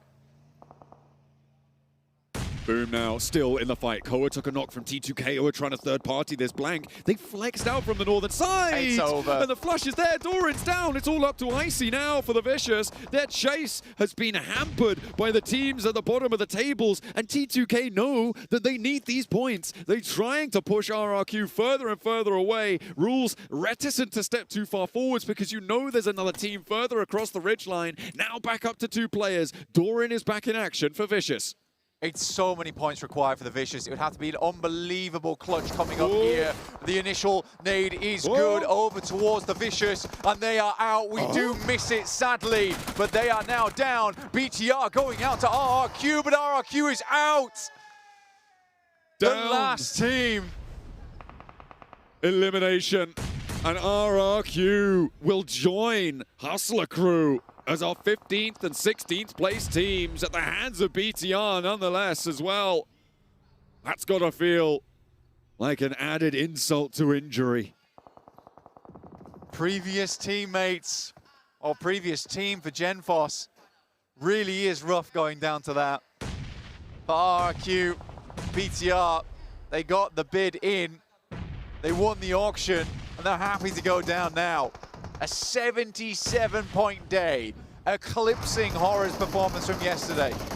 Ooh, okay, more unfolding. Is that Boom out? I think it might well be. On 41 points, they're going to be okay, though. With the Vicious having already fallen, it's Geeko who is in flux. They can still do so much in this match blank. A real ascendancy in the latter half of today. Ulf looking to defend their spot as well as Loops will cling on to a spot in the survival stage despite going down here.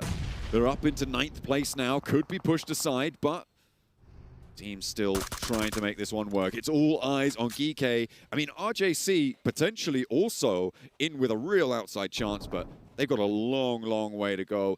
They're going to have to push past 41 points, I think, to be able to get this one done. It's a tough game here for RJC. They're coming in from that northeast side, though, and they do have center circles. We do need to put that in consideration here. For Ulf, I think they've done enough. I think Ulf has done more than enough here. We're into placement points now, too. For Geeko, BTR, Max Wick, I don't believe that. I don't believe that for a second. So yeah, that is weird. That is odd. I don't really understand that. Someone is drinking some clown juice in the back, honestly. Ooh, hang on a minute. Foot, big nades, 2-player hold against Gaming Stars. A big bounce on the nade, and Zedwolf is doing a lot of damage here. Maniac might want to handle it across the way. But do have their star player still up and kicking. On 1 player left alive. Again, they will be in the survival stage. As he steps on forward, Zedwolf goes very, very low. But Maniac can't quite find the final bullet. Steps out for more. Just about shouldering the box in the way as Maniac steps through. And the window's just not providing the angles he wants. Finally able to empty the mag in the right place. Maniac has been such a star from Gaming Stars today, ironically. But has done such good stuff for them in a really, really big way. It's been fantastic to watch. Geeko, to go down here would be mighty sad. I mean, they're in already from placements. 6 teams remaining. They're already going to leapfrog Wolves. 2 clearly. points. Yeah, 2 points on 6th. Yeah, they're fine. They're fine. They've done it. Yeah, they've actually already done it. The Wolves are not in the top 6. From 16th to 6th place is a crazy result from Geeko. Oh, yeah. Oh, yeah. I mean, it's only kind of usurped by S2G from yesterday, right? They did it in 2. Yeah. So Geeko needed an extra game, and that's kind of cringe. Hey, I think they've done fantastic. They've done great today. We've got to give them props where we can. Federalis, looking to go for his 20% chance chicken dinner. Feels unlikely. Is this a T2K chicken dinner? It may well likely be, and I think for T2K, they should see that RRQ's gone out and Hustler Crew's gone out, so they should know they're safe. Should be fine as long as they're tracking. Right now, there's nothing left to play for, honestly. RJC would have to have the game of their lives going forward as a 3-man. I think that's the only outside chance. Seems so. Ulf as well could potentially have a big impact here into the later part of the game. Bigatron just refusing to go down, by the way. They were just like, you can throw all the nades you want at me, but... We want an 80-point day. Yeah, so. They're so chilling right now. I mean, they're on 79, I think, guaranteed. Yeah. They'd need one more team to go down, and it's an 80-point day, which is ridiculous, by the way. We do have to caveat that with the Group E. I think we would all agree is weaker than Group A. Potentially. Well, there he goes. An 80-point day earned for Bigatron, guaranteed. We'll see how much further they can go. RJC will try and take the shots over towards Ulf, but that is going to go about as well as you can expect. Catch on the angle, finds the shot, and shut down onto it. T2K having a go with GK, who have already put themselves up into 6th place. They've already added that elim, so they are free and clear, guaranteed, and the placement points yet to come. Can they get past Boom? That's a question as well. Kevin marching forward, already having lost one and a teammate being knocked. Will look for more on the tables. An elim, more adding to their ascendancy, and of course teams starting to fall down around them will just make it even further up the tables. GK having a great day, and now they will be into the top 4. How much further can they go? Yeah, nice secure position. And for RJC, so unlikely they make it through here. Federal is finally down in 4th place. GK is taken out by RJC. Is this Ulf? Oh, okay, it looks like it might well be. With a knock over towards GK, everybody else knows that their jobs are done. Ulf just wants the icing on the cake. They want to show us that they can indeed get to the late game. They are as 3 though, but we won't bring that up anymore, except for right now. They're still as 3. Yeah, and they're going to send in. Let's go for this one. Eren with a fine performance towards the start of the day today. An incredible 1v4 versus BTR, the 80-point.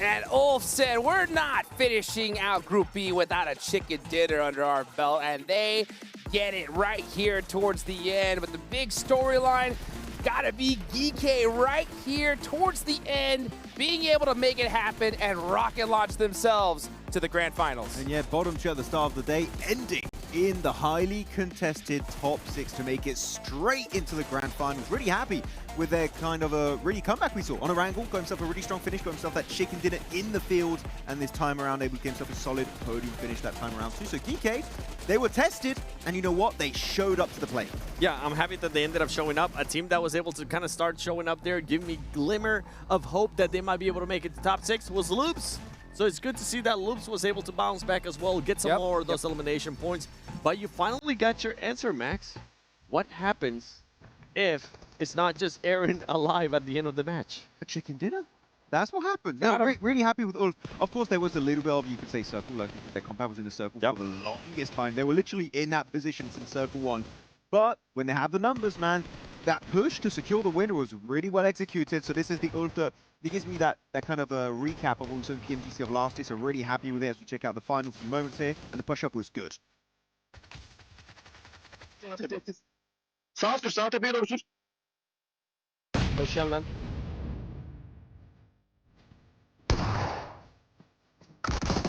Tamam 3 ve 2. İzle beyler. Bait attım orada. Beyaz ağacın sağında. Beyaz ağacın sağında. Sakin ol. Sakin ol. Sakin ol. Üstüne bindim. Sakin ol. Bana yükseltme yeter. Nice. Nice lan. Nice oğlum. Nice oğlum. Honestly, some of the calmest comms towards the end there. They're like, all right, guys, let's just wrap this up. This is a lock, and they get the chicken dinner. Catch, look at that. 6 eliminations, 706 damage here, 7. Ulf, man, when they get that whole squad there up towards the end, they're going to put in that work. Yeah, I'm looking at some of the stats, and I'm just wondering, who's going to be today's MVP? Oh, good is it question. going to be Aaron? It's got to be Or is it going to be somebody from BTR? It's Because Bigatron. BTR, I mean, they just put up insane numbers. Yeah. They got that survival time, especially BTR. So I think. But who? Razak. Razak? Yeah. Honestly, as much as I like Federalis, I have to agree with you. Yeah. Razak was able to outperform him today. Dude, I mean, BTR in general. Wait, what's your pick MVP wise? I might pick the same thing. I mean, Razak? yeah. I mean, why Okay. not? I mean, because these guys just went. I mean, I'll say one thing. Just looking at their play style, whether they had 2 people up, 3 people up towards the end, everybody was just trying to take them out and couldn't get it done. It happens whenever you're full of confidence, like BTR And you're was. at home. And honestly, once we end up seeing the overall, there you go, you got to catch us the MVP for this match. But once you end up seeing the overall, I want to see how far ahead Bigatron is actually in the overall from second place. What is the gap looking like? Because that's just going to be giving them so much confidence, Max. And we know what can happen when a team has confidence on their side. I think they have like a 25, maybe pushing 30 point lead. Damn. They're getting up there because they got another strong finish and they took down their brothers in RRQ. They made them stick down in the bottom 2, and that, you saw them crying there on the main feed for a second. That was heartbreaking. Looking so good back in SEA, but here falling short, got the bottom 2 treatment. It's devastating, man. It's so tough. I feel for all these players because, you know, you work so hard. You put in hundreds and hundreds of hours, half the year, just to be able to finally get here and come up short. It happens, you know. In your home country, too. In your own home country. You know, it's good to see, at least we do see Bigatron, you know, be able to make it happen in their home country. But that's just the name of the game. There's winners and there are losers. But we can take a look at these rotations here in this final match. Well, rotations, I don't know if I would call that a rotation for Ulf because they're not going to budge until the very last few moments. That first rotation was really good. Oh, it was really good. But Yeah. after that, they just like, we're just going to stay here. We're looking really comfortable. We'll take it. Look at him. Really happy overall with their performance. Next zone. No, still waiting. They're going to get crashed eventually. One of them said, like, you know what? Okay, we'll just group up right here. Next circle. Not Bam. moving. Nah. Still giving. Hey, and then one more time. Oh, okay. Now it's time to start moving a little bit. Nice scouting, though. Yeah, Up yeah. north. Pretty That good. was quick, effortless, and then they just ended up getting the win. So good to see. 3 players, and Ulf gets the circle. That means Ulf, more than likely, gonna get the win. Yep, 23 points on the total right there. Hey, Geeke though, right? 15 points right here at the end, right when they needed it. That's how you get it done. Knocking out the Wolves at the last second. And it was fun to see how, like, BTR obviously is still able to get some points there.